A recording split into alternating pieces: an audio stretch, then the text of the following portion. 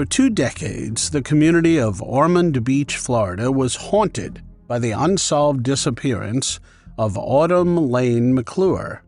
The 16-year-old vanished in May 2004, leaving behind a trail of questions and a family desperate for answers. Initially characterized as a missing persons case, the investigation took a dark turn as new evidence surfaced years later, pointing to foul play. Autumn Lane McClure was a bright and energetic 16-year-old high school student from Ormond Beach, Florida. Known for her vibrant personality and warm smile, Autumn attended Mainland High School and lived with her grandmother. Working part-time at a local grocery store, Winn-Dixie, she was a familiar face to many in her community before her mysterious disappearance. On May 10, 2004, Autumn's grandmother reported her missing after Autumn's boyfriend said he dropped her off at the Volusia County Mall. In the early stages of the investigation, her grandmother received several letters and phone calls, allegedly from Autumn. The letters claimed she was fine and would return home after she turned 18, but Autumn was never seen or heard from again. Initial investigations focused on retracing Autumn's last known movements and interviewing close acquaintances. This included her boyfriend, who was quickly ruled out as a suspect. Despite efforts to locate Autumn, no significant leads or evidence surfaced that could explain what had happened to her. Autumn's grandmother, who had been her primary caregiver, became a central figure in keeping the case in the public eye. As the years passed, the investigation into Autumn's disappearance was marked by periods of activity and frustrating lulls. Investigators never ceased their efforts, continuously re-interviewing witnesses, collecting DNA from family members, and following up on new leads. One lead came in 2016 when Autumn's former boyfriend, previously thought to have dropped her at the mall, confessed to investigators that he had actually dropped her off at the Sea Breeze Bridge. She was then picked up from there by her grocery store coworker, Jessica Freeman. Detectives learned that Autumn had been staying with Jessica and her boyfriend, Brian Donnelly, who at the time was 31 years old. The couple admitted that Autumn had stayed with them for a brief time because she was allegedly having problems at home with her grandmother. They provided little information that could help investigators locate Autumn, claiming ignorance. Interviews with Jessica in 2018, who was living in Nevada at the time, yielded no new information. She continued to deny any knowledge of Autumn's fate. It was not until several years later that the case saw a significant breakthrough. In 2021, authorities received a crucial tip that would break the case wide open. Chris Miller, a relative of Jessica and Brian, came forward, claiming that either or both of them were involved in a teenage girl's demise in Volusia County. This tip reopened the case with renewed determination. It led to a controlled call set up by the police. Jessica then admitted that she saw Brian Donnelly end Autumn's life. Donnelly passed away during a medical procedure on May 26, 2022, without facing charges. In the wake of his passing, detectives re-interviewed Jessica, who was granted immunity by prosecutors. After securing her immunity deal, she confessed that Autumn had been living with herself and Donnelly in the Shady Oaks Mobile Home Park. Autumn was involved in an inappropriate and intimate relationship with them before her disappearance. Jessica also told investigators that she had seen Donnelly choking Autumn in their trailer's bathroom. But by the time she intervened, Autumn was already lifeless. He then threatened Jessica, saying that she would face the same consequences if she went to the police. Authorities said they believe the motive was Autumn planned to go back home, and Donnelly was afraid if she returned home and disclosed their relationship, he would face charges.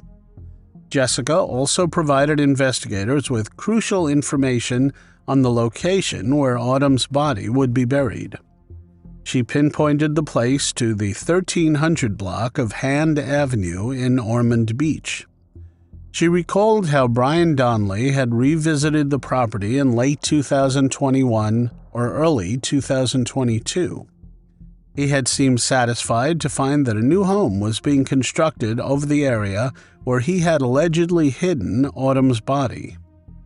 In 2023, authorities were able to cooperate with the new owner of a trailer home on the property to conduct an excavation. Utilizing ground-penetrating radar, investigators found irregularities in the soil beneath where the trailer once stood. 20 years after her disappearance, in 2024, the meticulous search allowed investigators to recover 99.9% of Autumn's remains. The discovery of her remains has offered a small sense of peace for her twin brother and the rest of her living family members, who have endured years of uncertainty and pain. While the recovery of her remains and Jessica's confession does provide long-awaited answers, it also gives the family a chance to finally mourn and honor Autumn's memory properly. While justice in a traditional sense is unattainable due to Donnelly's prior passing, knowing Autumn's fate, as terrible as it was, does provide closure on a chapter that has haunted her family for nearly 2 decades. Volusia Sheriff Mike Chitwood said the following: "The sad part is he will never face in this world for the evil he perpetrated. I am hoping to God that when he takes his last breath, that maybe he has a vision of where he was headed." A young woman's life was brutally cut short, her family left grieving without answers. Karen Snider was an 18-year-old young woman known for her loving and caring nature, a devoted mother and a friendly face in her community. Karen's warmth and kindness left a lasting impression on everyone who knew her. Her life, however, took a tragic and unexpected turn on the evening of November 12, 1966. She was found lifeless by her husband at her home in Calumet City, Illinois. The scene was nothing short of horrific. Karen had suffered approximately 120 stab wounds to her chest, neck, shoulders, arms, legs, and head. The brutality of the attack was further evident from the bruises on her face and hands, as well as multiple fractured ribs. Despite the ferocity of the assault, her 2.5-month-old baby, Paula, was left unharmed in her bassinet, a silent witness to the gruesome crime. One of the pallbearers, James Barbier, was a friend of both Karen and her husband. He had visible injuries, and this raised eyebrows among those in attendance. After the funeral, James was arrested for her demise. However, despite the arrest, he was never formally charged. Authorities remained tight-lipped about any potential motive he might have had for such a heinous act. Their silence only added to the cloud of mystery surrounding Karen's tragic demise, leaving friends and family desperate for answers and justice. With no conclusive proof tying him to the brutal crime, authorities had no choice but to release him, leaving the Snider family and the community without closure. In December of 2022, a long-dormant investigation into Karen Snider's slaying was unexpectedly reignited. Calumet City detectives reopened the case after receiving a phone call from a man, Kevin Seeley, inquiring about the decades-old crime. He mentioned that his grandmother, Dee, frequently spoke about the case. She suggested there were unresolved questions and lingering suspicions within the family. This caller was soon identified as a member of Karen's family. His persistence provided the spark needed to revisit the chilling events of 1966. Kevin said, "I was at work one day and I was reading up on it, and I was like, all right, maybe after 57 years, some sort of technology can be used to figure out who committed the crime." A pair of Calumet City detectives, driven by this newfound lead, delved into the department's evidence locker. To their astonishment, they discovered that all the evidence from the original investigation had been meticulously preserved. The locker contained a wealth of critical information. It included copious amounts of blood evidence and multiple physical items recovered from the crime scene. Also, comprehensive case files detailing the investigation. Determined to utilize modern forensic technology, the detectives submitted the bloody clothing to the Illinois State Police Crime Lab for analysis. The advancements in DNA technology since the 1960s promised new avenues for identifying the perpetrator. With mounting anticipation, the detectives then traveled to Crevcoeur, Missouri, armed with a search warrant. Their target was 79-year-old James Barbiere, a former co-worker of Karen Snider's husband and the initial suspect from all those years ago. Despite the passage of time, Barbiere had remained a figure of interest. The detectives collected a DNA sample from him, setting the stage for a potential breakthrough in the cold case. The evidence submitted for testing yielded conclusive results. Every item came back positive for James Barbiere's DNA. Detectives had obtained his DNA through a buccal swab in March 2023, and the match was undeniable. After decades of uncertainty and anguish for Karen Snider's family, they finally had a breakthrough, although Barbiere was a lead suspect from the very beginning. Barbiere returned to his home in Gary, Indiana the fateful night, where his wife was caring for their young child. His demeanor was markedly different than usual. He appeared nervous and agitated. His wife could not help but notice the cuts on his body, the blood smeared on his skin, and the stains on his clothes. Without a word of explanation, Barbiere hurried inside, stripping off his bloodied garments and immediately placed them in the washing machine. The sight left his wife bewildered and uneasy, sensing that something was terribly wrong. Decades later, the Snider family faces a bittersweet moment. The reopening of the case and the recent arrest of Barbiere had rekindled their hope for justice. In April 2024, an arrest warrant was issued for James Barbiere. On April 29, 2024, law enforcement officers arrived at Barbiere's Missouri home. They arrested the 79-year-old former co-worker of Karen's husband. The arrest marked a significant turning point in a case that had haunted Calumet City for nearly 6 decades. Barbiere was extradited to Illinois within 3 days of his arrest. At first, it seems unclear whether Barbiere had secured legal representation. The arrest had brought a mix of relief and renewed grief to those who remember Karen, her tragic end, and the enduring mystery that surrounded her demise. Barbiere returned to court on May 2nd, facing the gravity of the newly uncovered DNA evidence that linked him directly to one of the articles of clothing Karen was wearing at the time of her demise. The courtroom was filled with a palpable tension as the details of the decades-old case were revisited and the community awaited justice for Karen. Under the provisions of the Pre-Trial Fairness Act, the court was compelled to consider Barbiere's age and medical condition when determining his pre-trial status. Consequently, the judge decided to release Barbiere, albeit under strict conditions designed to ensure he remained within the reach of the law.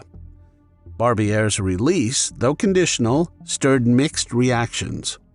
The family is disappointed he will remain free at home until the trial. Karen's brother, Bill Neves, said, "I cannot imagine to see him sitting there, and for 57 years he was free."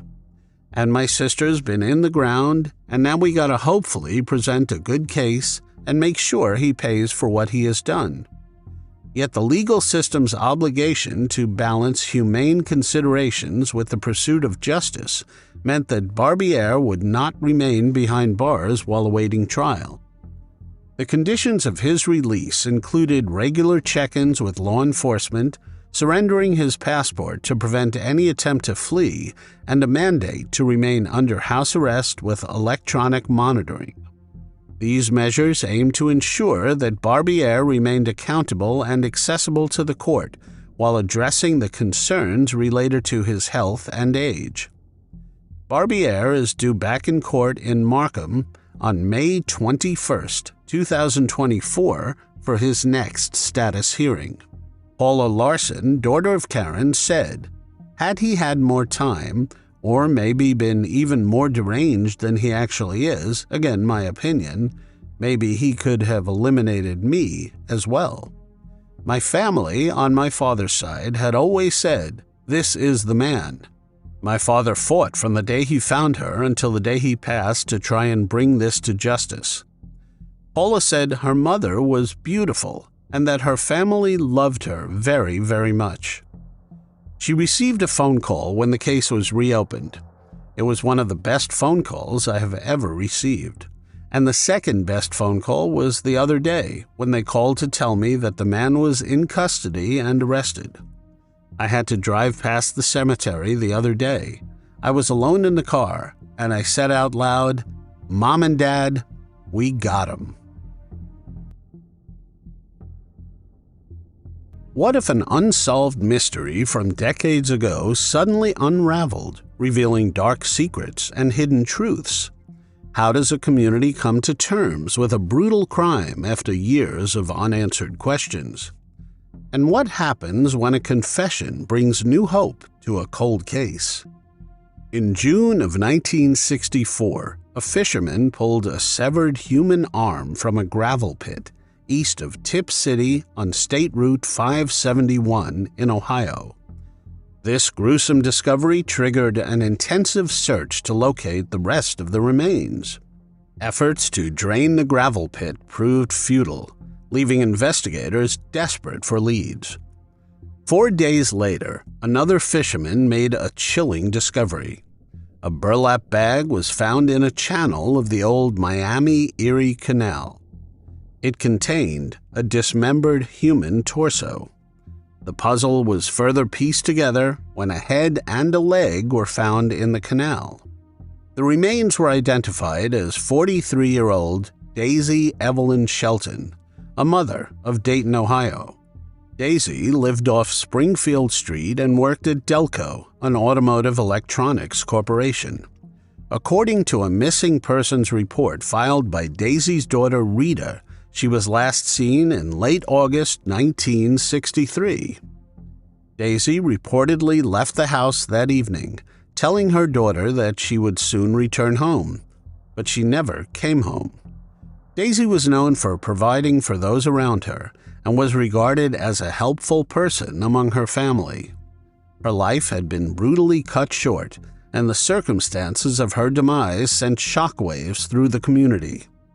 Despite the initial fervor of the investigation, leads quickly dried up and the case grew cold. Decades passed without resolution until 2017, when an unexpected break in the case emerged. In a twist that could only be described as fate, a man, fearing he was near his end in a hospital bed, made a startling confession to a nurse. He claimed to have witnessed the slaying of Daisy Shelton. His fear of imminent demise had compelled him to unburden his conscience, revealing secrets long buried by time. Miraculously, the man survived, and detectives, seizing the opportunity, conducted a series of interviews with him. The witness, whose identity remained confidential for his protection, recounted a harrowing tale. He described the events leading up to Daisy's slaying by painting a vivid picture of a crime that had haunted him for over half a century. His testimony provided critical details that had eluded investigators in 1964, shedding new light on a case that had long seemed unsolvable. The witness recounted that he saw an individual take her life by striking her on the head with a hammer at a home on Springfield Street in Dayton. The brutality of the act left a mark on the witness, who described the scene in grim detail. After the initial blow, Daisy Shelton was dismembered in the home by 2 more men. Her body parts were then discarded in various bodies of water in and around Tip City. Effectively scattering the evidence made the investigation more challenging for the authorities at the time. Only the person who used the hammer was named as a suspect. He was cooperative with detectives and agreed to multiple interviews. At first, he vehemently denied knowing Daisy Shelton, despite the fact that they lived on the same street and worked for the same employer. In an interview conducted in August of 2017, the suspect's facade began to crack. Reluctantly, he admitted to knowing Daisy, a significant breakthrough in the investigation. As the interviews progressed, detectives meticulously pieced together the suspect's movements and interactions with Daisy. They discovered inconsistencies in his statements and unexplained gaps in his alibi for the time of Daisy's slaying. The pressure mounted as forensic evidence combined with the witness's detailed account painted an increasingly damning picture of the suspect's involvement. Detectives explored the possibility of personal vendettas, financial disputes, and other motives that could have led to her brutal slaying. To build a comprehensive case, detectives turned to modern forensic techniques.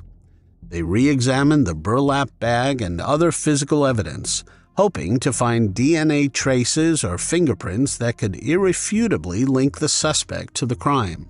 Advances in forensic science allowed them to analyze the evidence with a precision that was unimaginable in 1964. Simultaneously, the community's response to the reopened case was mixed. For some, the resurfacing of such a horrific crime brought back painful memories, while for others, it reignited a long-dormant hope for justice. Media coverage of the case intensified, with many in Dayton and Tip City following the developments closely. The suspect himself brought up the topic of a box voluntarily, suggesting he could explain why his DNA might be found on it. He claimed it was all a setup, orchestrated by the eyewitness to implicate him. Despite his attempt to deflect suspicion, he admitted that the box had indeed been in his home on Springfield Street. The suspect conceded that a box from his house had been used to carry Daisy's body parts. This admission was a critical breakthrough. The suspect further admitted that it was possible Daisy had lost her life in his home. This was a significant shift from his previous answers, aligning more closely with the witness's account. These admissions, combined with the forensic evidence, strengthened the case against him. The suspect confessed that he looked guilty and could possibly be convicted in court. He admitted that the mounting evidence, his connection to the box, the location of the slaying, and his relationship with Daisy painted a damning picture. Despite his claims of being framed, his own statements had inadvertently solidified his status as the prime suspect in Daisy's case.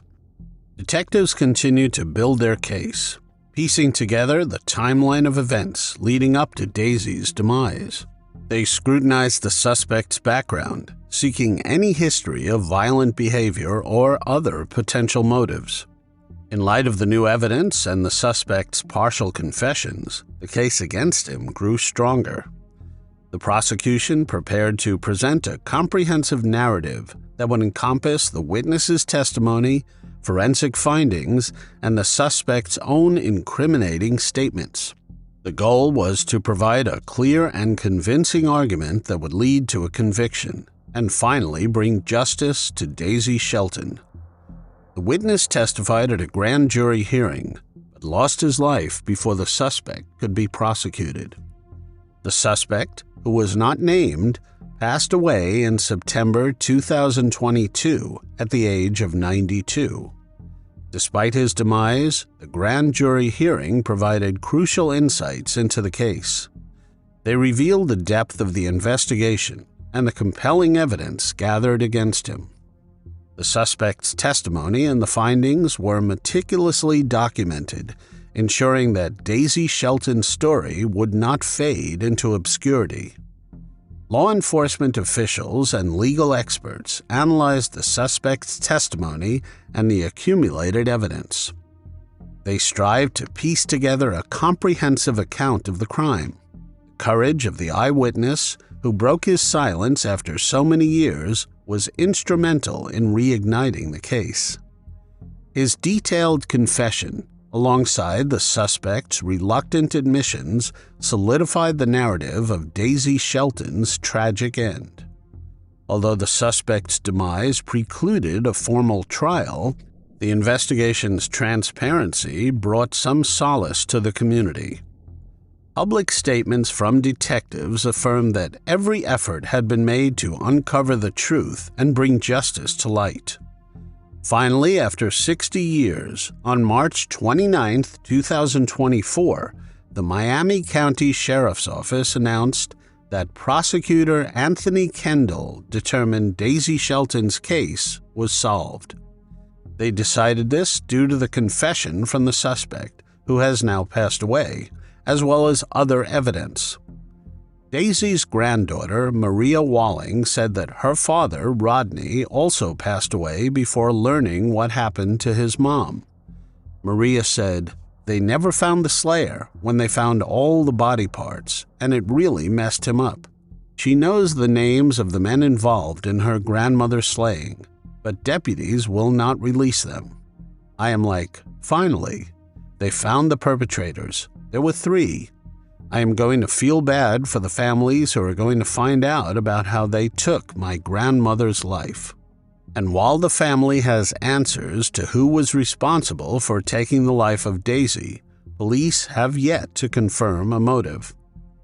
The case of Daisy Shelton may never see a courtroom verdict, but the relentless pursuit of truth and justice, brought by modern forensics and the bravery of an eyewitness, have ensured her story is no longer lost to time.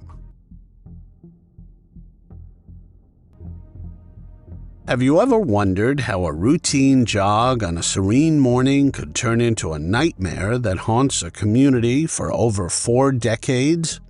Tammy Sue Aldridge was a vibrant 20-year-old college student. She was widely recognized for her infectious smile and her passion for jogging.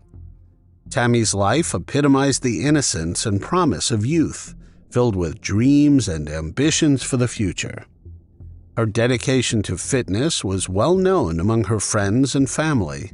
They often saw her running through the neighborhood with an unwavering sense of joy and determination. On June 30th, 1979, Tammy was abducted while out on a jog near Jim Barnwell Road in Burlington, North Carolina. The serene, tree-lined path that Tammy had traversed countless times had turned into the setting of a horrifying crime. Her sudden disappearance sparked an immediate and intensive search by local law enforcement and concerned community members. But hope quickly turned to dread as the hours passed with no sign of Tammy. In a chilling twist, the day after she was kidnapped, Tammy managed to make a phone call home. Her voice, though filled with fear, brought a momentary sense of relief to her family. She was able to call home once more the following day, her tone laced with a haunting mixture of hope and desperation. Investigator Dan Denton said that she told her family she was okay and that she would hopefully be coming home.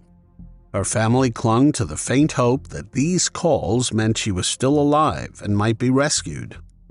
Law enforcement agencies intensified their efforts, coordinating a widespread search and investigation. The agony of not knowing her fate weighed heavily on her loved ones. The community rallied together, united in their determination to find Tammy and bring her home safely. Unfortunately, this brief, heart-wrenching contact would be the last time anyone heard from Tammy before her tragic end. She was found on July 3rd. Her body lay in the middle of Highway 54, a haunting sight that would forever scar the memory of those who discovered her. Tammy's ankles were bound, and burn marks indicated that a rope had been tied around her hands and neck. Her shorts were on backward, and her shirt upside down, indicating her clothes had been put on after her demise. The brutality of her final moments was evident. She had been assaulted. When she was found, her body was still warm, indicating she had been alive until shortly before her discovery. An autopsy determined she lost her life due to strangulation. The gruesome details of the slaying shocked the community and left her family in a state of profound grief and horror. Despite the intense investigation that followed, a suspect was never charged or arrested in Tammy's case. The lack of leads and concrete evidence left the case cold. As the years turned into decades, the hope of finding her perpetrator seemed to fade. In August 2007, police officers from North Carolina traveled to a Whiteford Township cemetery to exhume the remains of a man suspected to be the perpetrator. DNA samples were taken from the remains of Larry Japel, who passed away in 1989 at age 51. Japel, who lived in that part of North Carolina at the time, was considered a suspect, but there was insufficient evidence at the time to charge him. The DNA samples did not match to those taken from Tammy's body. The case again went cold. In 2021, however, the agency decided to revisit the case. They were driven by advances in forensic technology and a renewed determination to bring closure to Tammy's family. New techniques in DNA analysis and evidence processing had the potential to uncover clues that had previously been undetectable. Investigators hoped that these advancements might finally reveal the identity of Tammy's perpetrator and close the case for good. The reinvestigation brought a renewed sense of hope and urgency. A new investigator started looking through old files. Sheriff Terri Johnson said, "This man was able to find a name that no one had seen in the file, just one piece of paper with a name." Sergeant Dan Denton then reopened the case. He said, "Finding this name was the biggest thing. Once you get a name, once you get a lead, once you get something to go on, that is kind of what drives you to keep digging and digging and digging." On Thursday, April 4th, 2024, the Alamance County Sheriff's Office made a pivotal announcement. Tammy Sue Aldridge's life was taken by Gary Lane Laframboy. Laframboy, who passed away in 2020, was revealed to be the likely perpetrator of the horrific crime. He was around 19 years old at the time of Tammy's demise. He lived in Graham, a small town a few miles from where Tammy's body was discovered. His proximity to the crime scene and his criminal history painted a disturbing picture. Just 3 months after Tammy's demise, Laframboy was arrested for an unrelated kidnapping and impersonating an officer. While in custody, he also committed a serious assault on a detention officer, further solidifying his violent tendencies. He served time in prison from 1980 to 1982. Laframboy was identified as a potential suspect through DNA evidence years before, but investigators faced a significant hurdle. They had to contact the Laframboy's family, ultimately obtaining a DNA sample from Laframboy's daughter. The comparison of her DNA to the evidence collected from Tammy Sue Aldridge's body yielded a conclusive match. The development was a critical piece of evidence that confirmed Laframboise's involvement in the crime. Sheriff Johnson said the following during an emotional press conference. "I hope that this development and what has happened here will give the family a little bit of closure." Tammy's family members are glad that the case is closed, but still have questions. Her uncle said, "We want to thank you for what you have done. Closure is going to be different for each one of us. Your work does mean a lot to us. Thank you." In 2016, Zachary Whitley fell victim to a fatal shooting during a robbery. His tragic demise left the community of Greenville County, South Carolina, in shock and sorrow. Then, 6 years later, the same residence became the site of another horrifying and violent crime when Charity Southerland met a similar end. These seemingly unrelated incidents remained dormant as cold cases on the surface. But persistent detective work would eventually lead to breakthroughs that would bring the culprits to justice years later. Greenville County, located in the northwestern part of South Carolina, is known for its small-town charm and a bustling downtown area. Despite its growth and development, certain neighborhoods in Greenville County still struggle with issues like poverty, crime, and reports of domestic violence. Zachary Whitley was a long-term resident of Greenville County. He was known for his friendly nature and his dedication to his family. Despite his warm personality, Zachary's life took a difficult turn that would lead him to become involved with people in the local criminal scene. He worked as a pool installer and landscaper, striving to provide for his family, which included a son and a daughter.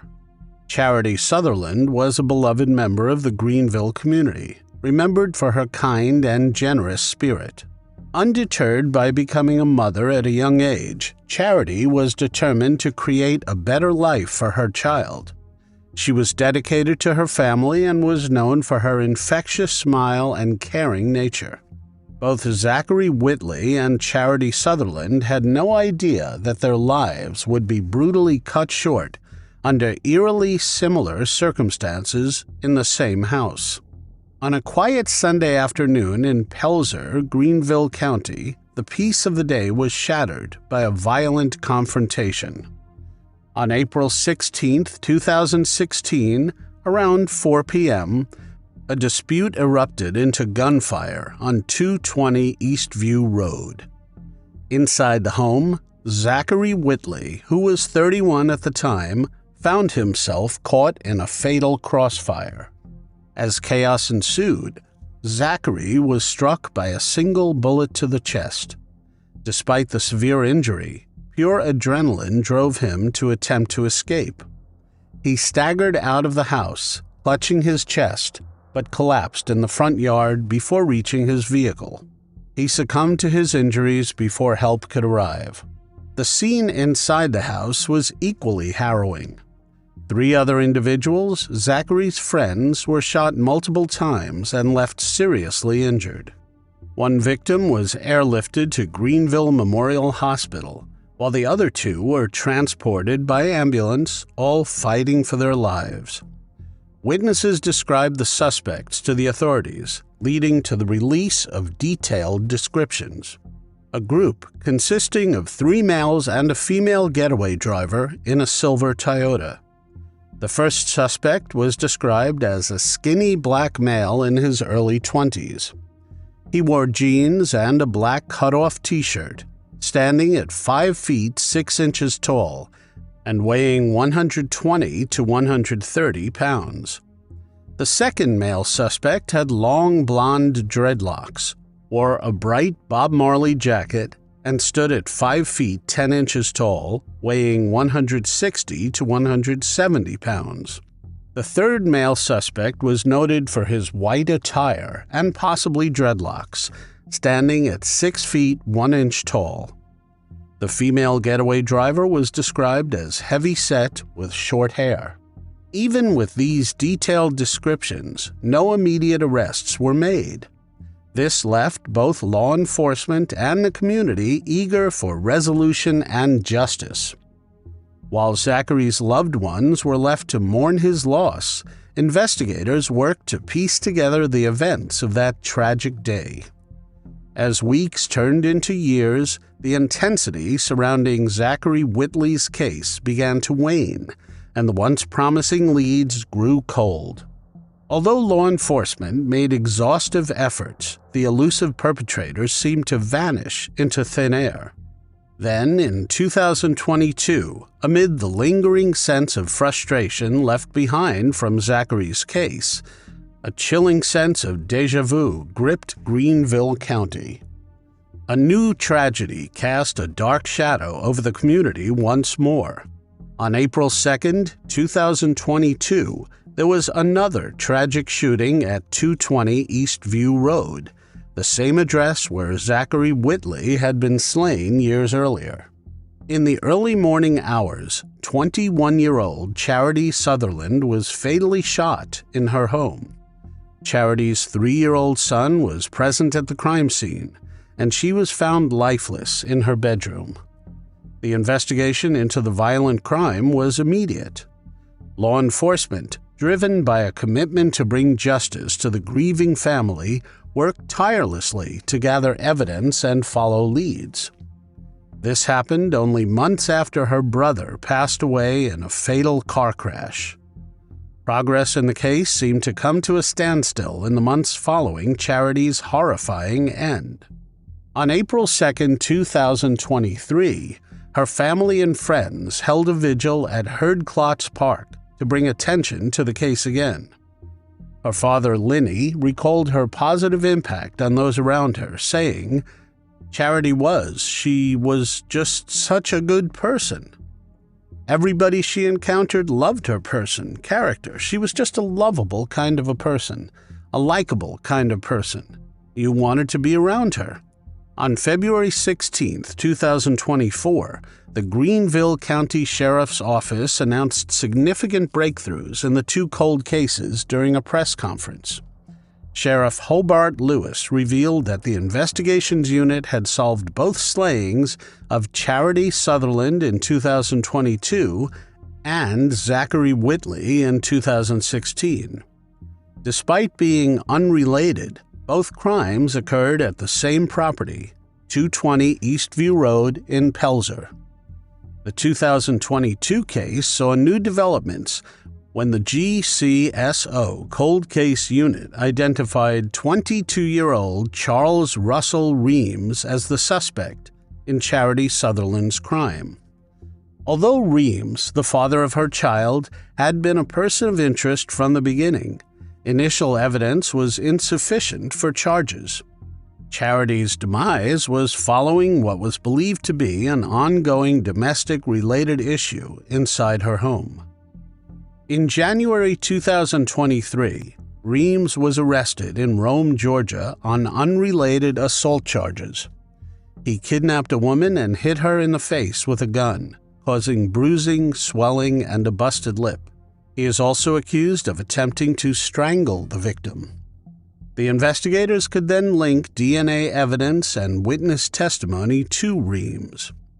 This led to warrants for his immediate arrest in January 2024 on charges in connection to Charity's fatal slaying and possession of a weapon during a violent crime.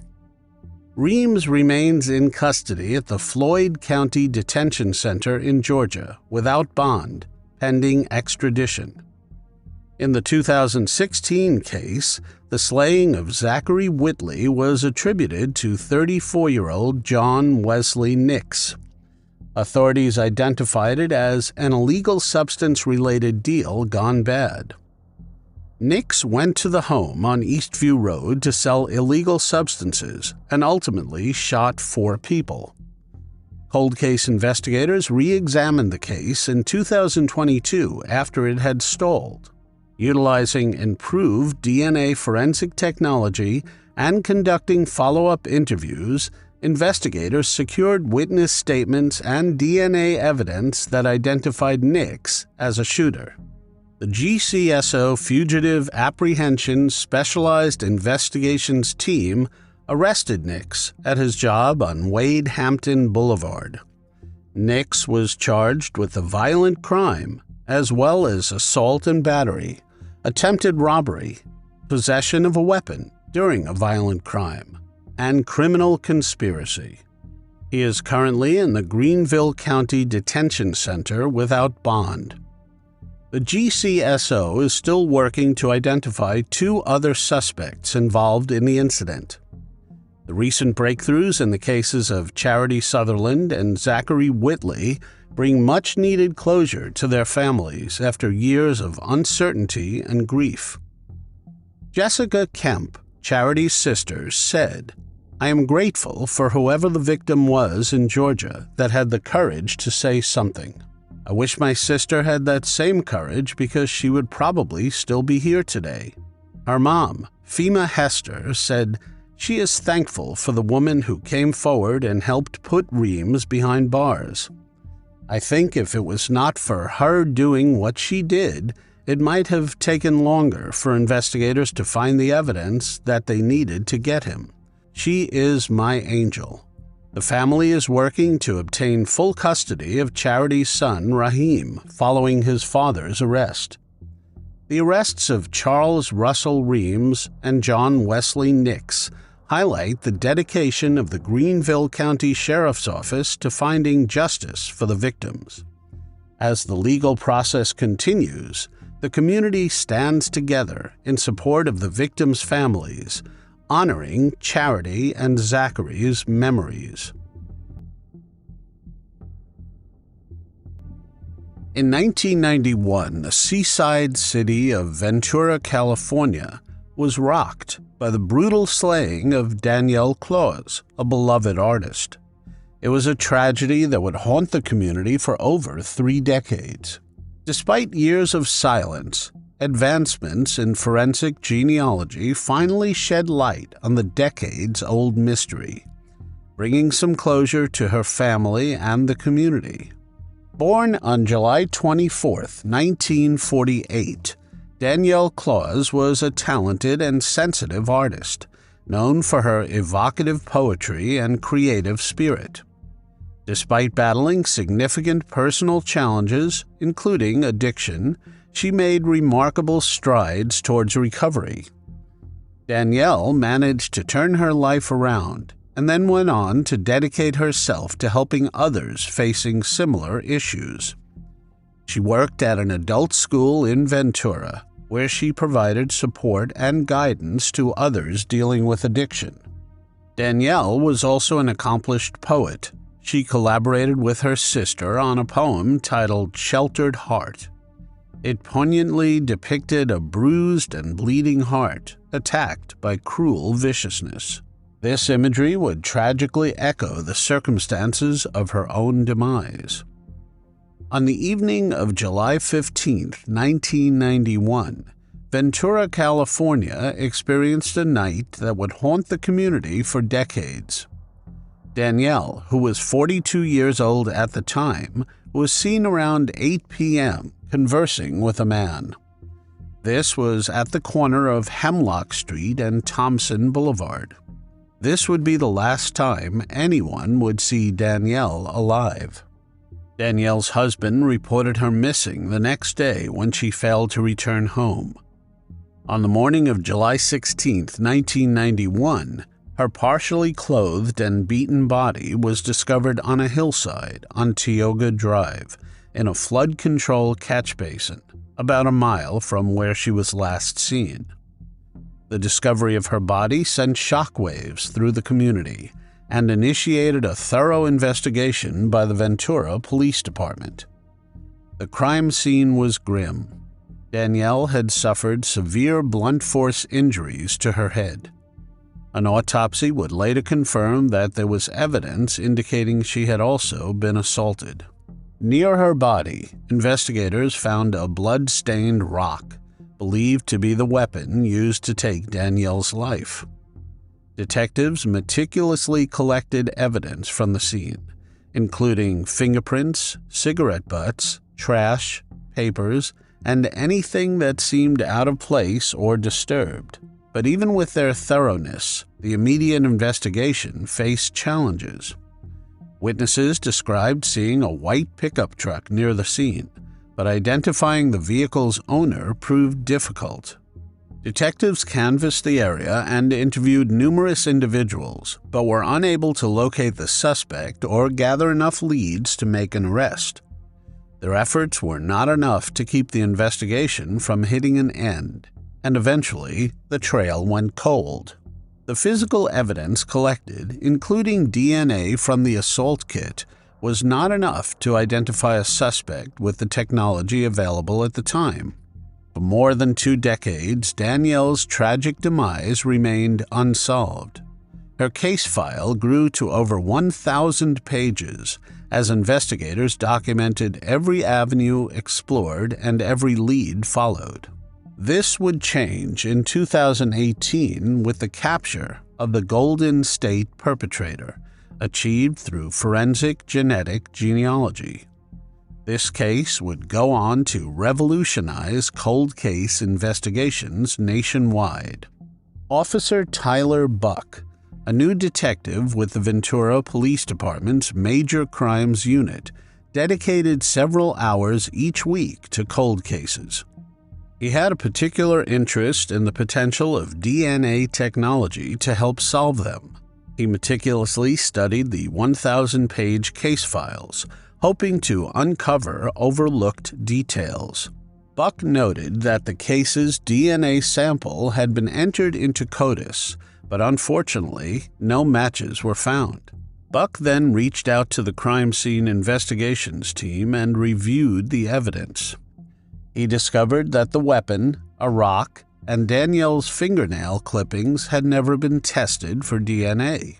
In May 2021, investigators decided to test these items to compare the DNA on the rock and fingernail clippings to the DNA from the assault kit. By September 2021, the results confirmed that all the DNA matched a single unknown suspect. Understanding the need for modern methods, the team pursued forensic genetic genealogy, a costly but effective technique. They reached out to multiple agencies for assistance. Senior forensic genealogist Misty Gillis from Identifinders International helped analyze the DNA sample. After building the genetic profile, it was uploaded to many genealogy databases. By July 2022, genealogists had constructed part of the suspect's family tree. In May 2023, they located a living family member interested in genealogy who had already built a family tree and provided a DNA sample. Analysis revealed she was a first cousin match and that she only had 2 male first cousins. This narrowed the suspects to 2 brothers, late Larry Devon Welsh and his brother who lived in Virginia. With only 1 brother alive, investigators faced challenges in obtaining a surreptitious DNA sample. By October 2023, a cold case assault unit further developed profiles on the Welsh brothers. Analysis revealed that Welsh had brown hair and hazel eyes. This matched the suspect's characteristics. His living brother had blonde hair and blue eyes. To confirm, Virginia State Police assisted by obtaining a DNA sample from the living brother. He provided information about Welsh's life. Testing confirmed he was not the suspect, but the full sibling of the suspect. Thus it was confirmed that the DNA from the crime scene belonged to Larry Welsh. Additional factors tied Welsh to the crime. He owned a white Ford Ranger and had a P.O. box in Ventura at the time of the slaying. He was seen with Danielle around the time she disappeared, and another witness had spotted him near the area where her body was found. Welsh, who was 41 years old at the time of the slaying, had passed away in 1999 due to an overdose. Identifying him brought a measure of closure to Danielle Clause's family. Her sister, Marcy Fort, expressed her gratitude for the dedication of the Ventura police and everyone involved in solving the case. She reflected on her sister's life and the long journey to justice. "My sister was so much more than a victim of a brutal crime. She was an artist, a daughter, a sister, a mother, and a wife. She was a good person with a mighty soul, and she was taken away too young." She remembered going to see her sister's body. She was so badly beaten that she was unrecognizable. "I did not want my mother to see her like that. It was just devastating." Holidays. "I always prayed that I would be able to know who did this. 33 years later, my prayers were answered. They did a phenomenal job, and I am so grateful that I lived to see at least a measure of justice. The resolution of Danielle's case is a testament to the persistence and innovation of the Ventura Police Department." Ventura Police Chief Darren Schindler said, "From the initial investigation in 1991 to recent advancements in forensic techniques, I am honored to highlight the perseverance of detectives as they continue to seek justice for the victim and her family. The successful end to Danielle Clause's case provides hope and a model for solving other cold cases." On a warm June night in 1984, Judith Judy Weaver walked home from her shift at the Bernas Cafe in Everett, Washington, never to be seen alive again. The next morning, her brutally slain body was discovered in her apartment, sparking a mystery that would haunt her loved ones for nearly 4 decades. Until a breakthrough in DNA technology led the police to a man with a dark past, reopening a case long thought unsolvable. Judy Weaver's life began in the close-knit community of Everett, Washington, where she was born and raised. Known for her warm smile and friendly demeanor, Judy was a beloved figure in her hometown. At the age of 17, Judy was crowned the queen of a local beauty pageant, evidence of her charm and grace. In 1984, she co-owned the Bernas Cafe on Hewitt Avenue with her mother, Edith Perrault. She worked tirelessly to support her family. The cafe was a local staple, and Judy's presence there added a personal touch that customers appreciated. She worked alongside her mother and her daughter, Kathy Myers, making the Bernas a true family business. Street smart and cautious, Judy was known to keep a gun in the basement of the cafe for protection when she counts the till. She was fiercely protective of her loved ones and ensured their safety was always a priority. As a single mother, Judy's family life was centered around her 2 daughters, Kathy Myers and Colleen Kaiser, who adored their mother and looked up to her as a role model. Judy looked forward to the future, anticipating the joy of watching her daughters grow and hoping to one day meet her future grandchildren. She met Levi, the oldest grandchild, when he was 4 months old. At his birth, "It's a boy," signs went up at the Bernas. Tragically, the trajectory of Judy's life and those that knew her would take a dark turn. On June 1st, 1984, Judy spent her day working at the Bernas Cafe in downtown Everett, Washington. The city was buzzing with activity as the Salty Sea Days celebration, a popular local event, was winding down. As evening approached, Judy finished her shift and left the cafe, starting her usual walk home. The streets of Everett were likely filled with locals enjoying the final moments of the festivities. Judy made her usual stop at the Dairy Queen, just a half block from her apartment on Rucker Avenue. She probably ordered a dish of vanilla ice cream, a simple pleasure she often indulged in. A witness later reported seeing her there with a young man, someone they believed Judy might have known. This stop, which seemed mundane at the time, would mark the last time anyone saw Judy Weaver alive. Just after midnight on June 2nd, a passerby noticed smoke coming out of Judy's apartment. She stayed in an apartment in a one-story, 5-unit brick building at the corner of 35th Street and Rucker Avenue. The passerby used a payphone to call 911, alerting the Everett Fire Department to the fire. When firefighters arrived, they were met with thick black smoke and a sense of urgency. As they entered Judy's apartment, they made a horrifying discovery. Judy was found in her bedroom, tied up with a phone cord, and the victim of a brutal assault. She had been strangled, and her clothes had been cut off with a knife. The fire, which was started with a paper towel in a Pond's cold cream jar, had been contained to the bedroom. But it was clear that its purpose was to cover up the assault and slaying. The back door of her apartment was unlocked, suggesting that the assailant had gained entry through it. Firefighters had to crawl into the smoke-filled bedroom to reach Judy, finding her lifeless body. The brutality of the crime shocked the community and devastated Judy's family.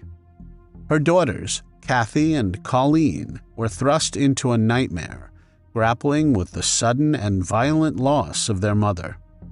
News of the slaying spread quickly, casting a dark cloud over the city and signaling the start of a lengthy and challenging investigation.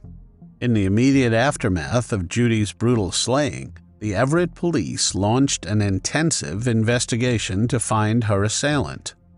Detectives Gary Woodburn and Pete Grassi were among the first on the scene, working tirelessly to piece together what had happened. The crime was particularly heinous, and the fire, deliberately set to cover up the crime, had only partially succeeded. It left just enough evidence for detectives to understand the severity and brutality of the assault. Initially, investigators hoped that the forensic evidence gathered from the scene would lead them to the perpetrator. They collected samples from the apartment, including a piece of carpeting and a cigarette butt. The samples were sent to State Patrol crime analysts in hopes of finding a match in DNA databases, but the case began to stall almost immediately. The DNA samples did not match anyone in the existing databases, and the leads they had quickly dried up. Detectives re-interviewed witnesses and canvassed the area repeatedly, but no one could provide any substantial new information. The young man reportedly seen with Judy at the Dairy Queen was never identified, and no clear connection to anyone she knew surfaced. Although Judy was a well-known presence in the community, no one came forward with useful information that could lead to a suspect. Years passed, and the case went cold. In 2002, Pete Grassi, who had originally investigated the fire, revisited the evidence with the hope that advancements in forensic technology might provide new leads. The DNA from the carpeting and the cigarette butt were re-examined, producing a readable strand of DNA. The DNA did not match the prime suspect at the time, who was subsequently cleared. Once again, the DNA did not return a match in any law enforcement database, leaving investigators without a viable suspect. The frustration of the case going cold weighed heavily on the Everett police, particularly those who had been involved since the beginning. Grassi said in 2009, "There is nothing to do at this point." Detectives believed the case might never be solved unless a new tip came in or DNA technology advanced to the point where it could identify the perpetrator. As Judy's family lived with the pain of her unsolved slaying, her daughters remained hopeful and continued to push for answers. For nearly 4 decades, it remained a cold case hanging over the Everett community. But in 2024, a significant breakthrough was able to crack the case wide open. The breakthrough came thanks to advances in forensic technology and the determination of Everett detective Susan Logothetti. Earlier in the year, Logothetti and her team revisited the case files, focusing on DNA evidence that had been collected from the crime scene. Among the key pieces of evidence were DNA profiles found on pantyhose and a ligature used to bind Judy. These DNA samples had been run through CODIS, the National DNA Database, multiple times over the years without a match. But technology had advanced significantly since the original samples were collected, and detectives were hopeful that a new analysis might yield results. They then had a suspect, but needed a new DNA sample from him. Logothetti and other undercover officers posed as representatives from a gum company to determine the favorite flavors of participants in a study. The detectives collected multiple pieces of gum they saw the suspect chew in front of them in a ramekin, which was sent to compare with the DNA recovered from the victim. The DNA profiles matched a man named Mitchell Gaff, a 66-year-old with a lengthy history of predatory violence against women. Gaff had been living in Olympia, Washington, under the legally changed name of Sam Wise Price. He is a Level 3 offender, indicating a high risk to reoffend. His criminal history was both extensive and violent, with his past convictions showing a trend of him tying women up and then assaulting them. After confirming the match, Everett police acted quickly. They located Gaff in Olympia and arrested him on May 1, 2024. He was booked into the Snohomish County Jail on multiple charges: first-degree assault, first-degree arson, first-degree kidnapping, first-degree burglary, and ultimately charged with taking the life of Judy Weaver. Gaff, who had a history of evading justice through legal name changes and moving to different areas, invoked his right to remain silent when detectives tried to interview him. Even with his refusal to speak, the DNA evidence provided a strong link, solidifying the case against him. The breakthrough in Judy's case highlighted the importance of advances in forensic science and the commitment of law enforcement to solve even the coldest cases. After nearly 40 years, the arrest of Mitchell Gaff brought a measure of resolution to a community and a family that had been waiting far too long for answers. For Judy's family, the arrest brought a mix of emotions. While it could never bring Judy back, the possibility of justice provided a sense of closure they had long sought after. Judy's daughter, Kathy Myers, had said years earlier, "It's not going to bring Mom back, but it is going to be closure." On Monday, May 6, 2024, Gaff appeared in Snohomish County courtroom. He pleaded not guilty to the charges. He is being held on no bail. His trial is scheduled to begin on June 21st. If convicted as charged, Gaff will receive a life sentence. During the times of World War II, Mary Jane Vangilder made a decision that would lead to a decades-long mystery. She left her life in West Virginia, including her husband and 5 children, to seek new opportunities at an Air Force depot in Ohio. However, Mary Jane's story took an unexpected turn when she suddenly resigned from her position in March 1945 and subsequently disappeared. Her story would only be discovered almost 8 decades later. On November 19, 1911, Mary Jane Croft became the 4th of 8 children of John and Anna Croft of Montana. When she was 17, she married James Wesley Vangilder on January 29, 1929. By the time World War II broke out, Mary Jane gave birth to their 5th child after twins were stillborn in 1935. However, 2 years after the birth of Mary Jane and James's youngest child, Cheryl Judy Gay Vangilder, something happened in their marriage. Mary Jane then moved off the Vangilder family farm. She separated from James and her children and rented an apartment in downtown Fairmont, above the old Fairmont Theater. She then started working in Fairmont, West Virginia. In 1944, Mary Jane Vangilder moved from Fairmont to Huron County, Ohio, leaving her husband James and their 5 children behind. She took a civilian job at the Wilkins Air Force Depot, 7 miles from Plymouth in Shelby, Ohio. During this period of estrangement from her family, Mary Jane would purchase war bonds at different branches of the People's Bank in the Shelby area. She then would have them mailed to her oldest child, Anna Mae. Anna Mae said, "She sent me war bonds, and then she wrote me and asked me to mail the war bonds back to her, which she then went on to cash at different banks in Ohio." Anna Mae said her mother would also send her clothes at times. Despite these mysterious communications from her mother, she still had questions about her parents' separation and began wanting answers.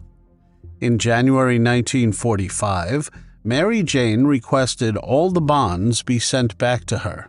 It was the last contact she had with anyone from her family. Court records show that she filed for divorce in Ohio on February 12, 1945. She resigned from her job less than a month later, on March 8, 1945, stating she needed to leave because of added household duties. Mary Jane's divorce petition was withdrawn by her attorney in April 1946 after she failed to show up to court. But by that time, James Vangilder had already been granted a divorce by a judge in West Virginia. In 1946, James remarried, where he continued to raise his and Mary Jane's children. James passed away in 1985. Mary Jane was never officially reported missing at the time of her disappearance, but over the years her loved ones made several attempts to find her. It was not until Mary Jane's brother Lester Croft returned stateside from World War II that Anna Mae began earnestly searching for her mother. Lester went to the sheriff of Marion County, and he wrote letters to the police chief in Plymouth, Ohio. The decades would go by with them trading letters on through the 1960s, but they would only find a link to their mother's past in 2004. After a story ran in a Plymouth newspaper in December 2004, one of her granddaughters received a letter the next month from William King. He said that he worked with Mary Jane at the depot in Ohio, but lost touch with her when the business went through layoffs. The family's search would languish from 2004 until 2018. In October 2018, the Shelby Police Department received a Facebook message from Mindy Wilson, one of Mary Jane's granddaughters. Police Chief Lance Combs assigned the case to Detective Adam Turner. He spent years combing through cases of unidentified descendants in Ohio and throughout the country to see if any matched Mary Jane's description.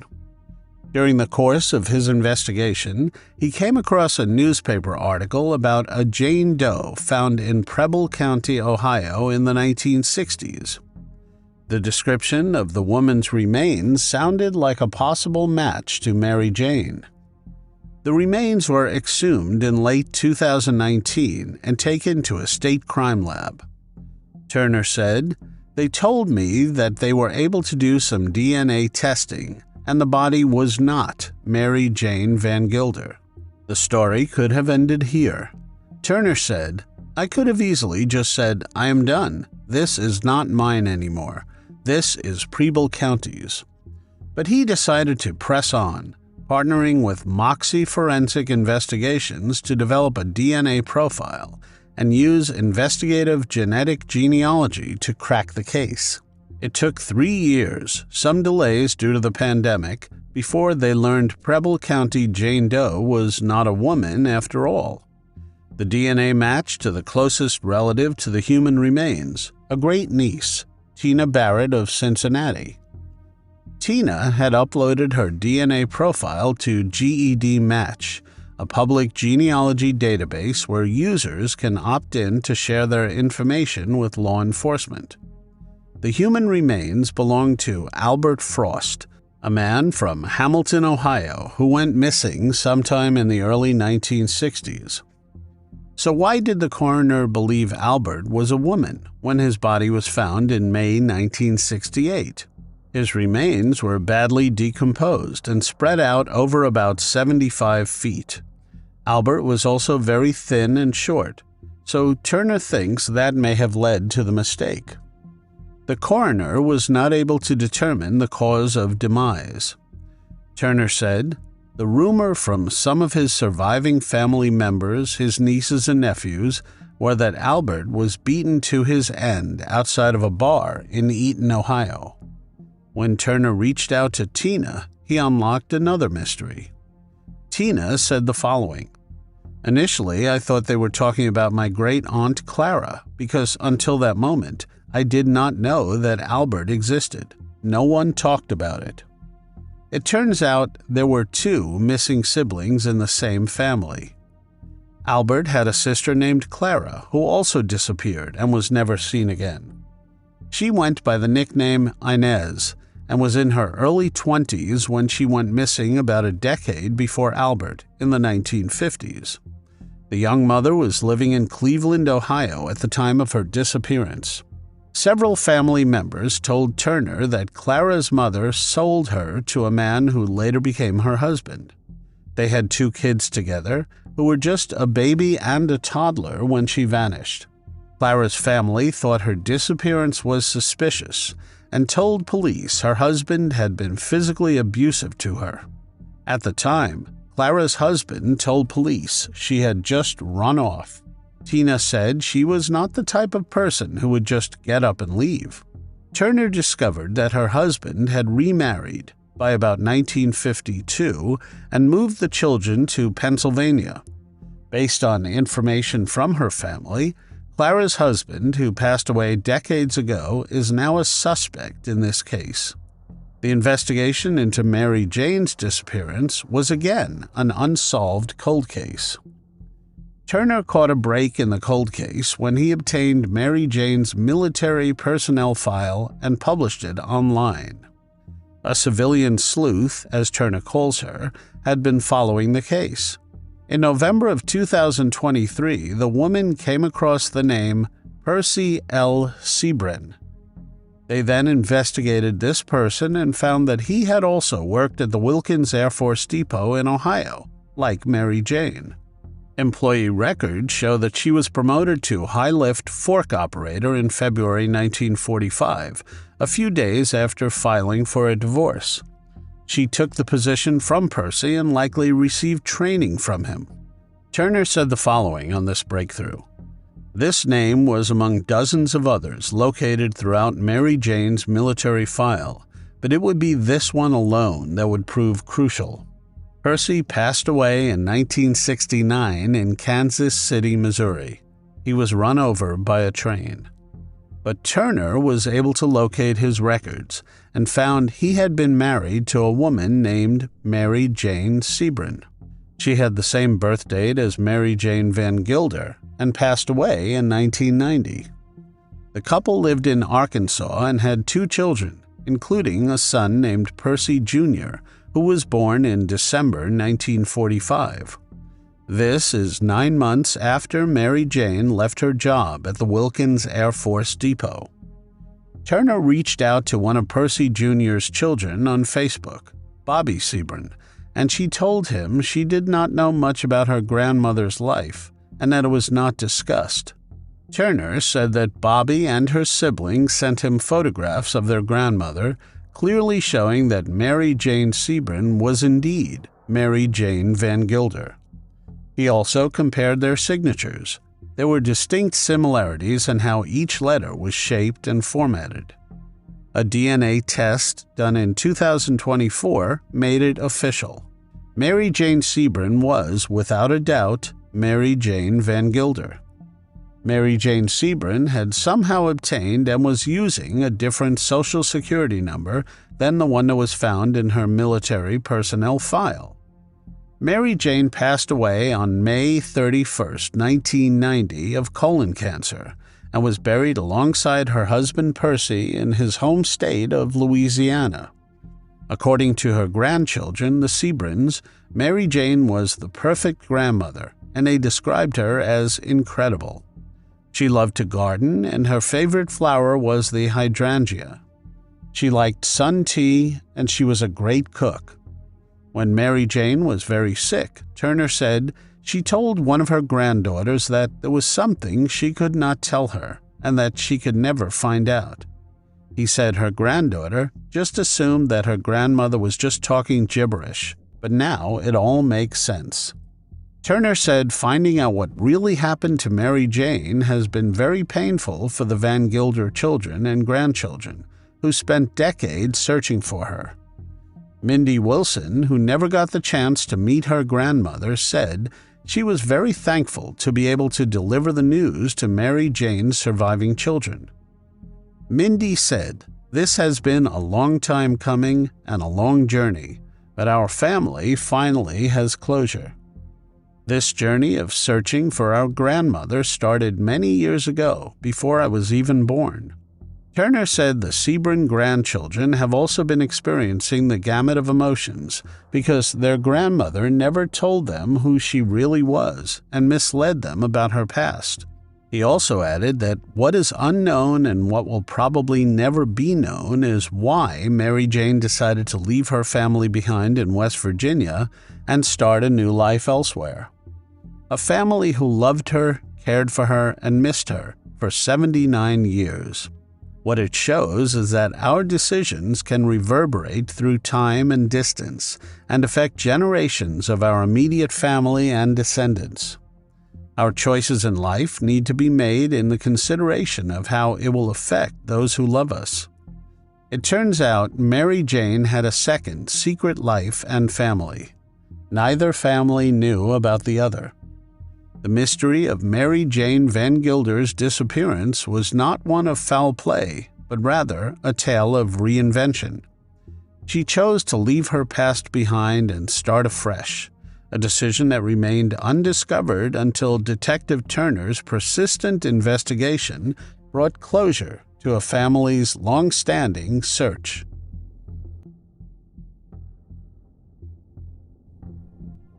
In November 1986, the community of Garland, Texas was changed for the worst.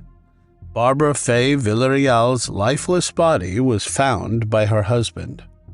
After thorough investigations, there were no leads and the case went cold. It would be more than 3 decades before an arrest was made in the case, and it was someone Barbara knew well. Barbara Fay Villarreal was part of a big but tight-knit family and grew up in the Indiana countryside. She had a simple and happy childhood, riding bicycles to her grandparents' corner shop for lollies and swimming in the nearby lake. A close friend describes her as a faultless, smart, sweet, and kind person. She was the youngest of 4 children from her mother's marriage with her father, who passed away when she was just a few years old. Her mother remarried and had 2 more kids. Barbara spent most Sundays and every holiday with her extended family that included loads of cousins. She liked to share recipes with her family and spend time with her Pomeranian called Cammy. On November 7, 1986, officers of the Garland Police Department responded to a disturbance call at a home in the 3600 block of Colbath Street. When they arrived, they found the lifeless body of 27-year-old Barbara Fay Villarreal in a back room of her home. Her life was taken by multiple stab wounds. Officers said that a large kitchen knife was found near her body. Her 32-year-old husband, Domingo Diaz Villarreal, was arrested on investigative charges of slaying that night. The police then interviewed him and eventually cleared him as a suspect in the case. He told neighbors that he had found her body and asked them to call 911 because there was something wrong with his wife. DNA evidence was recovered from the scene and was entered into the CODIS database. In 1988, 2 years later, her husband lost his life after a shootout in Mexico. The detectives then discovered that his real name was actually Jesus Canales. Throughout the years, the FBI and Garland police detectives worked several leads in both the United States and Mexico, but the case remained cold for decades. In 2023, Garland Police Department used new technology, including DNA genealogy, to determine the suspect. The DNA collected from the scene matched to the DNA of 85-year-old Liborio Canales, the brother of Barbara's husband. One of Canales' family members had DNA in a public database. Lovington Police Department in New Mexico said Canales was known to stay at a home in the city. The department said Canales had recently crossed the Mexico border and entered New Mexico to celebrate his birthday with family. Lovington PD took Canales into custody on July 18, 2023, without incident.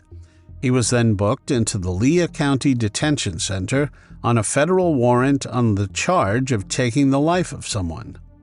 While in custody, detectives said Canales admitted to slaying Barbara over a family dispute. His bond has been set at $1 million. Court records show Canales was extradited back to Texas and booked into the Dallas County Jail on August 18th.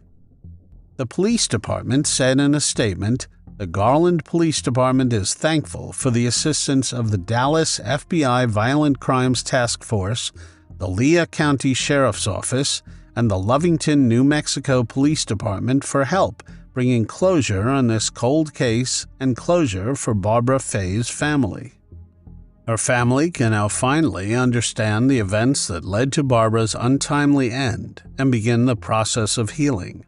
The case of Barbara Villarreal is a poignant reminder of the complexities of family dynamics and the enduring impact of unresolved tragedies.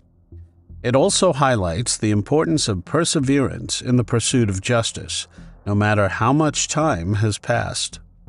Barbara's memory is honored not only by the resolution of her case, but also by the love and remembrance of those she left behind. On March 12, 2024, Canales was sentenced to 20 years in a Texas prison. Right before Canales was taken away, Barbara's family sent a strong message stating they will never let him occupy their thoughts again, and the life he lived should be considered a gift. Barbara's sister-in-law, Jennifer Dunderman, told Canales inside the courtroom that, "You spent 37 years living your life as if nothing had happened. You did not just take the life of Barb, you took a little piece of everyone she knew." Barbara's brother, Mark Dunderman, said the following, "It does not really change anything, though. We still do not have our sister, but it is nice to have closure." Dallas County lead prosecutor Leighton D'Antoni said, "They may have done some ungodly acts in their lives. They know they are meeting their maker sooner than later. I do think that helps people to accept responsibility and plead guilty." Barbara's mother is 93 years old and is still alive. It was very important to her that she lived to see the day to see someone convicted for taking the life of her daughter.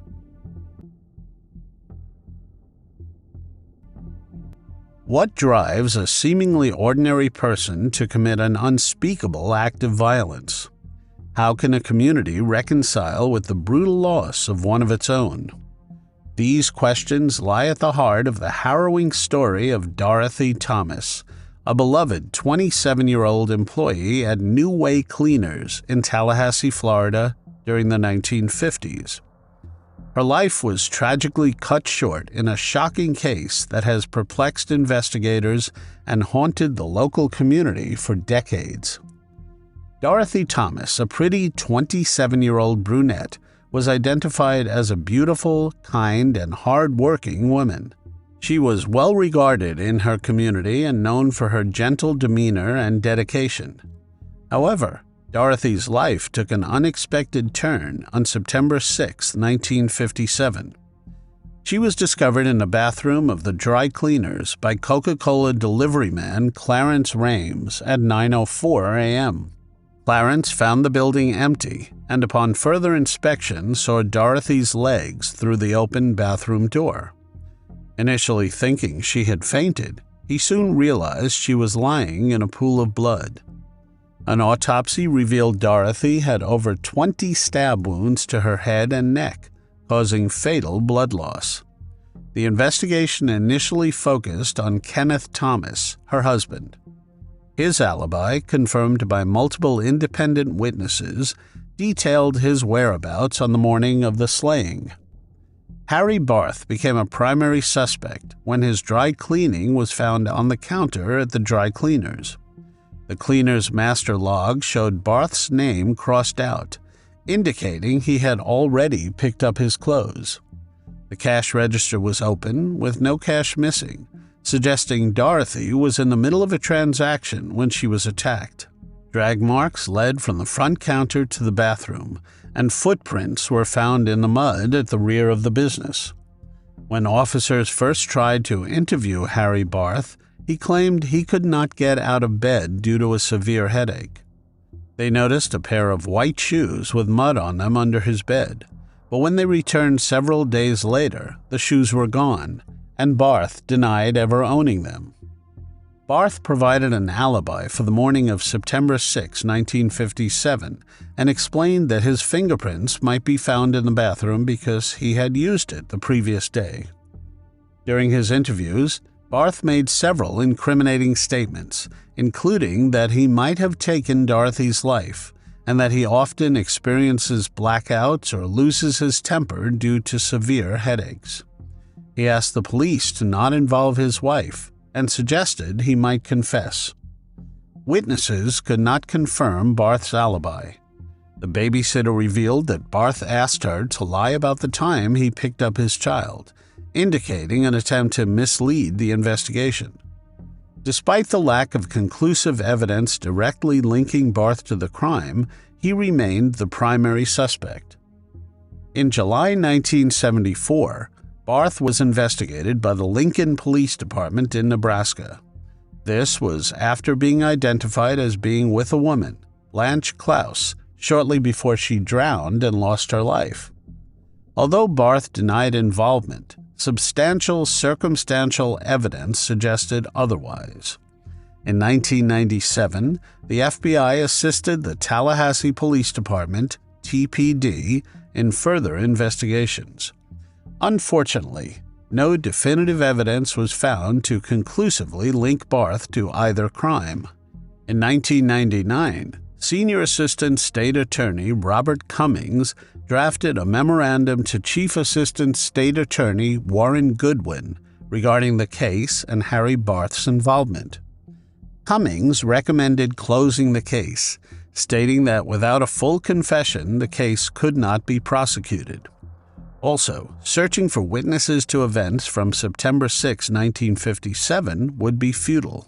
However, Chief ASA Goodwin insisted that the case remain open until the primary suspect's demise.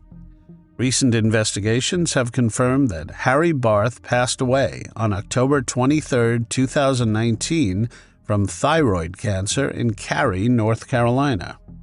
He was a longtime chemist for the U.S. Department of Agriculture, who was in charge of food safety and quality control.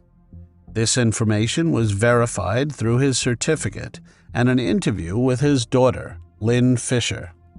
A subsequent review of the case by the task force led detectives to establish probable cause, indicating that Barth was responsible for the demise of Dorothy. Considering the available evidence, the previous recommendation by Chief ASA Goodwin, and Barth's demise in 2019, it is now appropriate to close the case. The tragic demise of Dorothy Thomas has haunted her community for decades. Despite exhaustive investigations, justice was never served.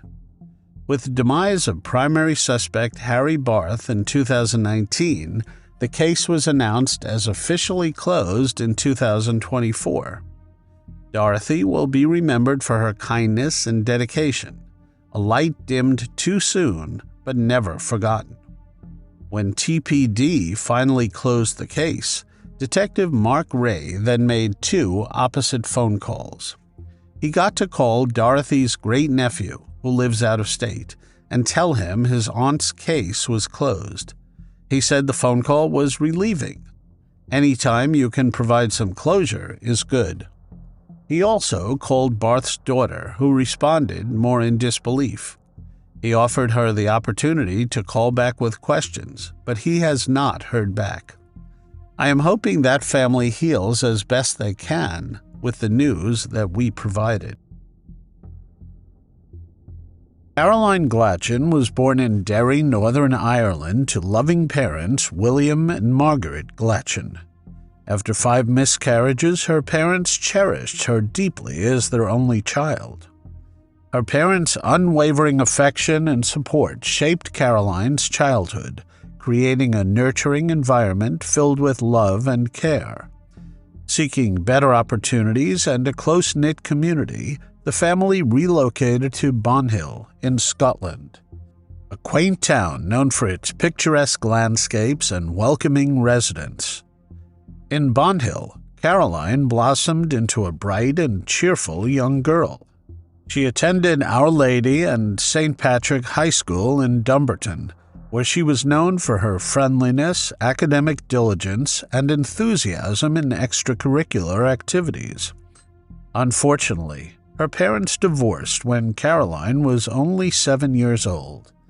This was very traumatic for Caroline, as she had to stay with her mother because her father was a soldier.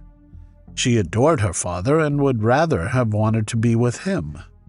By August 1996, Caroline was a fourth-year pupil, making her way through the challenges and experiences of adolescence. She was a 14-year-old girl who had dreams and aspirations, like many girls her age, and a future that seemed full of promise.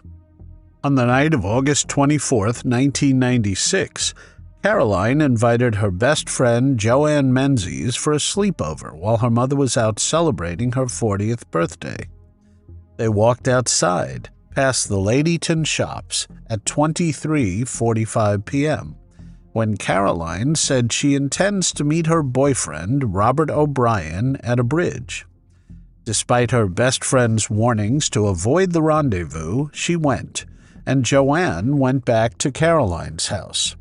Robert was 18 years old at the time, but despite her mother's reservations about the age gap, Caroline was infatuated with him.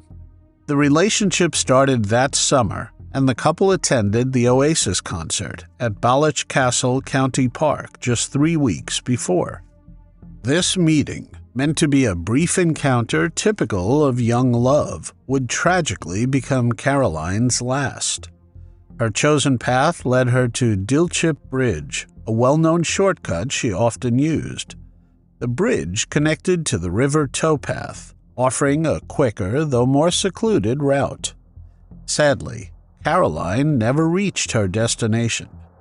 The next day, her partially clothed body was discovered in the River Leven, near the place of Bonhill in Renton, by a passerby. The picturesque river had become the scene of a horrifying tragedy. As investigators delved into the circumstances of her demise, it became clear she had suffered severe injuries. Extensive blunt force trauma to her scalp, face, and neck had resulted in her being unconscious. News of her brutal slaying sent shockwaves through the close-knit community, plunging her family and friends into profound grief and despair.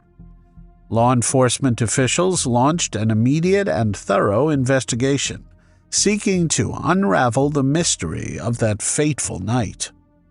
The serene riverbanks and quiet pathways turned into sites of intense scrutiny as detectives combed for evidence and solicited information from the public. The day Caroline's body was discovered by the police was tragically her mother's 40th birthday. This cruel twist of fate deepened the family's anguish, as what should have been a day of celebration turned into one of unimaginable sorrow. A pathologist determined that Caroline had sustained 10 significant blows to the head, which had rendered her unconscious before she was submerged in the river. Further investigation revealed that a group of teenagers had viciously attacked her, subjecting her to verbal abuse and repeatedly kicking and punching her head and body with a blunt object.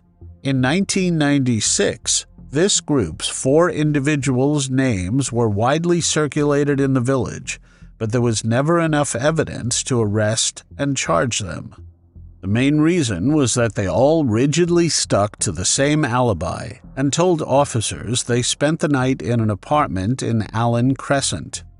Although the assault was brutal, the ultimate cause of demise was determined to be drowning. The community was shattered by the senseless loss of such a young life. On February 26, 1997, Caroline's funeral was held in Alexandria, drawing mourners from across the region. Friends, family, and community members gathered to pay their respects and say their final goodbyes. The service was a poignant reminder of the young life that had been so violently taken, leaving behind a void that could never be filled. The grief was palpable, but so too was the resolve to remember Caroline and seek justice for her untimely demise. Despite the launch of an extensive investigation, the case remained unsolved for years, leaving the community in a state of ongoing grief and uncertainty. It was not until June 2019 when Police Scotland's major investigation team re-examined the case that new hope emerged for solving the mystery. The renewed investigation involved re-interviewing residents of Allen Crescent. This is where Robert O'Brien, along with Andrew Kelly, Sarah Jane O'Neill, and Donna Brand, had claimed to spend the night of Caroline's demise. A critical breakthrough came from an upstairs neighbor, Linda Dorian, who revealed she had seen 4 people leave the house with 2 small children. The group walked down Allen Crescent and crossed Main Street, which connects Renton to Alexandria, and then went toward the River Leven. This contradicted earlier accounts and added significant new details to the timeline of events. On the night in question, Andrew and Sarah were babysitting 2 young boys, Archie Wilson, aged 4, and his baby brother Jamie. They were later joined by Robert O'Brien and his pregnant girlfriend Donna. The group, including the young children, left the apartment together. When they returned more than an hour later, Linda heard a loud commotion and an argument. She heard one of them say something along the lines of, "That was not meant to happen. That went too far. How is this going to look?" It suggested that something significant had occurred during their absence. The new information aligned with the account given by 4-year-old Archie Wilson the day after Caroline's life was taken. Archie had told his mother Betty that he had been near the river and witnessed a fight, during which Caroline fell into the water. At the time, his statement seemed unclear and was difficult to act upon. Once Caroline's body was found, there were all these rumors, so they thought Archie had picked up on those. However, with the neighbors' corroborating testimony, Archie's innocent observations became a vital piece of evidence. The reinvestigation brought a renewed sense of urgency and hope to Caroline's case. Detectives worked meticulously to piece together the events of that tragic night, aiming to bring justice to Caroline and closure to her grieving family and community. This breakthrough marked a significant step forward in the decades-long quest to solve the brutal demise of a young girl whose life was tragically cut short. In November 2021, 3 individuals were charged with her slaying: Robert O'Brien, aged 45, Andrew Kelly, aged 44, and Donna Marie Brand, also aged 44.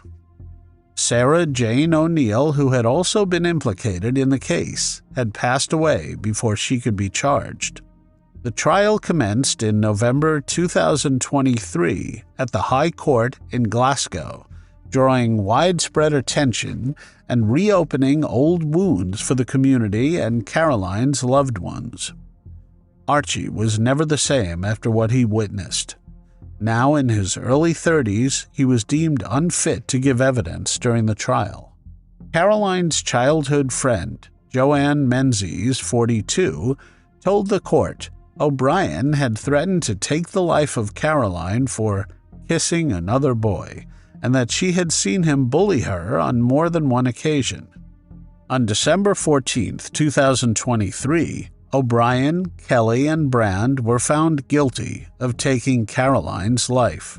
The verdict was delivered at the High Court in Glasgow, concluding a case that had haunted investigators and the community for decades. Notably, all 3 convicted individuals had been teenagers at the time of the crime. The community asked why this evidence was not gathered in 1996. Detective Inspector Granger said it appeared that the relevant questions were simply not asked. He said another obstacle was that in the late 1990s, illegal substances were rife in Renton and the surrounding area, and several potential witnesses were criminals themselves who lived chaotic lives. Caroline's teenage perpetrators were all illegal substance users who shoplifted to fund their habits. In January 2024, the sentencing phase brought some measure of closure. Passing sentence, Lord Braid said, "You have taken a daughter from a loving mother." Miss McKeach has spoken of the pain that Caroline's demise has caused, the void her demise has left that will never be filled. She has been deprived of seeing the woman that Caroline would have become. No sentence that I pass could possibly make up for what she has lost. O'Brien and Kelly were both sentenced to life imprisonment. O'Brien was given a minimum term of 22 years before he would be eligible for parole. In the years following the slaying, O'Brien went on to have the child with Brand, and he was jailed for attempted murder and a serious assault. He was the main perpetrator in this case, as he inflicted the harm on Caroline. Kelly was set to serve a minimum of 18 years. Brand was unfit to attend court and was only sentenced on April 22nd to a minimum of 17 years imprisonment via video call. The sentencing marked a pivotal moment for Caroline's family and friends, most especially her father and mother Margaret McKeach. She had the following to say: "This is the day that I have been waiting for 27 years." And she added, "It is not going to bring Caroline back, but it is justice for her. I do not know if closure is the right word, but justice has certainly been done." The community of Bonhill, still marked by the tragedy, found some solace in the resolution of a case that had deeply affected them for so long. The convictions and sentences served as a reminder of the persistence and dedication of law enforcement in seeking justice, no matter how much time has passed. Though the pain of her loss endures, this resolution honors Caroline's memory and highlights the relentless pursuit of justice. Both O'Brien and Kelly have launched a bid for freedom after the sentencing and intend to appeal their convictions and life sentences.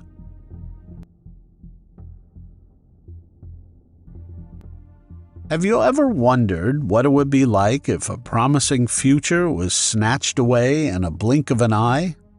What if justice seemed out of reach for over 2 decades? Tara Louise Baker was a 23-year-old first-year law student at the University of Georgia, poised for a bright and impactful future.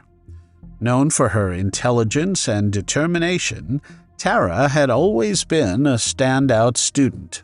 She graduated from Lovejoy High School in 1995, where she was admired by teachers and peers alike for her academic achievements and vibrant personality. Her journey continued at Georgia College in Milledgeville, where she pursued undergraduate degrees with a focus that reflected her ambition and commitment to her goals. Tara's time at Georgia College was marked by academic excellence, participation in extracurricular activities, and the forging of lasting friendships. Her success and experiences during these years solidified her decision to pursue a career in law, a field where she aspired to make a significant difference. In the fall of 2000, Tara embarked on the next chapter of her life as a law student at the University of Georgia. She quickly distinguished herself as a hard-working and passionate student, respected by both her professors and classmates. Tara's future was filled with promise as she navigated the challenges of law school with the same dedication that had characterized her educational journey thus far. However, Tara's life took an unexpected and tragic turn on January 19, 2001. On that fateful day, the vibrant and determined young woman's promising journey was cut short, leaving her family, friends, and the University of Georgia community in shock and mourning. On the evening of January 18, 2001, Tara Baker was last seen by her friend around 7:30 p.m. at the University of Georgia Law School Library. Later that night, at approximately 9 p.m., Tara made a call to that same friend to ensure they had arrived home safely. During their conversation, she mentioned her plans to leave the library by 10 p.m. Unfortunately, this would be the last time anyone heard from her. The following morning, on January 19, 2001, firefighters from Athens, Clark County were called to a fire at Tara's apartment on 160 Fawn Drive in Athens, Georgia. As they battled the blaze, they made a devastating discovery: Tara's body. Investigation soon revealed that the fire had been deliberately set, a cruel act of arson intended to cover up a heinous crime that had ended the life of the young, promising law student. Tara's demise sent shockwaves through the University of Georgia and the surrounding community. The response from law enforcement was swift, launching an immediate and thorough investigation to uncover the circumstances surrounding her tragic demise. Detectives combed through evidence, interviewed potential witnesses, and followed numerous leads, all in an effort to bring the perpetrator to justice. Despite these extensive efforts, the investigation into Tara Baker's case soon hit an end. For 23 years, her case remained unresolved, a cold case that left her family, friends, and the community in a state of prolonged grief and uncertainty. The lack of closure and the relentless passage of time only deepened the anguish felt by those who loved her. Throughout these years, Tara's mother never relinquished her quest for justice. She kept her memory alive, persistently advocating for renewed interest and attention to her case. Tara's story became a symbol of a vibrant life cut tragically short and a call for justice that echoed through the community. The unresolved nature of Tara's case highlights the inherent challenges in slaying investigations. Advances in forensic science and investigative techniques offered new hope, yet the answers remained frustratingly out of reach. Nevertheless, the commitment to finding justice for Tara persisted, reflecting the enduring impact of her life and the collective desire for resolution.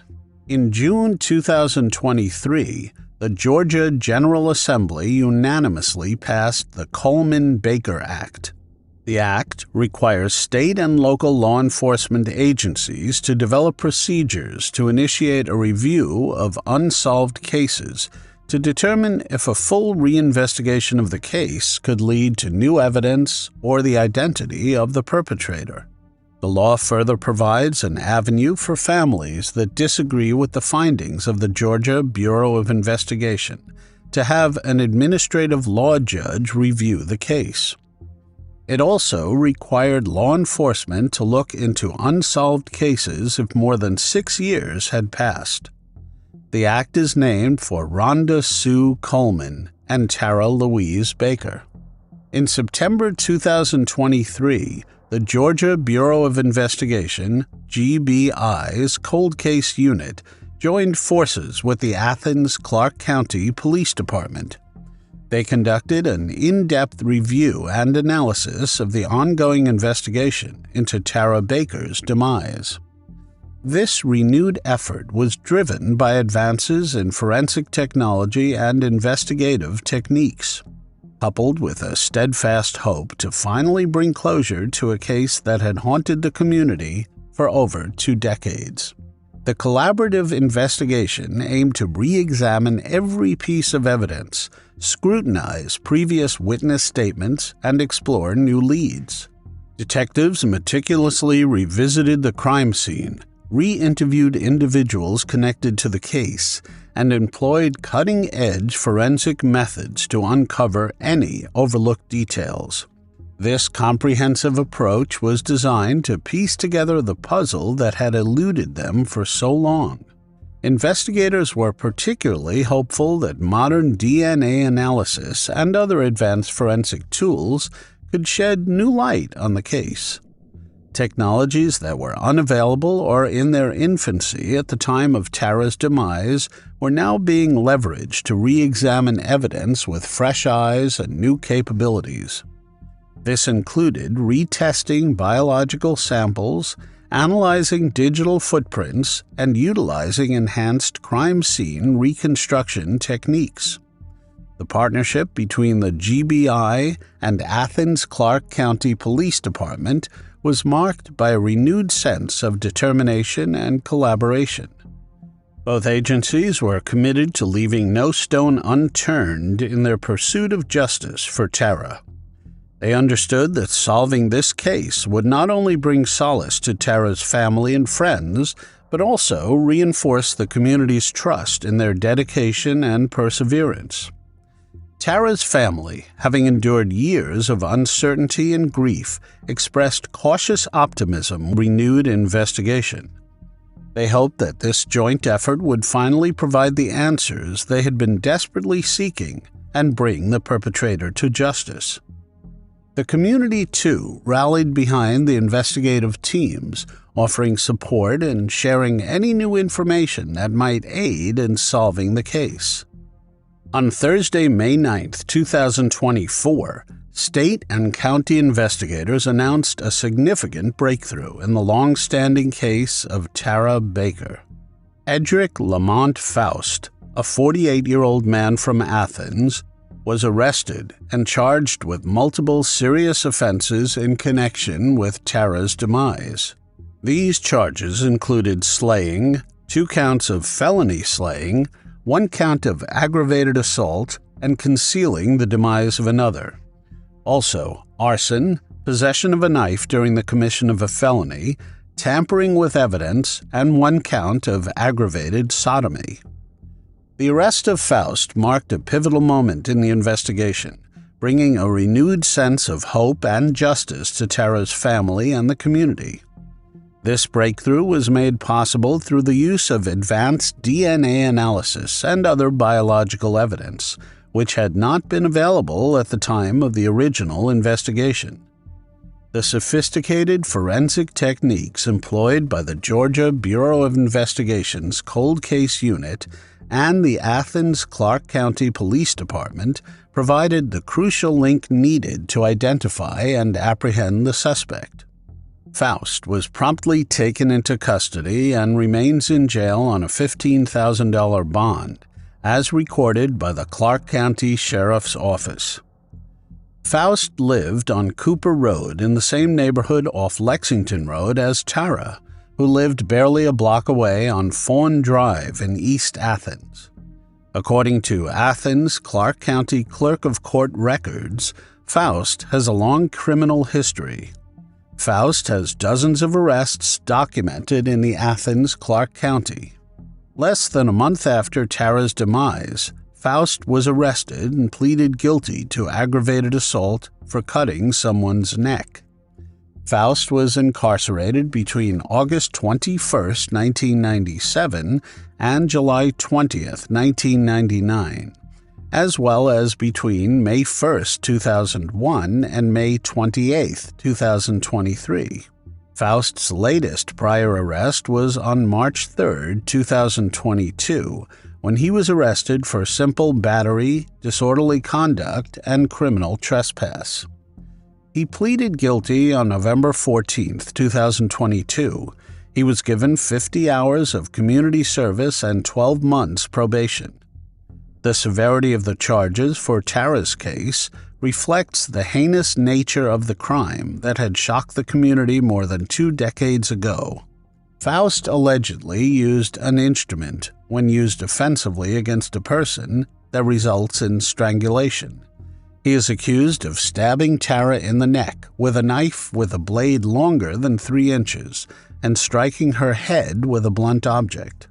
Additionally, the warrants say that Faust assaulted Tara during the attack, hid her body, and tried to destroy evidence by setting her apartment on fire.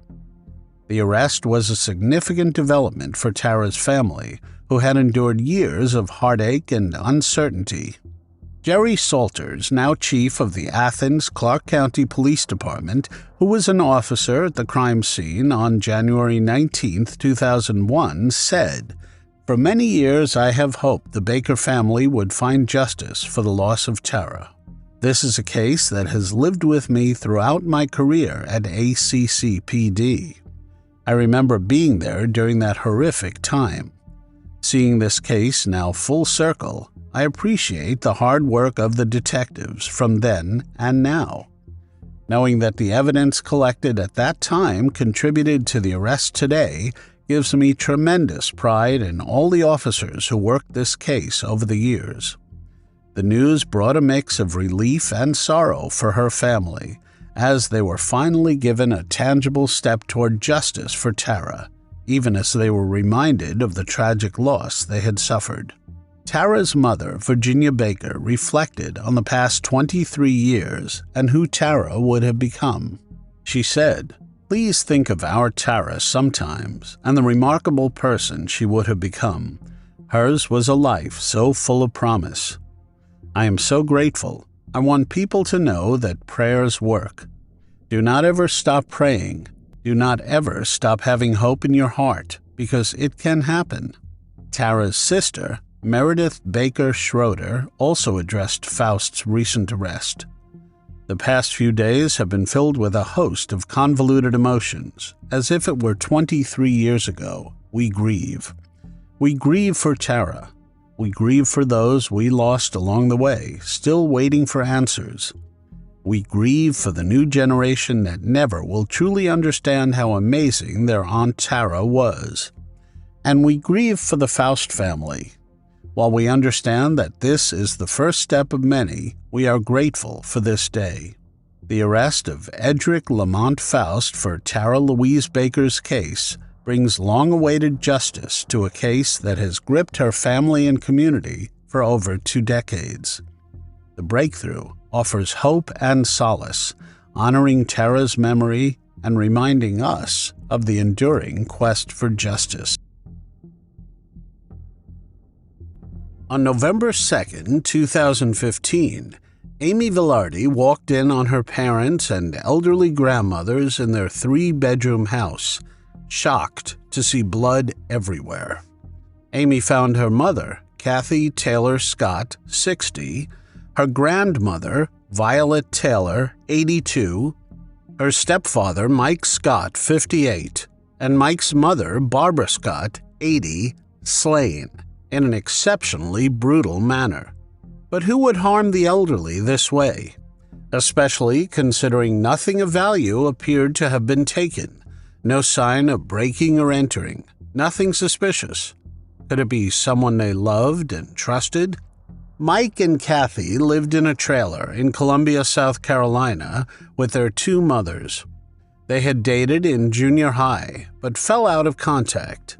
Love blossomed again when they ran into each other, and it was meant to be. They were the most caring people one could think of, and looked out for their friends and family. Kathy, an outdoorsy person, loved being up and about. Her mother, Violet Taylor, trusted her with all her money, especially since her husband had passed and left her with some property. Mike's mother, Barbara Scott, was an active member of the church and took care of children in the nursery. She and Violet got along very well and chose to spend their days peacefully living together with their children. On the same property, Kathy's daughter, 32-year-old Amy, and her fiancé, Ross Vilardi, lived in a single wide trailer. Amy's daughter and son also lived with her and Ross. The two homes were less than 50 yards apart. Amy's mother and stepfather took care of her children, raising them as their own, from clothes to doctor appointments and even father-daughter dances at school. Mike and Kathy were very involved grandparents. Amy had a rebellious streak and several ex-husbands before getting involved with Ross Vilardi. Ross, 28 at the time, is described as a likable man. He was a Marine with specialized combat training for guarding embassies. He was given rewards for his service. In 2015, the church held a 4th of July celebration, and Mike and Kathy took Amy's children to attend. Upon returning home, they found Amy and Ross hosting friends and drinking. Mike and Kathy tried to take the children away from the situation, leading to a confrontation. Amy kept her children, insisting they were hers, and forbade the grandparents from seeing the children again. Amy and Ross were avid Facebook users, and their social media activity provided key insights into the deteriorating relationship between Amy and her parents. This was evident in various Facebook posts and messages exchanged between Amy, her parents, and other family members. These communications included arguments and accusations, contributing to the strained family dynamic. On July 9th, Amy publicly accused someone, implied to be Mike and Kathy, of lying. The next day, Mike's sister, Pam Isabel, privately urged Amy to stop airing their personal disputes online for the children's sake. Amy responded angrily, declaring she would not let Mike be a grandfather to her kids again. By July 16th, Mike and Kathy tried to reconcile with Amy, apologizing and wishing her well. Despite this, the feud continued, with Amy posting about emotional abuse and sharing videos of arguments with her family. A neighbor reported that Amy yelled at her parents, wishing they were not alive, and was generally hateful and disrespectful toward them, despite their relationship with her children. When Amy married Ross on October 24th, she did not invite her mother Kathy to the wedding due to the sour relationship. The week that Ross and Amy got married, Mike came home from work and knocked on their door. He apologized to Amy, explaining that not seeing the grandchildren was deeply affecting Kathy and Violet. Following this apology, Amy began visiting Mike and Kathy's house again. She promised them that when they picked up the children from Ross's parents' house the next weekend, they would be able to see them. The weekend of the tragedy, Amy's children were out of town at Ross's parents' house. After a couple of days of not seeing her family, Amy was immediately concerned. On November 2, 2015, Amy went to check on them. The lights were off, but she heard the television was on. She flipped on the lights and found only horror. She immediately dialed 911 at 12:30 p.m. asking them to come to their home on Refuge Road in Pendleton. The crime scene was incredibly bloody when the officers got there. They could only see gunshot wounds at first, the faces of the victims riddled with bullet holes. But then they saw that their throats had been slit all the way across. It was a unique crime because the perpetrator switched their weapons. The victims appeared to have been stabbed and then shot. There was evidence to suggest a massive struggle and no signs of forced entry. Investigators at the time believed that whoever took the lives of the victims had been let into the house. Investigators also noticed a shelf tipped forward in the main bedroom closet, suggesting that something heavy had been removed from it. The theory was that a safe containing cash had been stolen. Several people were aware that Mike Scott kept money in the house. This was common knowledge. Amy was seen as the grieving family member, until officers came across $67,000 in cash when they searched Amy's trailer. The money was wrapped and separated by denomination, which was how Mike Scott kept his money. The couple claimed the money was savings plus profit from their dog grooming business, but that did not seem plausible. The detectives found an unopened bucket of Halloween candy near the door. The detectives then assumed that the family was likely slain on October 31st. A table with toys had been set up in the living room, indicating Mike and Kathy were expecting a visit from Amy's kids, who had been kept away for months. Amy and Ross were nearby in their trailer with her children out of town, but it appeared the grandparents were expecting the children to visit. Why? There were defensive wounds on each victim's hands, confirming that they fought back against their attacker. Mike was found face down in the living room in a large pool of blood, suggesting he bled out there. There were 6 large cuts to the left side of his neck, each from a long knife blade. Additionally, he had a gunshot wound behind his left ear. In the living room, the 2 elderly women lay side by side, Violet Taylor on the outside and Barbara Scott on the inside. Violet suffered a near decapitation with a wound stretching almost completely across her neck. She also had 2 gunshot wounds to her head and defensive wounds on her left hand, a testament to her fighting spirit. Barbara Scott had the most injuries of all, with approximately 6 stab wounds to her neck, chest, and left shoulder, and a close-range gunshot wound behind her right ear. The severity of the knife wounds to Barbara and Violet was particularly distressing, considering their age and vulnerability. Kathy Scott was found in the bedroom, stabbed in the right lung through a major blood vessel, causing significant internal bleeding. The wound was 9¼ inches deep and had a rectangular bruise consistent with a combat-type knife with a hilt or guard. She also had 2 gunshot wounds. It also appears that she was reaching for a gun before falling over a backpack and a pillow. The area where she was found explained what happened. Footprints were leading up to the hallway on the carpet. She was likely stabbed and fled to the bedroom where she got shot. Police had reason to believe that there were at least 2 assailants, considering the multiple methods of slaying and the footprints found on the crime scene. Another interesting thing was that Mike Scott had sent a picture of money to his friend, showing off his savings that he kept in the house. That money was missing. This picture was dated October 29th. This cash, later found in Amy and Ross's trailer, matched the serial numbers of the money in the picture, further implicating them in the crime. Amy behaved suspiciously during the funeral. While everyone was crying and upset, she was wearing red with an icy demeanor.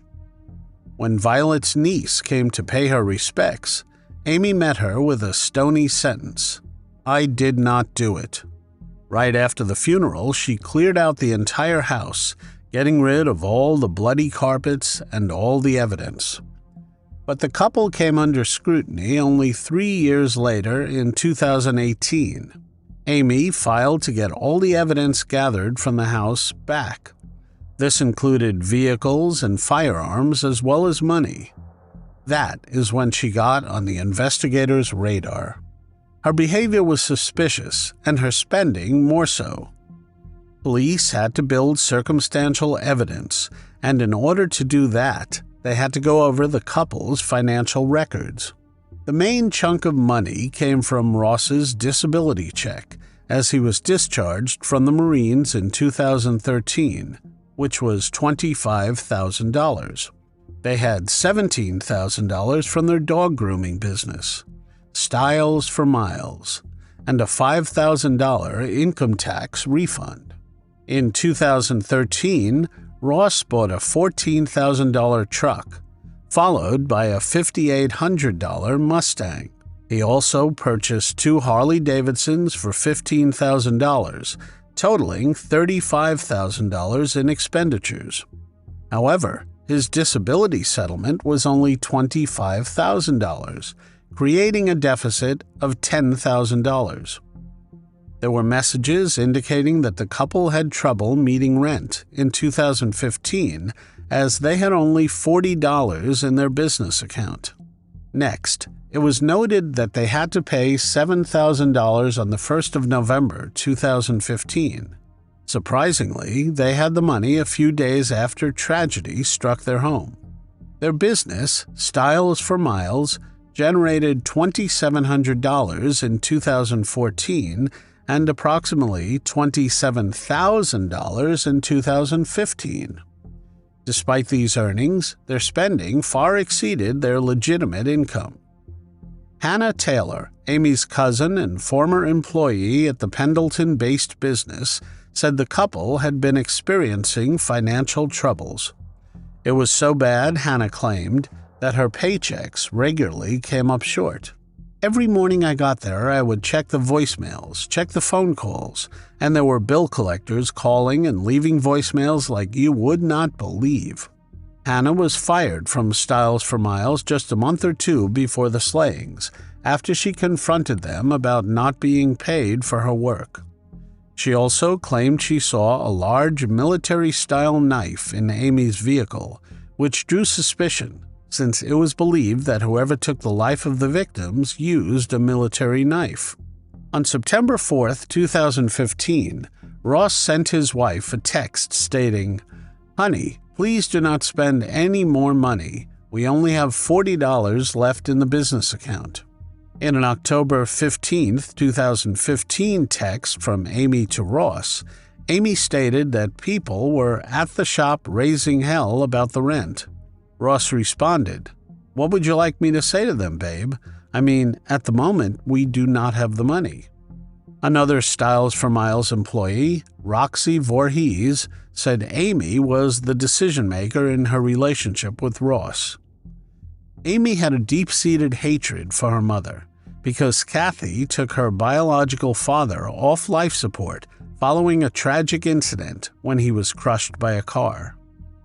As they went through cell phone records, it appeared that the couple's phones pinged within the vicinity of their home on Halloween night. Another important piece of evidence was that the shoe prints found on the scene matched a pair of red Asics shoes that Ross was seen wearing on CCTV footage.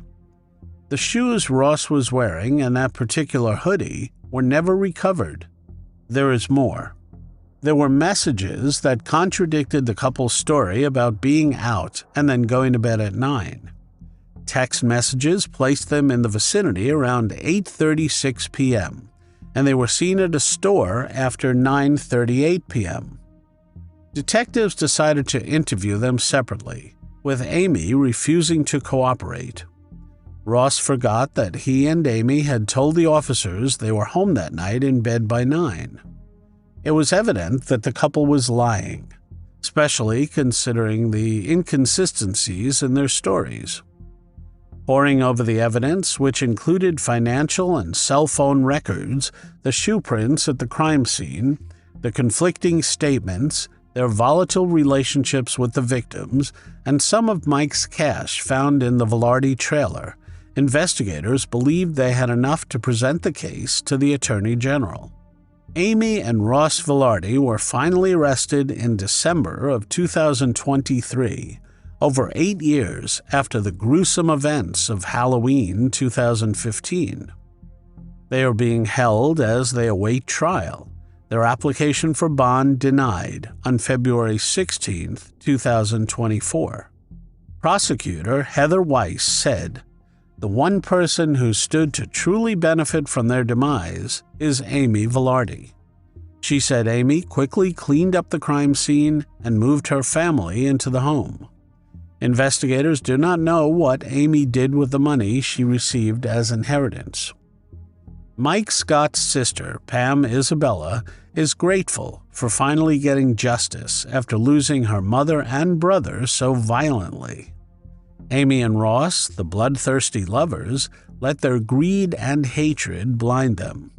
They had a loving, supportive family that let them live rent-free and supported them in any way possible.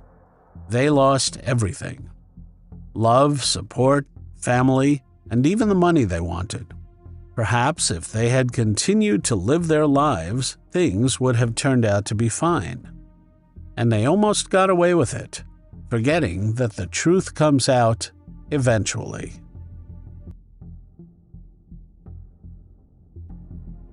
When Kelle Ann Workman was found, everyone knew who the perpetrators were, yet no one came forward or dared to implicate the thugs involved until 35 years later.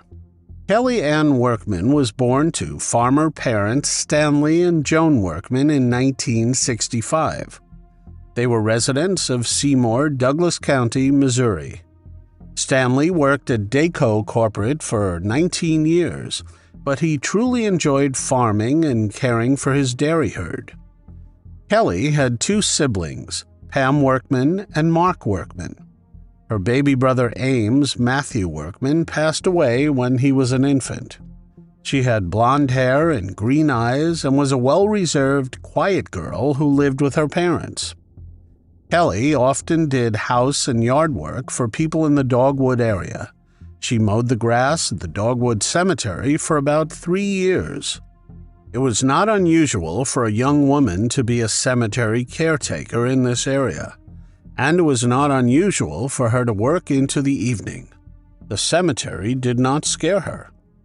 But it would become a nightmare for her family when, while working late into the evening, Kelle simply disappeared on June 30th, 1989.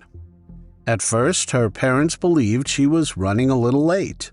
But as dinner time approached and there was still no sign of Kelle, her parents grew increasingly anxious. It was unlike their daughter to be out so late without any notice. Kelly's cousin, Shayna Beebe, vividly remembers the day Joan Workman rushed to their home in a panic, telling Kelly's father and uncle that she was missing. It was an emotional and frantic moment that set the tone for the days that followed. Friends and family gathered, forming search parties and holding on to hope with every passing hour.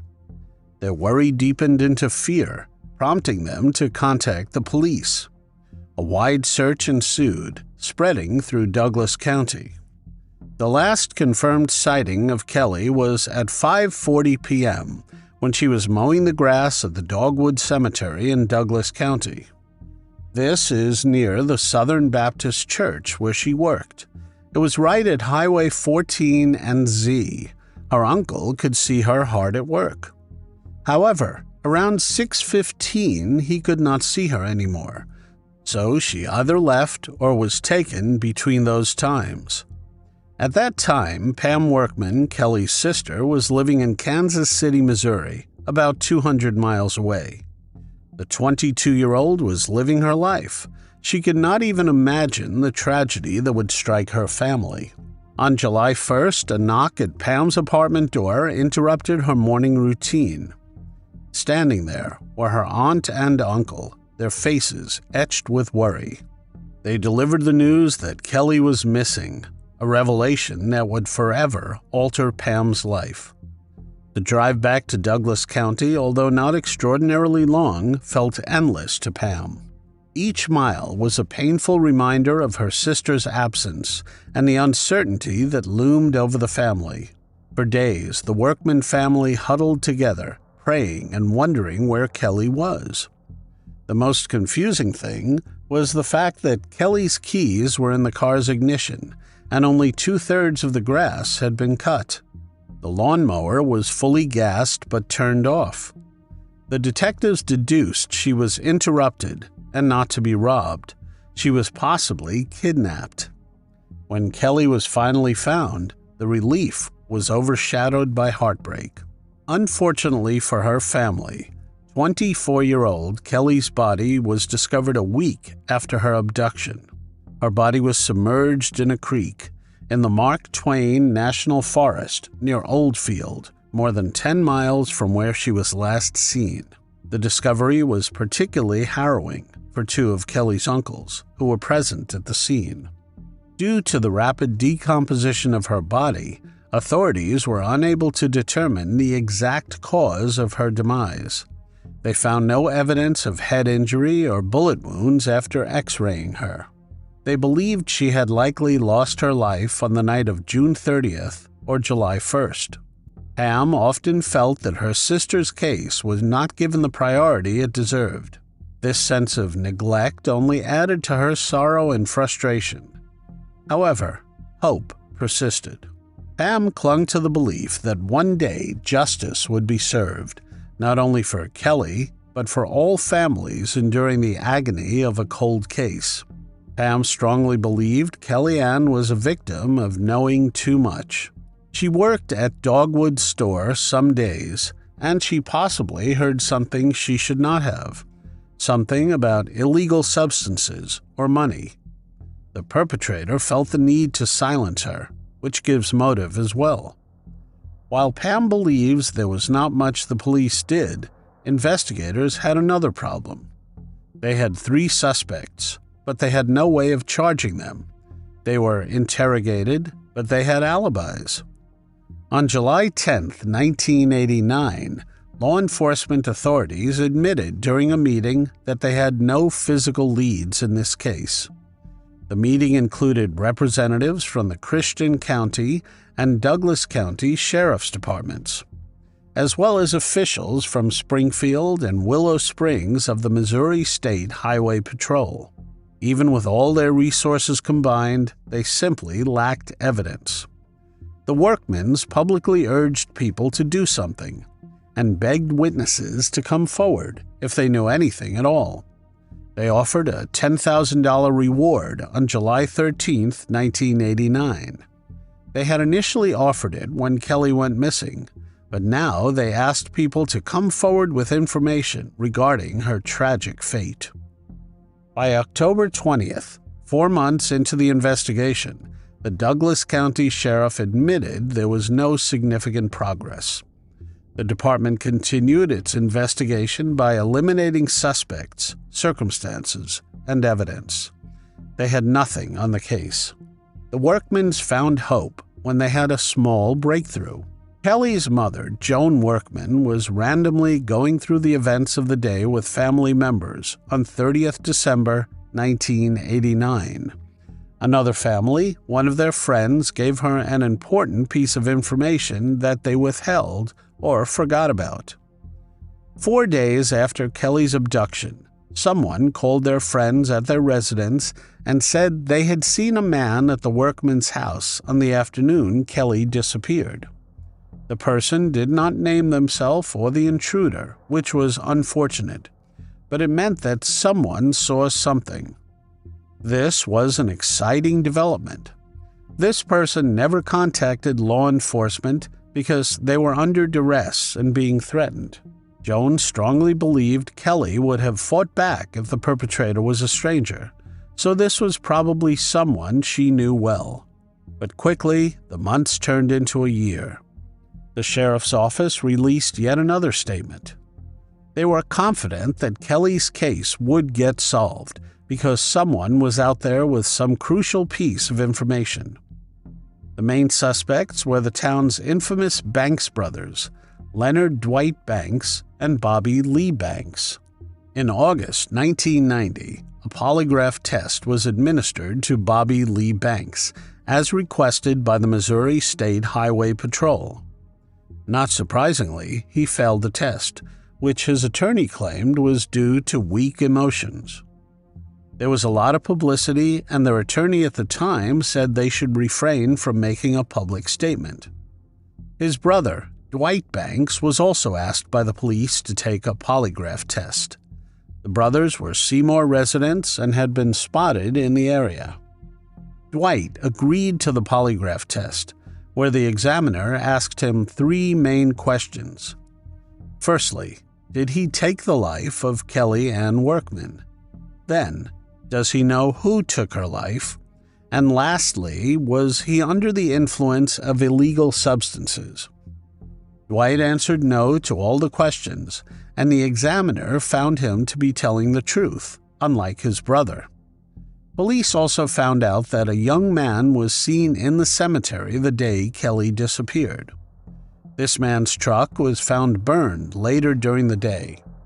It is highly likely this man was involved, and his accomplices burnt the truck and threatened him. Things stayed quiet for a while. 2 years later, in October 1992, an elderly person phoned Joan and gave her the name of a woman. This person believed the woman and her illegal substance dealer boyfriend were involved in Kelle Ann's demise. The identity of the caller was never found, and this apparent lead was useless, as the woman and her boyfriend had alibis. But in the meantime, Dwight's ex-girlfriend came forward to say he had asked her to be an alibi for her the night Kelle Ann lost her life. 6 years after the discovery of Kelle Ann Workman's decomposed body, authorities remained without significant leads. Christian County Sheriff Steve Whitney reported that a grand jury investigation had yielded no results. Kelle's father, Stanley Workman, believed multiple individuals were involved in her abduction and slaying, but lacked proof. By mid-July 1995, a new lead emerged, prompting renewed investigative efforts. Sheriff Whitney indicated he had suspects, but refrained from disclosing details.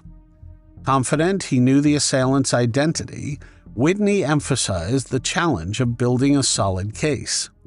Investigations continued with another promising lead, and by July 1996, Bobby and Dwight Banks were identified as suspects in Kelle's slaying.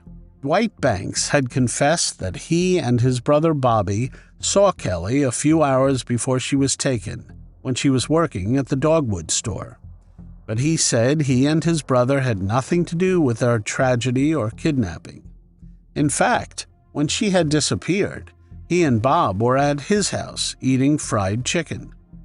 Investigators had reason to believe that Dwight had taken illegal substances, such as relaxants or Valium, in order to pass the polygraph test that his brother failed. While all this development happened in Kelle's case, on 16 July 1996, a bomb was found at the Workman house. Officers from the 2 counties, policemen, and the bomb squad from Jefferson City defused the bomb. The bomb was found on the hood of Joan's car. It had some threatening inscription on it and was discovered at 5:30 a.m. By midday, when the squad detonated the timer on the bomb, they found no explosive materials. It was simply meant to scare the family. Rita Sanders, a 17-year veteran of law enforcement, believed she knew the men responsible for Kelle Ann Workman's end. 2 of them were from Seymour, and a third from rural Fordland who helped dispose of the body. She noted that 2 suspects were seen near the crime scene shortly before Kelle disappeared. Despite believing the case was solved, Rita doubted they would be brought to justice due to manhandled evidence and the passage of time. Interestingly, Rita was fired from the force that year. Rita told the Workmans that a witness saw Kelle being forcibly taken into a pickup while she fought bravely for her life. Things picked up momentum when a man from Ava came forward, confessing to the crime in December 1998. He also implicated 2 other men, but still no arrests were made. This was Wiley Belt, a witness and an accomplice. On June 9, 1999, DNA testing warrants were served to Seymour's Dwight Banks and Fordland's Wiley Belt in connection with Kelle Ann Workman's end, but lab results were never released, and neither man was arrested or charged. Wiley Belt revealed in an interview that he was not afraid of the testing and that he did not know the Banks brothers. He said someone must have spotted him at the dogwood store because he saw Kelle there that day. And so the case was buried for decades. There were no new leads. Some of the involved officers retired, while photographic evidence was lost. On one occasion, Kelly's sister Pam ran into Dwight Banks while grocery shopping. It was an unpleasant experience, and he wanted to start an altercation with her. Investigators Leslie Albrecht and Christopher Holland were assigned to Kelle Ann Workman's case in 2021. It has always been considered to be an open case. At the time, the 2 worked for the Department of Health and Senior Services Bureau of Special Investigations. They were assigned to elder abuse and dependent adult abuse caseloads in southwest Missouri. It was not until their second year of investigating that Albrecht and Holland met with the eyewitnesses. They ended up providing crucial information that solidified the case against the Bank brothers and Belt. Within a few months of this revelation, the indictment came. But Stanley Workman passed away on September 11, 2022, without living to see the perpetrators behind bars. On February 20, 2024, a Douglas County grand jury indicted 65-year-old Bobby Banks of Seymour and 64-year-old Leonard Dwight Banks of Gainesville. Also, 64-year-old Wiley Belt of Ava for the 1989 slaying, assault, and kidnapping of Kelle Ann Workman. The men were held at the Douglas County Jail on a $250,000 cash bond each. All 3 men pleaded not guilty at their arraignments. Lawyers tried to get something of a leniency from the court, with Dwight Banks struggling with pancreatic cancer and diabetes. All 3 charges are in the first degree, meaning each carries the possibility of life in prison. A zombie hunter who blurred the lines between cosplay and reality. People were shocked as their favorite cosplay celebrity turned out to be a real-life slayer. A zombie hunter cosplayer cruelly decapitated his victims, much like any zombie enthusiast knows. When Detective Clark Schwarzkopf picked up a 90s unsolved cold case, he was expecting to face someone truly evil. But he was shocked when he found himself seated across a struggling single father, mild-mannered and loving toward his daughter. Surely this man could not be the one. Brian Patrick Miller was famous for being the zombie slayer. He dressed up in steampunk, merging Victorian-era elegance with Wild West or futuristic elements. Sporting goggles, a sizable fake firearm, and a modified, decommissioned police vehicle, his ensemble was nothing short of theatrical. Everyone thought Brian was a regular guy. Though he invested heavily in the old cop vehicle, he seemed like an average, somewhat reserved man. He enjoyed cosplaying as a zombie hunter, going to comic conventions, and basking in the spotlight. He remained level-headed and seldom drank. 42-year-old Brian was so famous that his zombie hunter gun was displayed at Sky Harbor International Airport for a steampunk exhibit called Steampunk: The Exquisite Adventure. Brian's fixation on the car knew no bounds. As a devoted Ford enthusiast, he transformed the Crown Victoria police vehicle completely, with neon lights adorning its exterior, complementing its formidable engine prowess. Yet perhaps the pièce de résistance was the life-sized zombie mannequin nestled in the back seat. It added an eerie yet undeniably captivating touch to the vehicle. The car paved the way to a social life. It helped Brian connect with other people. So, while employed as a packer at the Amazon.com warehouse in Phoenix, he put a lot of his limited resources into it.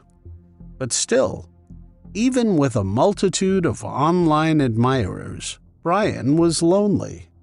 What kind of problems was Brian trying to escape when he shot at imaginary zombies?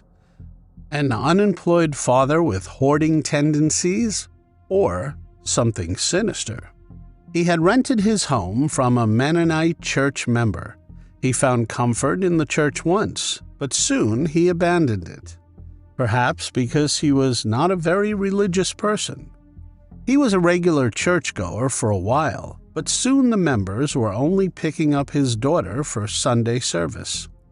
A senior pastor of the church, Chris King, called him over for dinner.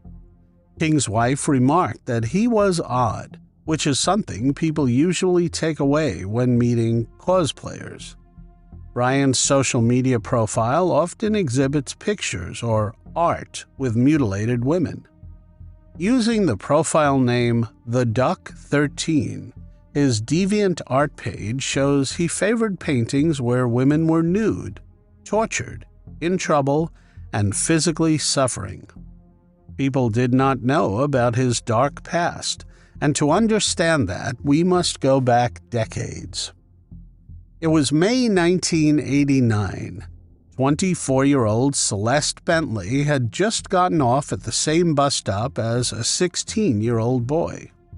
As she started walking to work, she felt the boy run past her. She felt like he had tried to hit her, a harmless prank. But as she reached behind to touch her back, her hand came back bloody.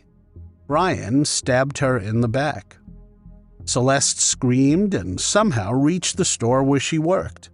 A colleague called emergency services, and within half an hour, Celeste was in an ambulance. The police had found the teenager and brought him to the ambulance to be ID'd. It was Brian Patrick Miller. Celeste pressed charges. The boy had narrowly missed severing her spine, puncturing her lung, or even stabbing her in her heart. He served time in a juvenile detention center for aggravated assault. He spent 2 years in there.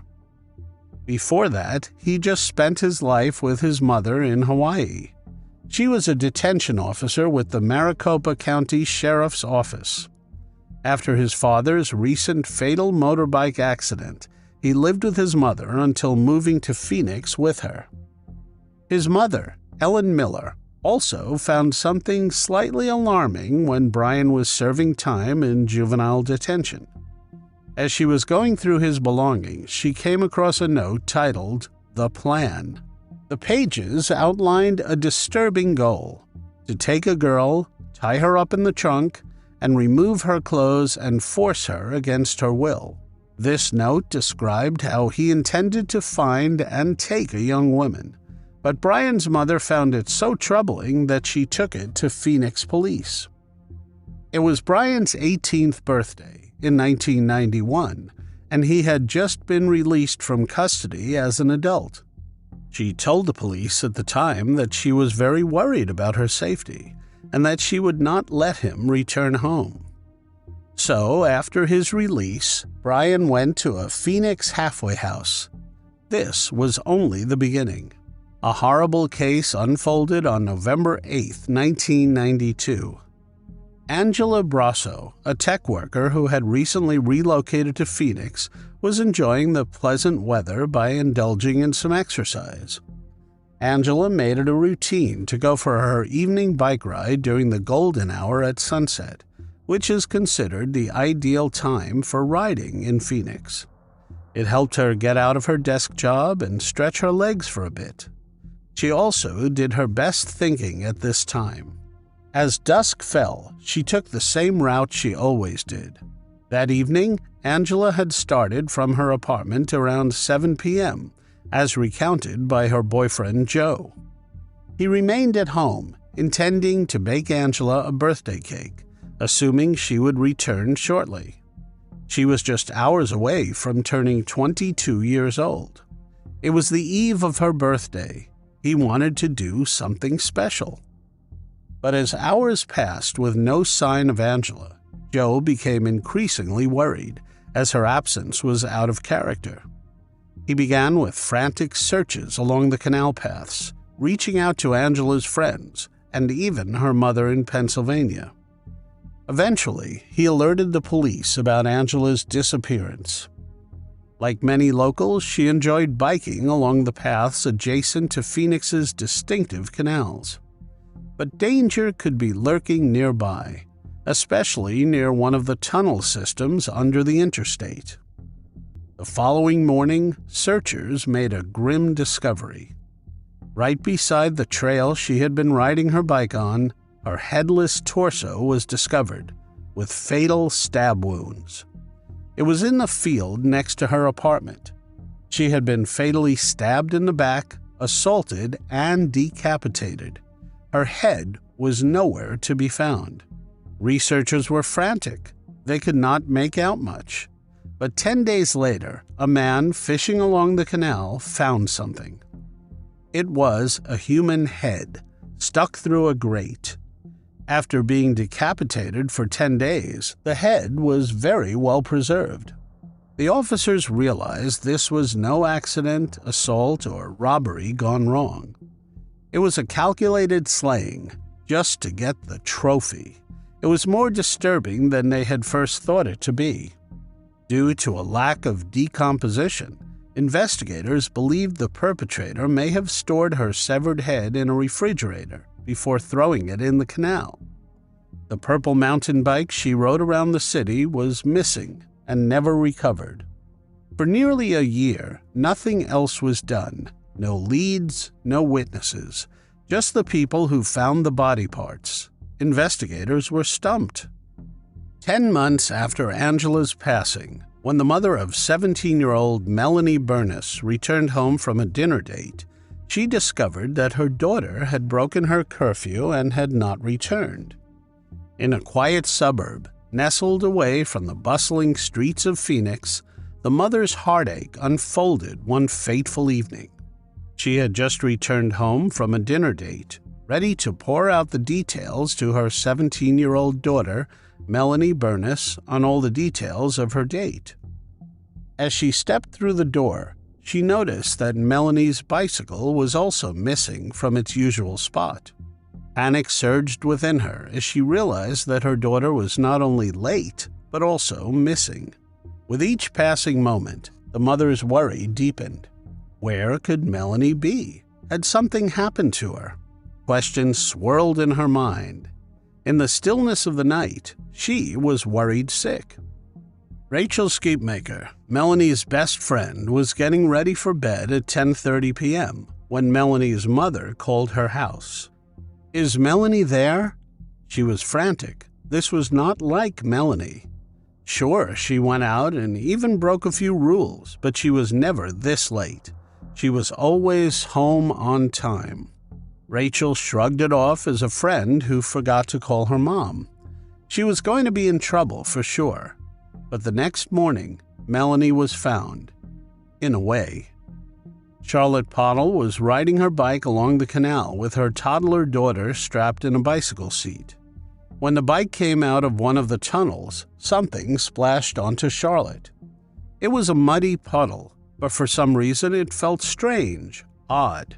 Something was wrong with the puddle, and Charlotte could not exactly say what it was.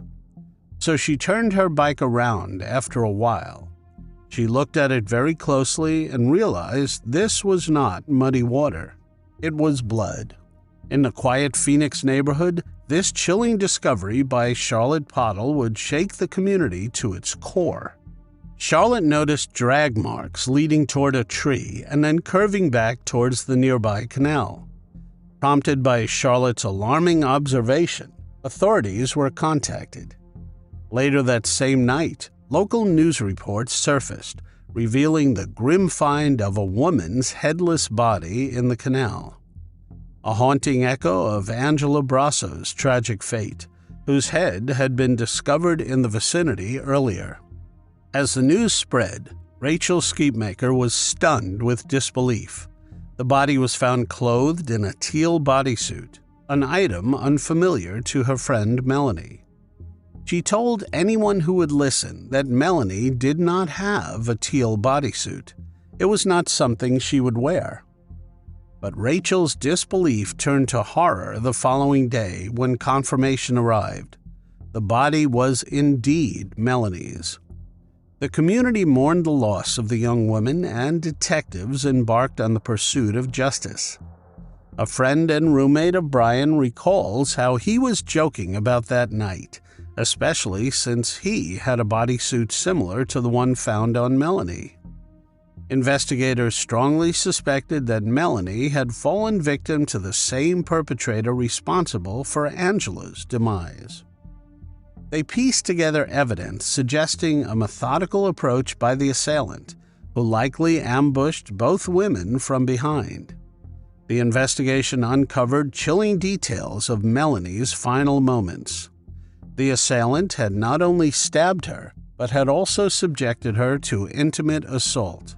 This revelation provided a crucial breakthrough: DNA evidence that could potentially lead to the perpetrator's capture. As authorities continued their pursuit, the community remained united in grief and determination. The tragic cases of Angela and Melanie spooked the entire neighborhood. Young women were afraid to go cycling alone alongside the canal. Brian Miller was trying to start over. In 1997, he married Amy Miller. They looked like the sweetest couple, both in glasses, innocent, round faces. They were the kind of people you would want to raise your kids next door to. But behind closed doors, they had some strange fetishes. According to Amy, they were into a bit of masochism. Intimacy to them involved some cutting, some blood, a lot of role-playing foreplay. As disturbing as it sounds, Brian would push needles through Amy's lips, sometimes both the lips, sewing them shut. It was all consensual, but a little out of control. He would inflict cuts on her body and taste the blood as well. The couple even had a daughter, but only 7 years later, Amy filed for divorce. It was in 2005 that the couple separated. When the divorce was finalized in 2006, he was granted custody of his daughter. The precise and fatal nature of the initial stab wounds in both Angela Brosso and Melanie Bernas' slayings led detectives to suspect that the perpetrator might have had surgical skills. The fear instilled by the unsolved case lingered in the Phoenix community for years, with parents hesitant to let their children out after dark. Despite collecting matching male DNA from the crime scenes, the Canal Slayer cases went cold for over 2 decades.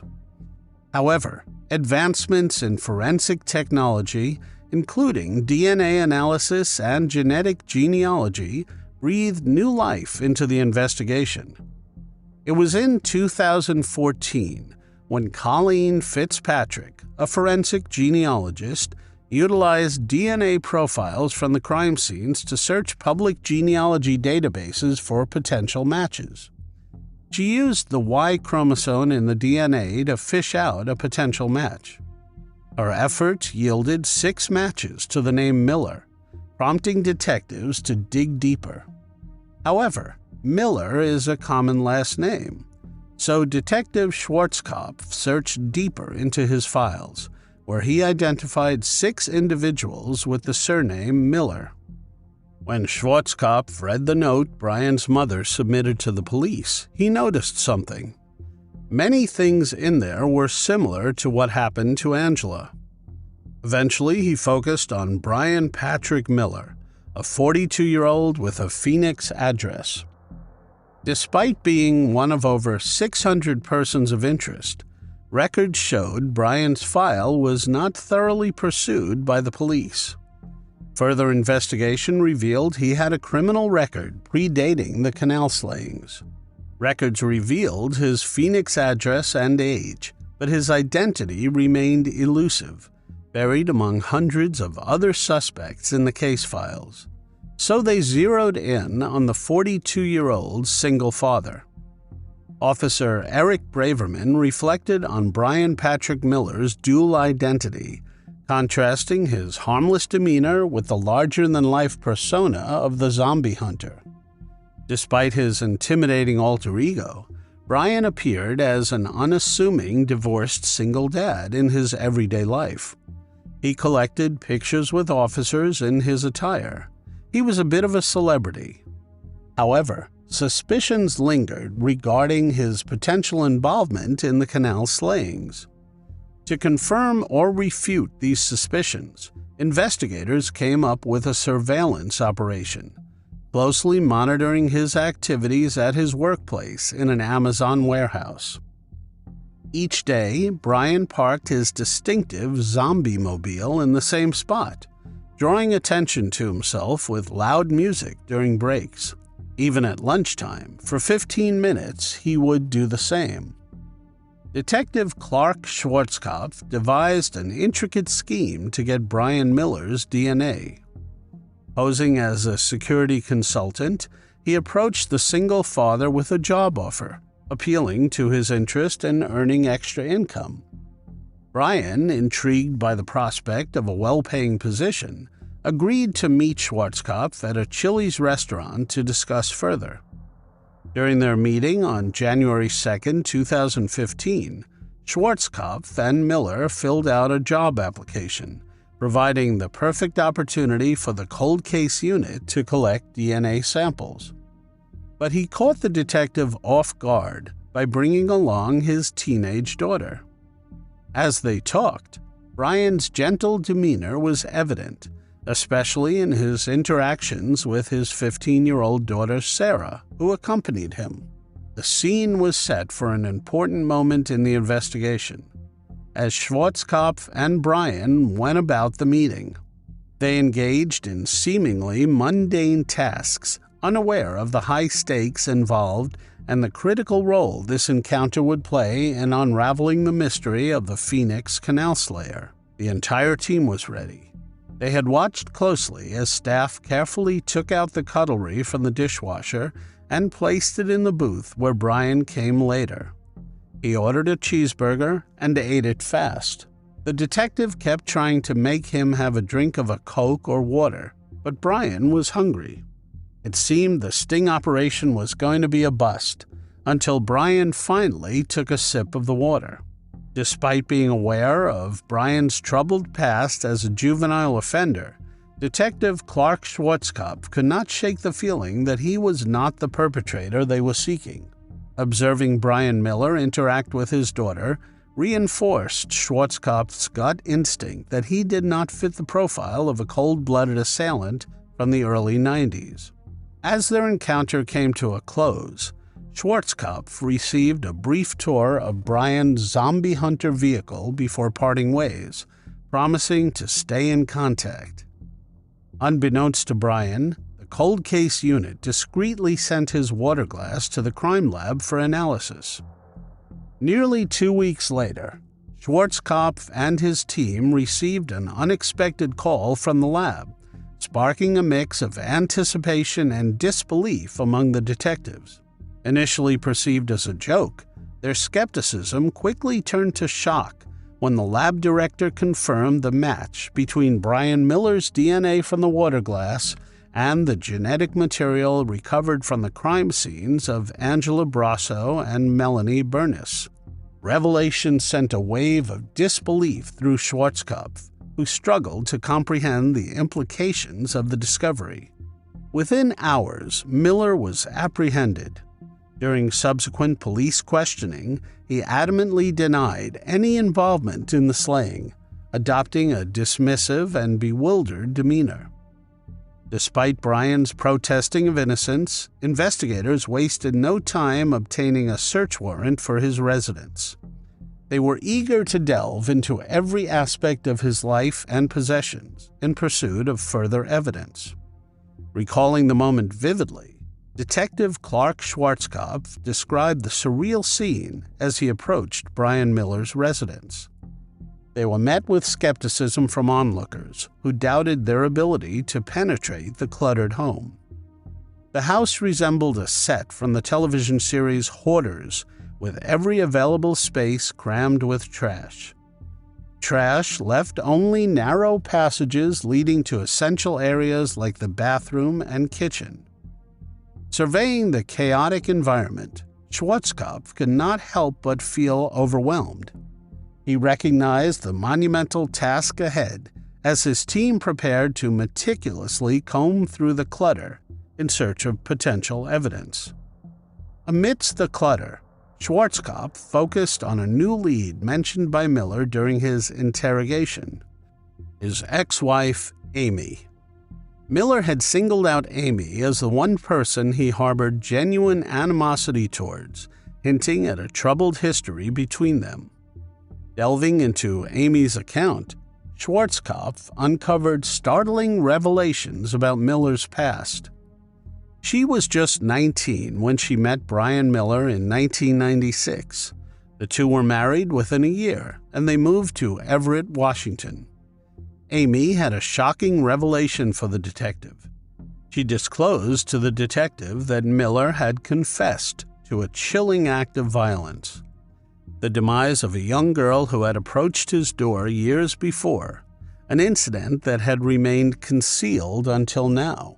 With Miller's unsettling past laid bare, Schwarzkopf pressed on with his investigation.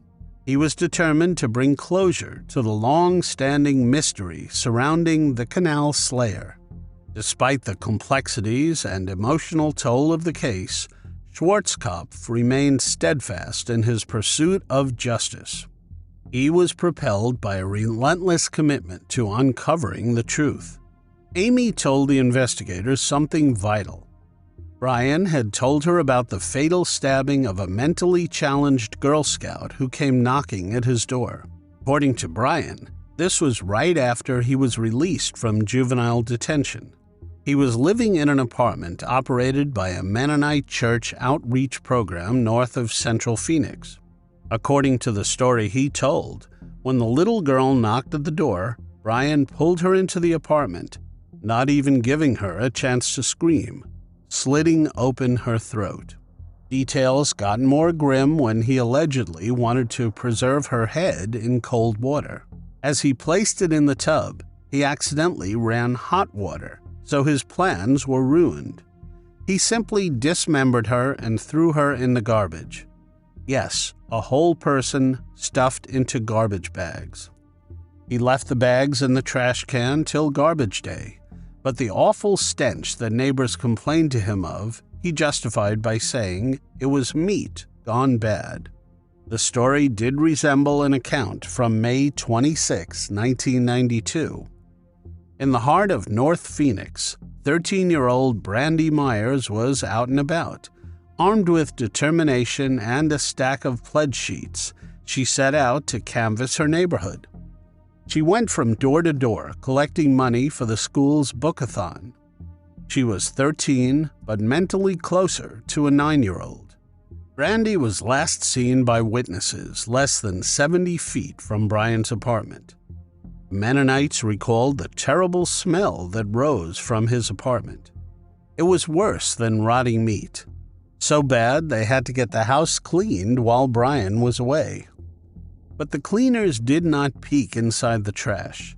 They just cleaned everything. So Amy and Brian had been blissfully married. What happened to cause the change? It all happened in 2002. A woman named Melissa Ruiz Ramirez was walking down the street in Everett at night. A man pulled over, offering her a ride. She had seen the man talking to a friend of hers, so she felt he was okay. She told him she had to make a call. Cell phones were not common, so the man took her to his workplace so she could use the phone. As she was on the phone, suddenly the man leaped at her with a 12-inch serrated kitchen knife and stabbed her in the back. The girl struggled and eventually escaped. When police showed up, the man claimed self-defense, and police did not know who to believe. The man was Brian Miller, and he was arrested and charged with first-degree assault with a fatal weapon. He was in jail from May 2002 until his December trial. He was acquitted, but Amy noticed a terrible change in her husband. She said it began with the letters she had received from her jailed husband while he awaited trial. They began with his claims of innocence and then intimate deviance. He would involve needles, knives, and pain into the bed once he was out of jail. It was unbelievably dark. The trial of Brian Patrick Miller, known as the Zombie Hunter, unfolded with startling revelations about his past and a unique defense strategy. Brian was accused of the 1992 slayings of Angela Brosso and Melanie Bernas. They are not charging him with the slaying of Brandy Myers because they need more evidence. His defense attorneys admitted he was the Canal Slayer, but argued that he was not guilty by reason of insanity. She claimed that his mother's abuse during his childhood had led to his violent behavior. They argued that Miller suffered from dissociative amnesia, preventing him from remembering the slayings. However, prosecutors countered by presenting evidence of Miller's violent past, including a previous stabbing incident. During the trial, Brian's ex-wife testified about his increasingly violent behavior, including incidents of intimate deviance and abuse. The trial concluded in June 2023 with the judge finding Brian guilty in both cases. Despite acknowledging the abuse he suffered as a child, the judge sentenced him to life in prison. In 2023, a 48 Hours producer contacted him by email. Miller says he is not guilty. He disagrees with psychological experts called by his defense lawyers, who said he had dissociative amnesia and could not remember anything about the slayings. Not seeing his daughter, says Miller, is his biggest regret about being imprisoned. He wrote, "What I miss most is spending time with my daughter and friends." Two teens are slayed in the 60s and 70s. Their perpetrator seems to have gotten away with it, until almost 60 years later, when detectives connect them through DNA and name the faceless monster that took their lives. 19-year-old Dianne Olkwitz in 1966 and 15-year-old Terri Lee Erdmann in 1971 were taken mercilessly from their parents. The two teens lost their lives 5 years apart, taken 2 miles from each other. But decades later, police would dig up the truth, literally, exhuming their assailant to gather DNA. The fourth child of a Catholic family with 6 children, Dianne Olkwitz was born in 1947 in Menomonee Falls, Wisconsin. This family was incredibly busy in their cozy house on Hayes Avenue, a block from St. Mary Catholic Church, where they were parishioners. Dianne's elder siblings, Dennis, Edward, and Nancy, adored her. The younger ones, Patty and Debbie, equally loved their big sister. Dianne was the quintessential middle child, loving and caring, doting. She was sensitive but an extrovert and loved to be out and about. Dianne was a tall, slender brunette with a quick wit and a bright smile. By the time she finished high school, she had blossomed into a young woman of grace and charm. Regular visits to St. Mary's Church were a part of Dianne's routine. a sanctuary where she sought solace and guidance. Whenever she faced challenges or uncertainties, she would turn to prayer, finding comfort in her faith. In matters of the heart, Diane approached relationships with sincerity. While she dated casually during high school and even had a few steady boyfriends, it was not until after graduation that she found a deeper connection. Meeting Donald Heirlmeyer from Milwaukee sparked a romance that would eventually lead to engagement. As she ventured into adulthood, Diane also chose a path typical for ambitious young girls at the time. Securing a secretarial position at Kenworth Manufacturing, she had a diligent work ethic. After a year of employment, Diane felt ready to take the next step in her journey. It was time to fly the coop, so to speak. With her brother Edward's girlfriend as her roommate, Diane moved into her own apartment on Hoyt Drive. Amidst the changes and milestones in her life, Diane stood by her dear friend Diane Zimmer as she chose another path and got married. Zimmer and Diane had been in the same school since elementary school, but became best friends in freshman year. Serving as maid of honor at Zimmer's wedding, who married her longtime high school sweetheart, marked yet another chapter in their shared history. Her fiancé, Donald Heirlmeyer, attended as her +1. Shortly after, Donald left for basic training at Fort Hood, Texas, as he had been drafted into the Army. Diane felt a deep sense of loneliness without him by her side. To fill the void left by his absence, she sought out activities to occupy her time and distract her from the ache in her heart. In the evenings, Diane enrolled in swimming and knitting classes, embracing the opportunity to learn new skills and engage in social interactions.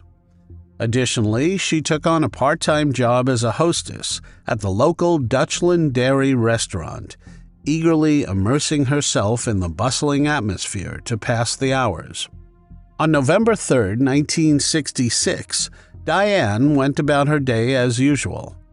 Hattie, her younger sister, vividly recalls reaching out to Diane in hopes of borrowing a blue mohair sweater for a sleepover planned that night. Without hesitation, Diane generously agreed, promising to leave the sweater outside her apartment door for Patty to collect. Diane worked at 13700 block of West Silver Spring Drive at the metal stamping plant of Kenworth Manufacturing Company. By now, she had worked at the company for a year and a half, marking 18 months with them. She was dedicated. That day, the building was busy with activity, as 25 factory workers carried out their weekend shifts, which concluded promptly at 3:30 p.m. Amidst the industrious setting, Diane stood out as the sole secretary. She was responsible for managing communications and coordinating deliveries. After the factory workers left for the day, Diane remained behind, working away at her desk until 4:30 p.m. Her duties extended beyond the typical work hours, as she dutifully fielded phone calls and accepted late deliveries.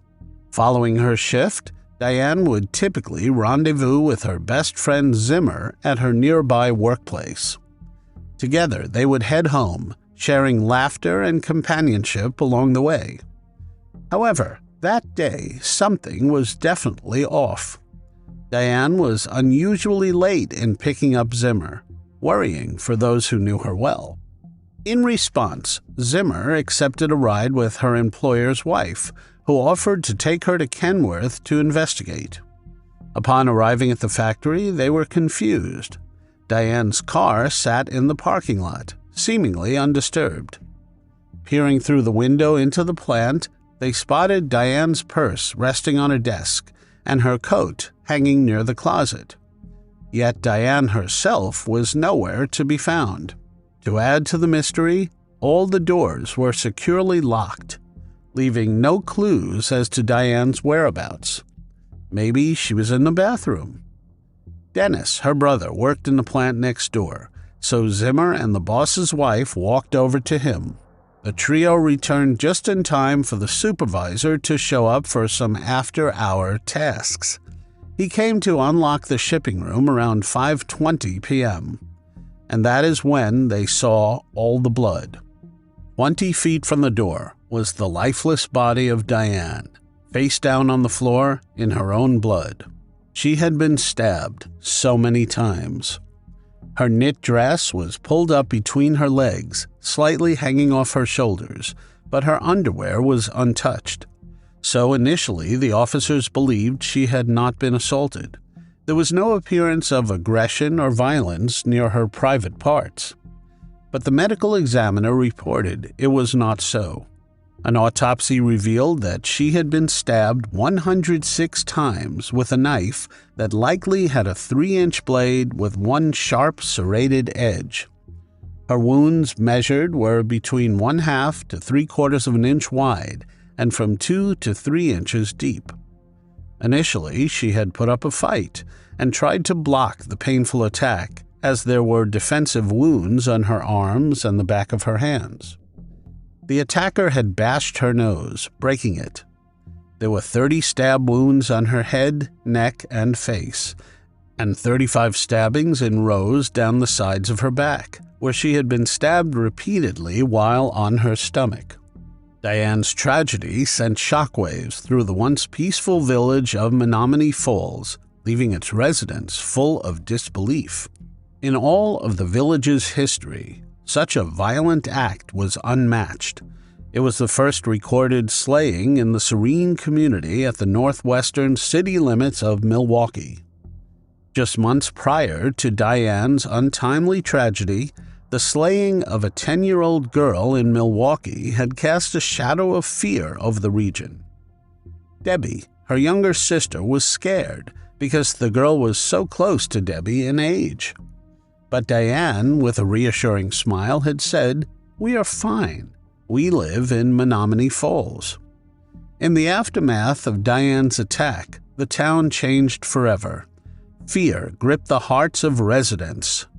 They bought guard dogs, chain locks, and firearms as they struggled with the new feeling of vulnerability in their once safe town. At Diane's funeral mass held at St. Mary's, grief hung heavy in the air as 250 mourners, including her devastated fiancé Donald Hirlmeyer, gathered to bid farewell. Donald, granted emergency leave from basic training, was still reeling from the shock of the tragic loss. In an attempt to catch the perpetrator as soon as possible, Diane's friends, family, and acquaintances were questioned on the night her body was recovered. Patrolman Dan Schramm's first year as a police officer started off with something huge. He was assigned to remain at the site of the crime to overlook comings and goings. As spooked as he was, there was nothing to fear. Nobody came to look at things again.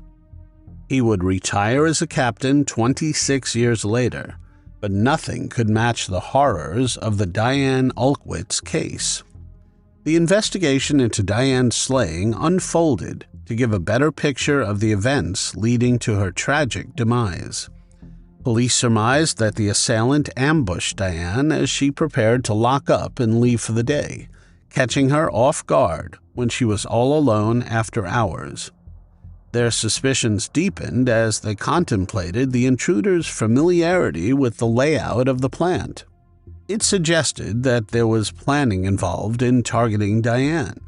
Then Chief of the Menomonee Falls Police Department, Charles Kuhn, offered a sobering deduction, saying that Diane's assailant was not a faceless stranger, but rather someone she knew. This unsettling revelation cast a shadow of suspicion over friends, acquaintances, and associates, heightening the sense of unease within the tight-knit community. A team of dedicated detectives committed themselves to working day and night. The 7 detectives worked tirelessly through grueling 12 to 16-hour shifts without rest. Over 100 crucial pieces of evidence, including fingerprints retrieved from the crime scene and Diane's blood-stained garments, were meticulously cataloged and dispatched to the FBI headquarters in Washington, D.C. In the ensuing weeks, law enforcement officers interrogated all possible leads. They conducted over 500 interviews in search of the truth. Despite their exhaustive efforts, their pursuit was fruitless. Initially, 6 people were marked as potential suspects, each with solid alibis firmly in place. Diane's family and close confidants steered investigators towards a troubling figure lurking at her workplace. The son of her boss, whose persistent advances had made her incredibly uncomfortable. She was almost afraid of him. Recounting Diane's hesitance, her sister Patty vividly recalled her distressing encounters with the unwanted suitor. He knew she was committed, but that did not stop him. Yet even as suspicions swirled around the employer's son, he had a steadfast alibi, corroborated by family members. As the trail of leads grew cold and the promise of breakthroughs faded, the investigation lost its momentum. With each passing day, Diane's unsolved case went cold. Donald Hirlmeyer, her fiancé, returned to basic training heartbroken, with questions that would never be answered.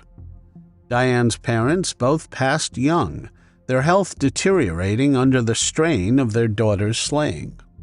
Her mother, Irene, had been diagnosed with diabetes shortly before the terrible night she lost her daughter. She passed away of congestive heart failure at 50 years old in 1973. One would say she could not bear losing her daughter. Her father, Robert, suffered a heart attack at 55, 3 years later. Diane's eldest sister, Nancy, passed at 58, and her brother Dennis, who tirelessly pursued justice for Diane, suffered a stroke at 50, and he too was lost 12 years later. In 1966, Menominee Falls police sent a questionnaire to delivery companies that had contacts with Kenworth. Company records show that your company makes deliveries here, and we request your cooperation in answering the following questions and returning this paper to our department immediately. Your cooperation will be of vital assistance in solving this crime. One company responded, saying the man picked something up from Kenworth 4 days before the tragedy. The man would have been familiar with the scene of the Dianne Olkwitz case. It is unclear whether this lead was pursued. In the 1990s, DNA technology raised hopes for solving Diane's case. Despite entering evidence into CODIS and pursuing suspects for DNA samples, no matches were found. The prime suspect, the employer's son, had passed away in 1991, and his cremated remains could not provide a sample. Initially, detectives believed this was a position that offers no hope of progress. While the case remained open, it was simply a formality. But they did not realize the assailant was lurking nearby, looking for new prey.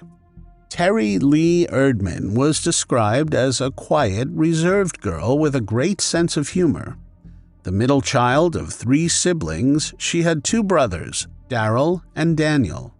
But being the only daughter in the family, she got extra attention from her parents. Terri's father worked as a switchman for the Milwaukee Road. Their life was comfortable. Her mother, Lois May Christian, was employed in fabric stores and J.C. Penney's.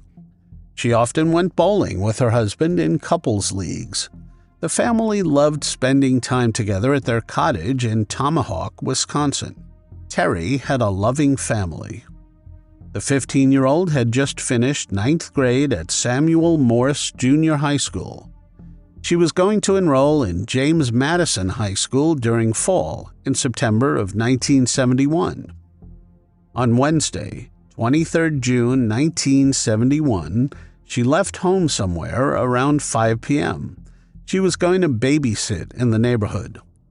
She normally left a note when she left, and it was usually on a Wednesday, but she did not do it this time. Her family just assumed it slipped her mind. But by 9:30 p.m., they were worried. They asked the neighbors and called around. She had spent the afternoon with friends near North 95th and West Rio Streets, laughing and chatting until the sky turned a shade of purple. Terri set off for home, opting for the well-trodden path that cut through the open field. It was a shortcut she knew well that shaved minutes off her walk to their home on the 10400 block of West Silver Spring Drive. That was the last anyone knew of her. The next day, 11-year-old Robert Sonier was walking in the woods with his father, Walter. The woods were right behind a Moorway department store in the 10100 block of West Appleton Avenue. This particular area of woods was called Lover's Lane, as it was secluded, and teen couples often parked their cars there to get intimate, as suggested by the name. As they walked through the dense bushes, Robert saw something odd.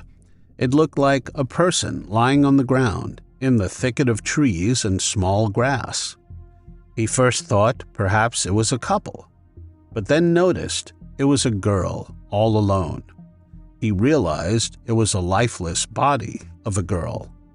The 15-year-old was stabbed over 60 times. Her arms were tied with twine.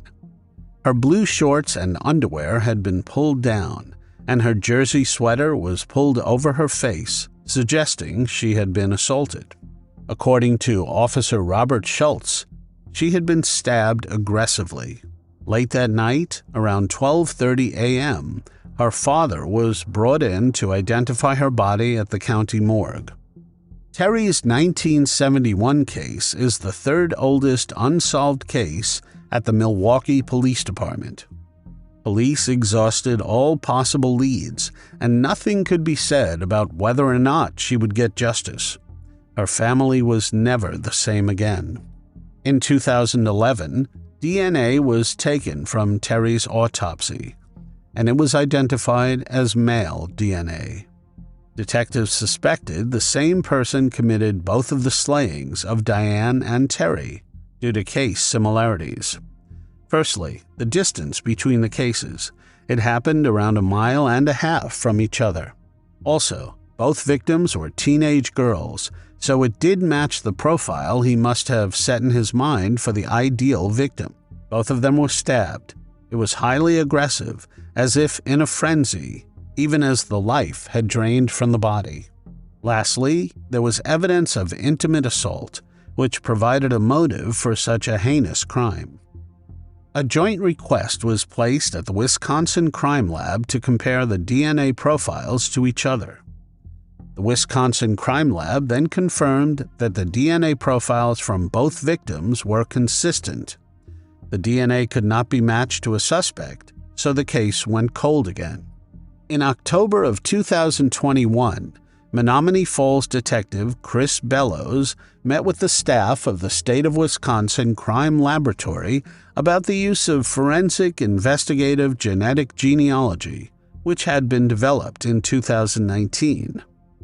Then, in February of 2023, through investigative efforts that utilized forensic investigative genetic genealogy, a potential suspect was identified. Clarence Tappendorf was a delivery driver in 1966 for Claremont Transfer Company, whose route included Kenworth.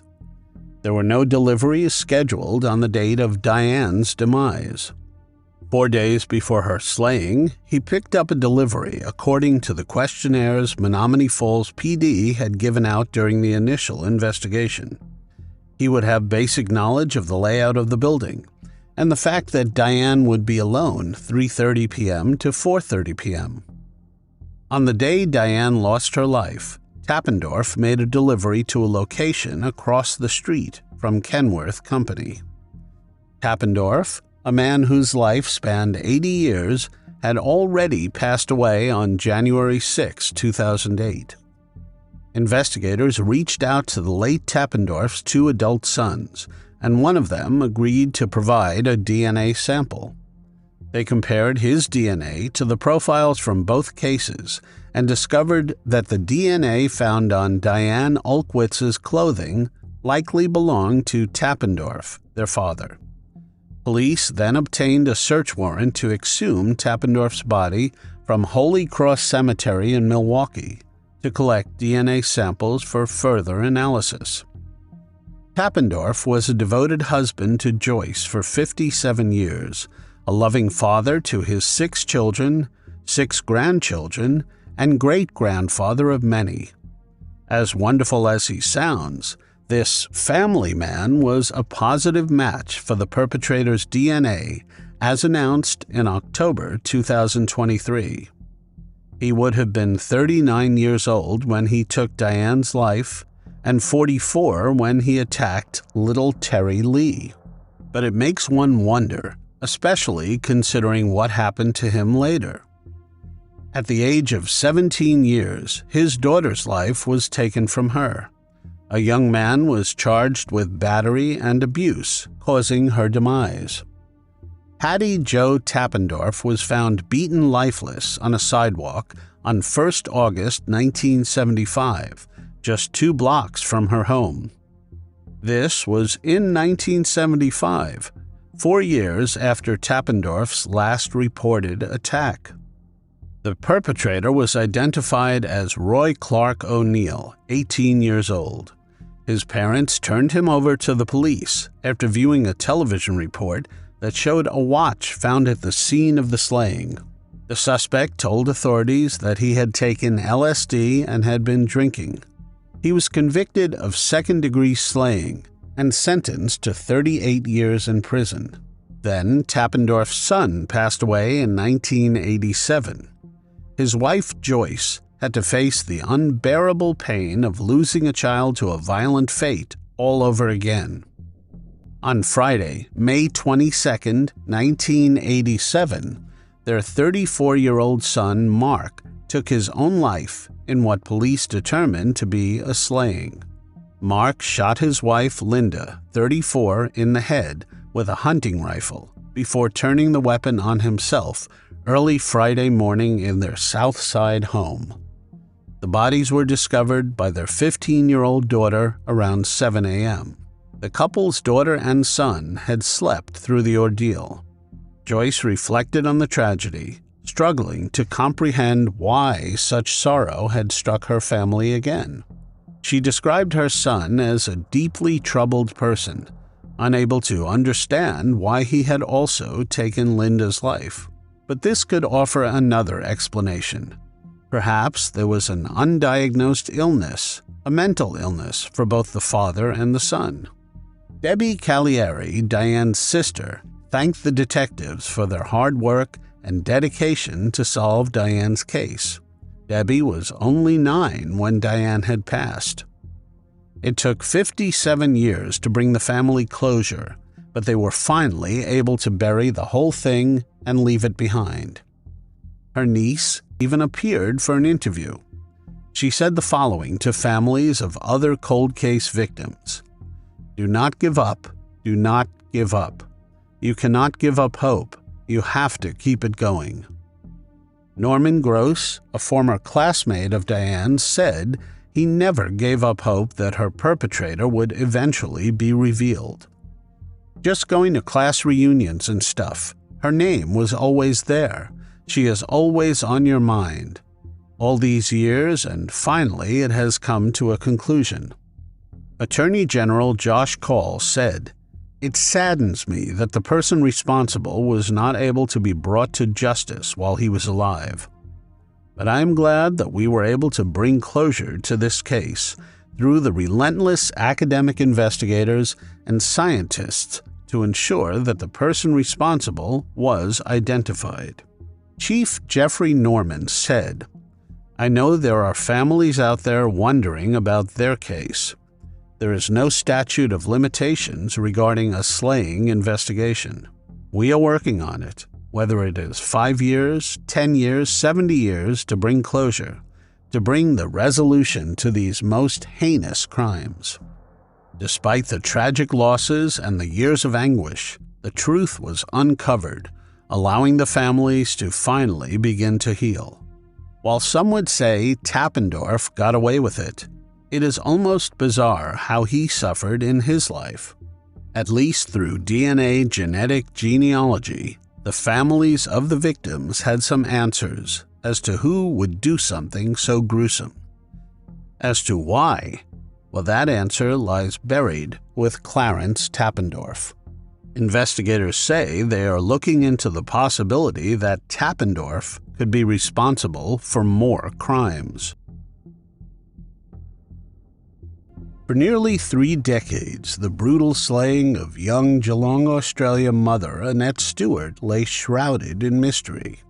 Her lifeless body was discovered in her bedroom in 1992, a cold case that seemed destined to remain unsolved, until an unexpected twist in the investigation of another, more recent slaying brought new hope. In the early 1990s, Annette Steward, a vibrant 29-year-old mother of 2, was a beloved member of the Geelong West community. Annette worked at the Winchester factory in Point Henry, where she was known for her cheerful demeanor and hard-working nature. She had a wide circle of friends and was deeply involved in the social life of Geelong West. Annette was described by her friends and family as full of life, always smiling, and willing to lend a helping hand to anyone in need.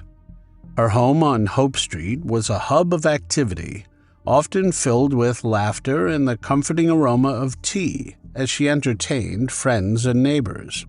As a single mother, Annette was dedicated to providing a loving and stable home for her children, 13-year-old Jacinta and 10-year-old Aaron. She balanced her responsibilities with grace, making sure her children felt supported and loved, despite the challenges of raising them on her own. On March 16, 1992, Annette started her day early, heading to her job at the Winchester factory in Point Henry. After finishing her shift around 4:30 p.m., Annette made a few stops in Geelong to run some errands and make some purchases. These routine activities were part of her everyday life and gave no inclination of the horrors that were to come. By early evening, Annette returned to her home on Hope Street. That evening, she invited 4 friends over for tea and to help her fix her television.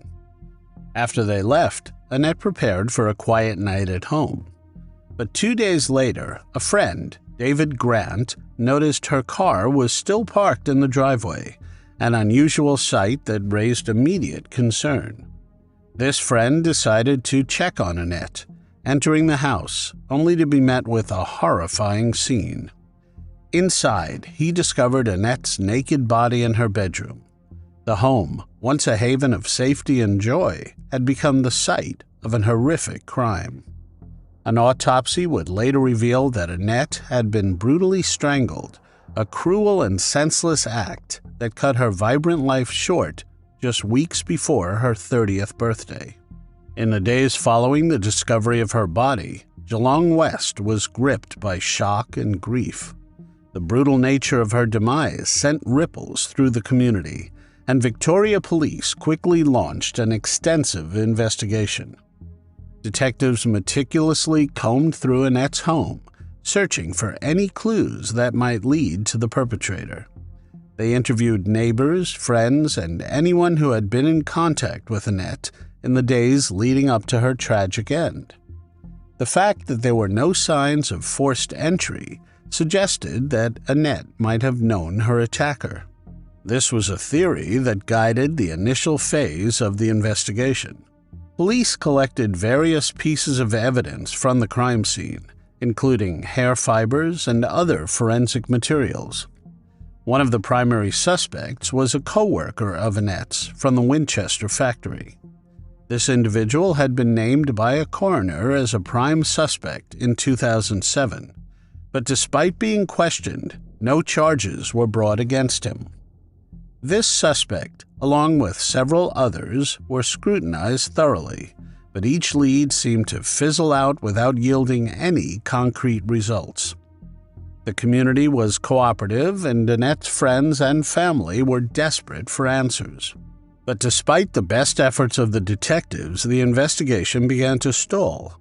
The absence of modern forensic technology and the lack of substantial evidence made it increasingly difficult to pinpoint the person responsible for the heinous crime. As the months turned into years, Annette's case gradually went cold. By the mid-2000s, it had joined the ranks of many other unsolved cases in Victoria Police's cold case files. Although the original investigators had exhausted all known avenues, Annette's family and friends never gave up hope for justice. In 2015, police offered a $1 million reward for information leading to a resolution in Annette's case. This reward brought in a flurry of tips and renewed public interest, but ultimately failed to produce any actionable evidence. The case remained open but inactive, with detectives waiting on any new information that might break the case open. Then, after nearly 3 decades of unanswered questions, the breakthrough in Annette Steward's case came from an unexpected source. It began with a phone call that reignited hope and set in motion a series of events that would lead to the end of one of Victoria's most perplexing cold cases. In 2019, Victoria Police received a tip-off that would prove to be pivotal. The caller claimed that the person responsible for taking the life of Annette Stewart at her home in 1992 was 56-year-old Darren Chalmers. The caller revealed to the police that Chalmers' brother Jamie had once confided in him that Darren Chalmers confessed. Chalmers was working as a gardener with a history of substance abuse, living in Perth, Western Australia. Chalmers was no stranger to the initial investigators of Annette's case. He had admitted to being inside her home on the day she was fatally attacked, but there was insufficient evidence to charge him at the time. Hair fibers collected from the crime scene and retested by cold case detectives yielded a faint DNA match to Chalmers. While this evidence was not strong enough to be used as definitive evidence in court, it confirmed his presence at the scene and renewed the investigators' determination. Fueled by this new development in a case that had long gone cold, Victoria Police collaborated with law enforcement in Western Australia to devise a plan to bring Chalmers to justice. Undercover operatives spent months ingratiating themselves with Chalmers, slowly gaining his trust. Their efforts paid off in January 2020, when Chalmers, believing he was among friends, finally confessed to violently ending Annette Steward's life. He said that he was one of the people invited to drink tea at her house, as he was friends with the man Annette dated at the time. He left after 45 minutes, but came back hours later saying he had no one to celebrate his birthday with and asking to come in. His birthday was a day earlier. Annette agreed, and they drank a bit before she said he could spend the night on her couch. An hour later, he rose, took the life of Annette by bashing her head 3 times with an iron before strangling her with a cord. He then left by the back door. During the same period, he also admitted to another eerily similar crime, the slaying of Diane Barrett, who had been missing since May 2019. Diane Barrett, a 60-year-old retired music teacher, was known for her kind spirit and love towards others. Living in Medina, a suburb of Perth, she often extended her generosity to her neighbors. Chalmers, who lived just 2 doors down on Ridley Way, was one such neighbor who had benefited from her compassion. On the evening of May 12, 2019, Diane invited Chalmers to her home for a meal. After dinner, she accompanied him to his house for a cup of tea. The friendly visit took a dark turn when Chalmers, without any provocation, launched a brutal attack.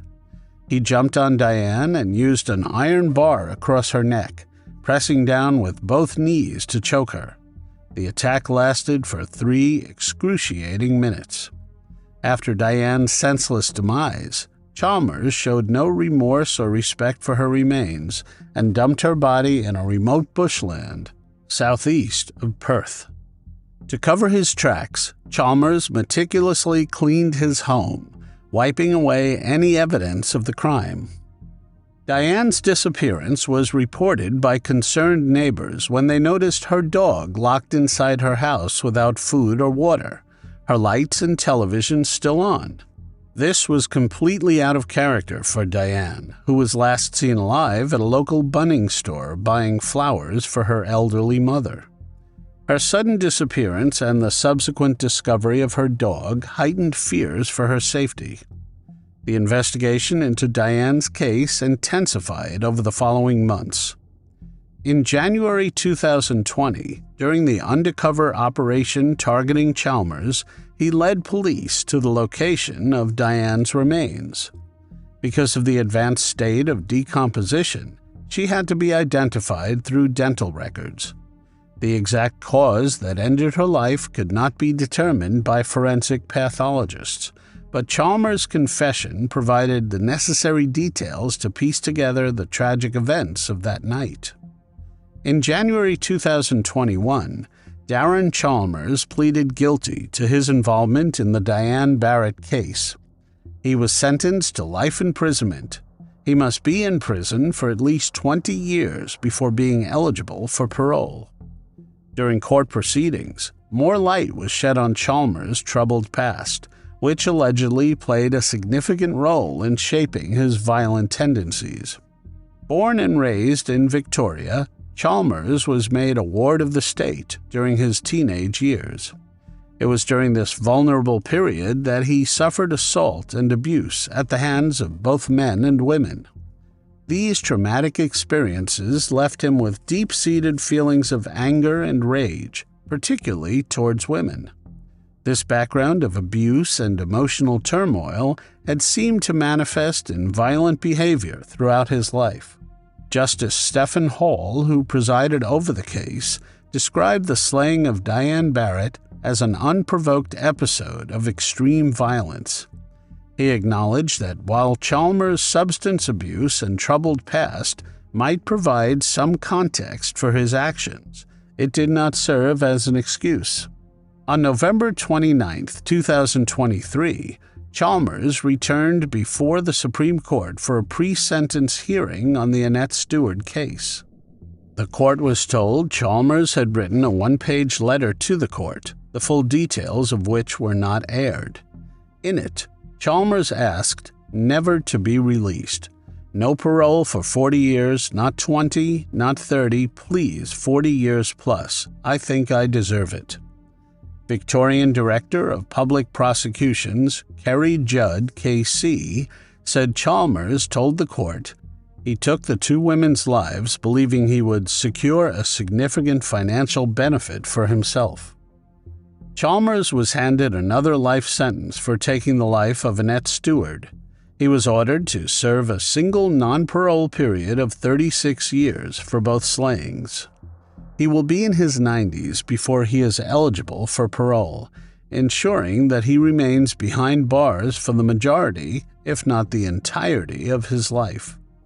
Separated by nearly 3 decades, the cases of Annette Steward and Diane Barrett are forever linked by their perpetrator, Darren Chalmers. The dedicated efforts of cold case detectives using undercover operations were key in solving these crimes. This allows the families of Annette Steward and Diane Barrett to find solace in the justice served.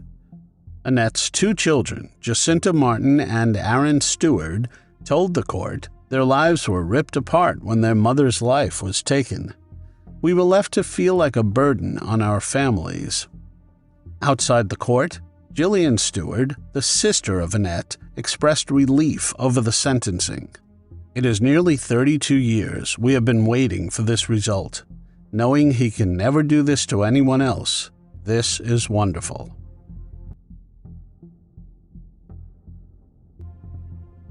On an April night in 1981, In Texarkana, Arkansas, the lives of two innocent children, Karen and Gordon Alexander, were brutally cut short behind the walls of their Carmichael Hill home. Stabbed repeatedly with a butter knife, the heinous crime remained a mystery that haunted the community for over 40 years. Then, just as all hope seemed lost, forensic evidence would bring the truth to the surface, a truth that would lead investigators to someone they trusted the most. In Texarkana, Arkansas, Karen and Gordon Alexander grew up in the warmth of a close-knit community during the 1970s. Their home on Carmichael Hill was seemingly filled with laughter and the love provided by their parents, Weldon and Vera Alexander. While their father worked hard at Cooper Tire and Rubber, their mother nurtured them with care and affection. Karen Alexander was a reserved 8th grader at College Hill Elementary. She was known for her reserved demeanor and the tendency to only speak when spoken to. With aspirations of becoming a nurse one day, Karen's gentle and caring disposition were evident to those that knew her, but her quiet and shy nature also concealed dark secrets. In contrast to his sister's reserved personality, Gordon Alexander had a vibrant energy and zest for life that endeared him to those around him. Despite facing more challenges in his 13 years than many people encounter in a lifetime, Gordon managed to keep his spirits high. Born with a congenital heart defect and enduring open-heart surgery as an infant, Gordon's short life had been marked by setbacks. This included a stroke that left him with limited mobility in his left arm and leg. Undeterred by his physical limitations, Gordon approached life with unwavering optimism and courage. Sadly, fate would deal Gordon another blow when a fall resulted in a broken hip, relegating him to a wheelchair during his recovery. By outward appearances, it seemed that the two siblings had an idyllic life with devoted parents. Unfortunately, behind closed doors, the family dynamic was much more sinister than anyone could have imagined. On April 8, 1981, a quiet morning in Texarkana, Arkansas, turned into a scene of horror that would haunt the community for decades. Weldon Alexander, the father of 14-year-old Karen and 13-year-old Gordon, returned home from his overnight shift at Cooper Tire and Rubber shortly after 7 a.m. When he arrived, he noticed something unusual. The screen door and the wooden front door were both open. Stepping inside, he was met with a gruesome sight. In the kitchen, Weldon found his son Gordon lifeless on the floor. In a panic, Weldon moved through the house and discovered his daughter Karen on her bed near the living room area. She was still alive, but seriously injured, suffering from multiple stab wounds.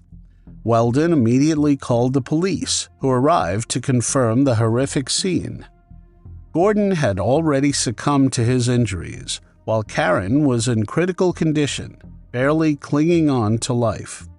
She was quickly transported to St. Michael Hospital, where she would tragically pass away 3 days later on April 11th, having never regained consciousness from a coma. An autopsy revealed that Karen had been assaulted in the hours leading up to her demise. Detectives noted that the weapon, a butter knife, had been left at the scene. Weldon admitted to officers that he had removed the knife from Karen's body and placed it on a nearby bookshelf, which accounted for his fingerprints on the weapon. In the immediate aftermath of the brutal slayings of Karen and Gordon Alexander, the Texarkana Police Department launched an intensive investigation. Officers combed through the Alexander home, meticulously documenting the crime scene and gathering evidence. The lack of forced entry suggested that the perpetrator was someone known to the family. Interviews with neighbors, friends, and family members were conducted, but the trail quickly grew cold. Their father reported that their mother, Vera, had been in a psychiatric ward at the time of the tragedy. With no clear suspects and little physical evidence to go on, the investigation stalled and the case went cold.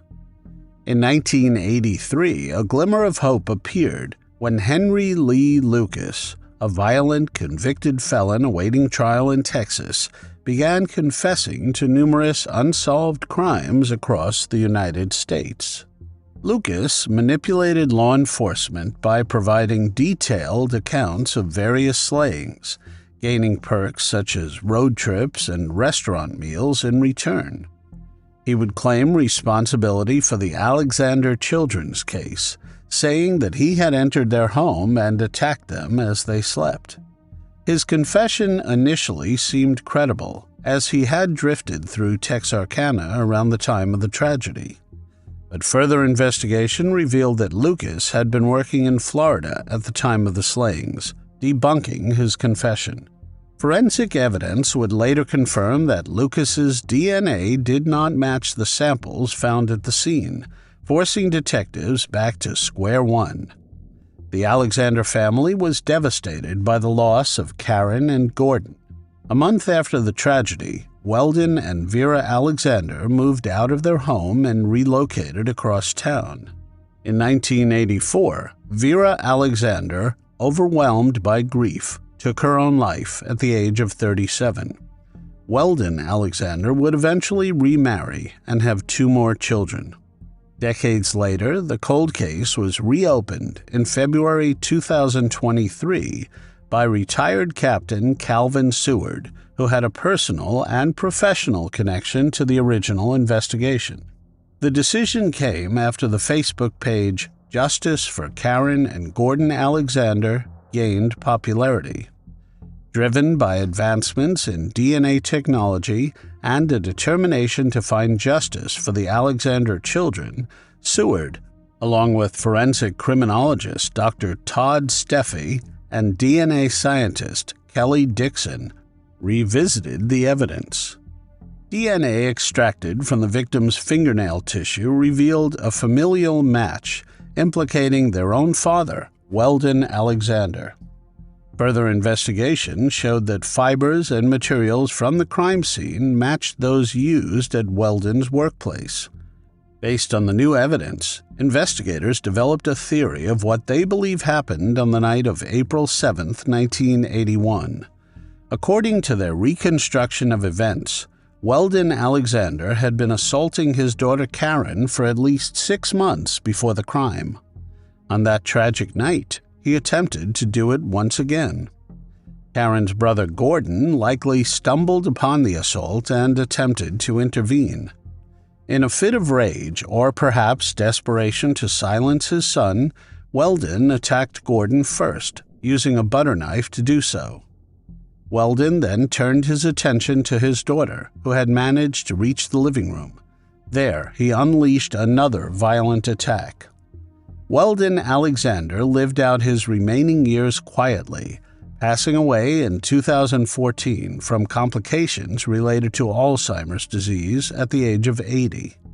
He lived a long life, and his passing was peaceful, 2 luxuries that he ruthlessly stole from his own children. It took 42 years, but the breakthrough in 2022, driven by the dedication of retired Captain Calvin Seward and his team, finally brought the truth to light.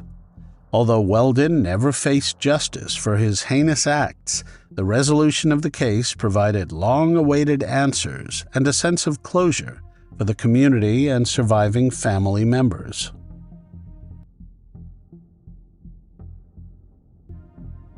In Jerome, Idaho, the unsolved slaying of 84-year-old Wilma Mobley cast a long shadow over the community for nearly 3 decades. Despite suspicions and investigations, the case remained cold until modern DNA technology revealed the identity of her perpetrator. Now, the quiet town is rocked once more as the truth behind Wilma's brutal demise finally comes to light. 84-year-old Wilma Mobley lived a quiet life in her modest home in Jerome, Idaho. Like many residents in small towns, she likely knew her neighbors by name, exchanged pleasantries with passerby, and found comfort in the familiar routines of daily life. But the tranquility of Jerome was shattered on the night of August 10, 1995, when Wilma's peaceful life was brutally disrupted and cut short. On that evening, Jerome police officers responded to a distressing call at Wilma's residence on West Avenue I, only to discover a scene of unimaginable horror. Wilma lay lifeless within her own home, the victim of a vicious attack that left her strangled and subjected to the brutality of an axe. The community was shaken to its core as news of the heinous crime spread like wildfire, leaving residents reeling with shock and disbelief that something so terrible could happen to an innocent elderly woman who never harmed anyone. Investigators narrowed the list of suspects down to 3 people, but one figure stood out from the rest: 34-year-old Danny Lee Kennison. Kennison was a neighbor with a troubled past and a penchant for erratic behavior. Suspicion swirled around him, with many believing that he must have been involved in some way. Kennison's actions in the aftermath of Wilma's brutal slaying painted a portrait of guilt in the eyes of investigators. Kennison's efforts to eliminate evidence, moving from his residence, altering his appearance with a fresh haircut and shaven beard, cast an even larger shadow of doubt over his innocence. Investigators believed Kennison to be the prime suspect in the case and even sought out an arrest warrant. Unfortunately, the prosecutor felt that the evidence was too insufficient at the time, and the case ground to a halt. With the investigation nearing a standstill, there was a looming fear that Wilma's case would remain unsolved, leaving her loved ones and the Jerome community in a state of lingering uncertainty. Former Jerome County Sheriff and Detective Chatterin first delved into the case in 1999, remaining on it until 2001. His frustrations grew as the absence of critical evidence, such as fingerprints or a suspect's blood sample, hindered progress, leaving the case in a frustrating state of limbo. In 1998, there was a small glimmer of hope in the case when Kennison's wife pointed fingers at him, alleging he confessed to Wilma's slaying. Her testimony was later retracted, casting doubt on its reliability. Even with Kennison's questionable past and shaky alibi, the investigation hit another end. For investigators and the community of Jerome, it seemed that this was a case that would never be solved, and as the years dragged on, the hope for justice seemed to dim. Until a break in the case came nearly 30 years after the crime took place. The breakthrough came after Detective Wagner took charge of the case in June 2022. With a fresh perspective and renewed determination, he meticulously reviewed the evidence, seeking overlooked details and potential leads. By the end of July, it became evident that a deeper investigation was warranted. In February 2023, the case was officially reopened, marking a significant milestone in the pursuit of justice for Wilma Mobley. The renewed efforts aimed to uncover the truth and bring closure to a long-standing mystery that had haunted the community for years. Then, in March of the same year, the Idaho State Police Forensic Lab delivered a breakthrough. Advancements in DNA technology enabled meticulous analysis of the evidence. This ultimately led to the conclusive identification of Kennison as the perpetrator. For Wilma's family, the truth behind who committed such a heinous crime brings a bittersweet solace, providing a semblance of peace after years of questions and anguish. It took nearly 30 years for Wilma's case to be solved, and yet there is still a small sense of injustice. Even with the confirmation that her neighbor, Danny Lee Kennison, was the perpetrator, his fate brings no retribution for her loved ones. In 2001, Kennison took his own life and evaded the consequences of his actions, denying Wilma's family the opportunity for proper closure through the justice system. In 1984, Donna Macho stayed with her family in New Jersey. She was only 19 years old, but worked 2 glamorous jobs: a legal secretary during the week and a part-time model aiming to be a professional one day. Donna was a beautiful blonde, the kind everyone wanted to be friends with, but her beauty did not stand in the way of her kindness. She lived in East Windsor, Cherrybrook Lane with her mother, Betty, stepfather Ronald, and little sister Julie. Julie not only resembled her sister, but she aimed to be just like her one day. The eldest sister, Tony, had recently moved out, so the Machos were not ready to let go of Donna just yet. Her parents had given Donna the privacy to live in the basement, and she could come and go as she pleased, as she had a separate entrance. But this very fact would prove to be a vital part of the tragedy that ensued. It was February 26, 1984, a typical Saturday night at home. Donna did not have any plans, but she did have to run an errand for work the next morning. 14-year-old Julie came home and saw her sister's car parked in the driveway, meaning she was home. She was excited as she wanted to spend time with her big sister. Donna let her stay in the basement, watching horror movies till the early morning hours. When it was 2:45 a.m., Julie was done for the night and went up to her room to go to sleep, leaving her big sister watching TV alone. Betty and her husband were asleep in their bedroom, and Julie went to sleep shortly thereafter. There was nothing to suggest a struggle or commotion. The next morning, Donna was missing from the breakfast table. Her family assumed she had gone to work for the office job that was pending. They thought nothing of it, as Donna often came and went as she pleased. The entire day was uneventful and dinner time rolled around. That is when Betty got seriously worried. It was not like Donna to be gone so long without telling her family. She never even stayed the night anywhere. She always had dinner with her family unless she had plans. Betty thought perhaps Donna had come home and she missed it somehow. But as she descended the stairs to her daughter's basement room, she was surprised to see it was a mess. Donna was not there, but everything had been hurriedly tossed around. There were clear signs that there had been a struggle. Donna was a very organized, neat girl, so this was out of character.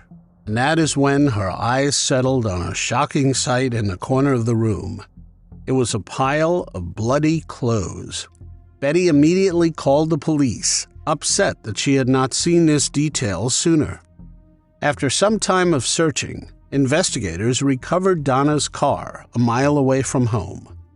The black 4-door 79 Chrysler was parked on the side of Millstone Road, near the Cranberry border. All the doors were open, but even more shocking were the bloodstains all over the car. From the upholstery to the ceiling, there was blood everywhere.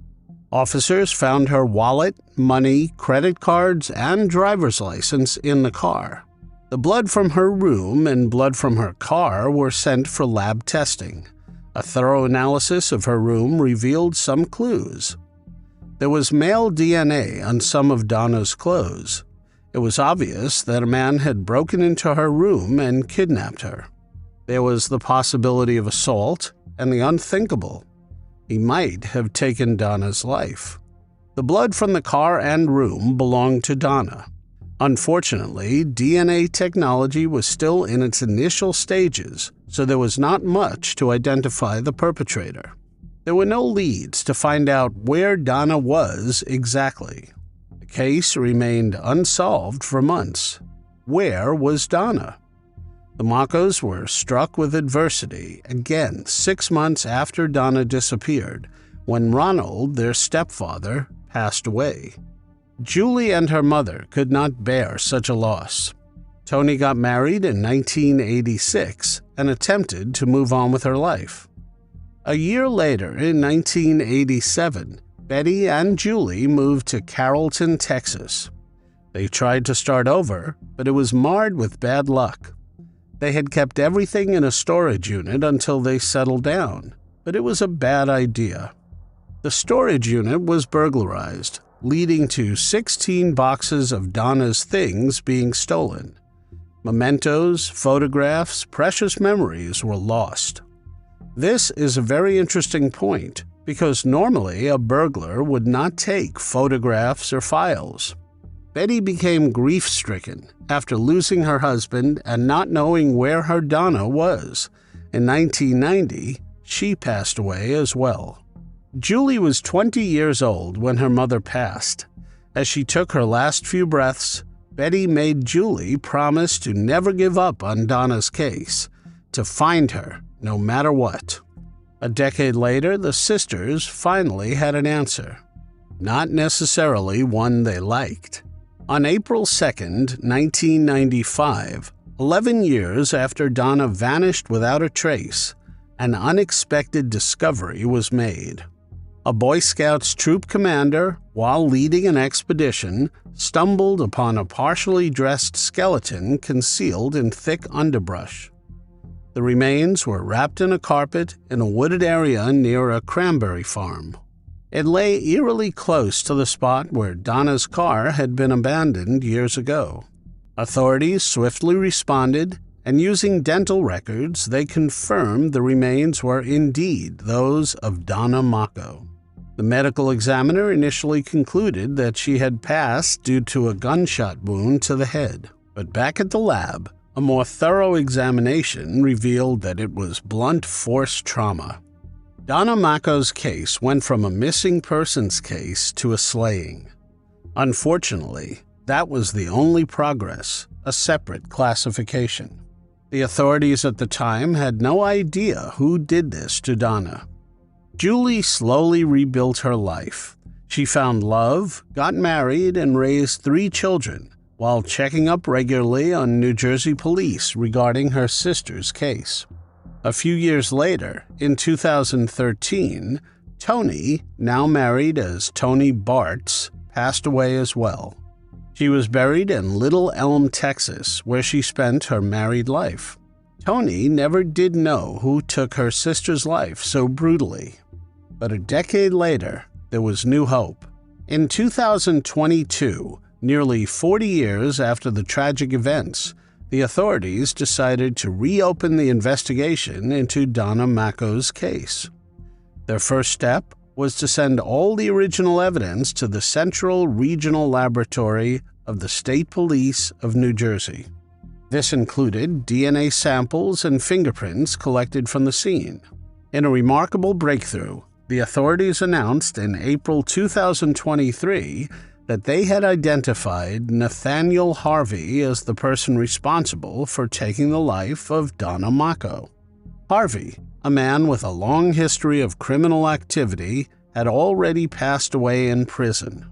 The crucial evidence came from the male DNA found in Donna's apartment during the initial investigation in 1984. This trace, which had no innocent reason to be there, ultimately led to the long-awaited resolution of the case. It was revealed that Harvey, who worked on the cranberry farm, who had been a person of interest initially, was the perpetrator all along. Officers at the time were unable to build a case against him as there was no DNA technology involved at the time. Harvey was arrested for a series of abuses many times over the years, but one thing that put him behind bars was a horrendous crime he committed in June of 1985. A 37-year-old widow named Irene Schnapps was found slain in the bedroom of her Plainsboro apartment. Her body was discovered by a co-worker who, concerned after several days without contact, decided to check on her. Investigators concluded that Irene had been fatally struck on the head with a metal object. They found a bloody fingerprint on her pillow and a footprint on the floor, evidence that painted a grim picture of the crime. The lack of forced entry led the police to believe that Irene's attacker was someone she knew. This line of thinking directed their suspicion toward Peter, a neighbor known to have feelings for Irene. However, despite their initial focus on him, no substantial evidence was found linking Peter to the crime. He was eventually cleared as a suspect. Attention then shifted to Nathaniel Harvey, a notorious criminal known for breaking into homes and attacking women. During questioning, detectives noted that Harvey's shoe size matched the footprint found at the crime scene. Additionally, they discovered a Seiko watch belonging to Irene in Harvey's car. After 3 days of intense interrogation, Harvey confessed to taking her life. However, a critical error occurred. The confession was not recorded. Harvey later recanted his confession, claiming he was not involved in Irene's demise. Despite this, the evidence against Harvey was compelling enough to convict him. He was sentenced to life imprisonment for Irene's slaying. Harvey remained in prison from his arrest in 1985 until he passed away in 2020 in Southwood State Prison, despite multiple appeals. Julie Macho is now Julie Berger. She was 54 years old and a grandmother. She had also been an elected official who served on the council in the town of New Fairview, Texas. She was not expecting to find out the truth about her sister when she got that phone call from New Jersey police. Julie had kept in touch with people in East Windsor through the Heights Town High memorial page on Facebook to help push her sister's investigation. She sometimes gets angry at herself for not staying up with her sister. Perhaps if she had stayed, would anything have changed? But it is possible that Julie, being a child herself, would have lost her life anyway. For years, her family had gone to trackers, private investigators, and psychics just to know what happened to their lovely Donna. Having a name finally brought some amount of closure to her. Julie will always fondly remember the day when she and her husband went to pick up the remains of Donna, since the investigation was finally over. A small ladybug flew onto her arm, and in a moment of solitude, she truly believed it was Donna reaching out to her, as if she is grateful and finally at peace. On the evening of March 8, 1982, Susanna Brown attended a Tupperware party near their home in Abilene, Texas. Her daughter Francesca stayed at their neighbor Katie Spivey's house. Francesca asked Kathy if she could have a sleepover. Kathy, being a mother, said it was a school night and they could do something over the weekend. After picking up Francesca around 8:30 p.m., Susanna returned with her to their home. The next morning, Billy Brown came home from work. It was nearly 3:20 a.m., and in the dark, he had no idea of what horrors awaited him. As he turned on the light switch, the first thing he saw was blood, and then he saw his wife Susanna lying lifeless, half hidden under the bed. He walked past the living room phone and went to the kitchen to call 911. The officers discovered his 8-year-old stepdaughter, Francesca Antoinette Martinez's body in the house. It was a grim discovery, yet law enforcement officials noticed something odd. Susanna was discovered lying face up in her bedroom with a lamp cord, still attached to the lamp, wrapped around her neck. Her daughter was also a victim of ligature strangulation, found in her bedroom with a phone cord cut in 2 places around her neck. The ligatures used to slain Susanna and Francesca were both items already present in a house, indicating a crime of opportunity rather than premeditated slaying. Strangulation, being a highly expressive and personal means of ending the life of a person, suggests that the suspect likely knew the victims. The medical examiner later announced there was male DNA fluid present in Susanna's mouth. However, it appeared to have been rinsed off, so it could be consensual, and there was no way to relate it to the crime in question. There were 3 large lacerations on Susanna's head, meaning whoever strangled her also struck her thrice with the lamp on the left side of her head. Her white V-neck t-shirt was torn a little, as was her bra. Her blue shorts were pulled down and around her ankles, but there was no presence of assault. It was noted that little Francesca had been hiding under the bed. The way her body was found, it appeared the attacker found and dragged her out.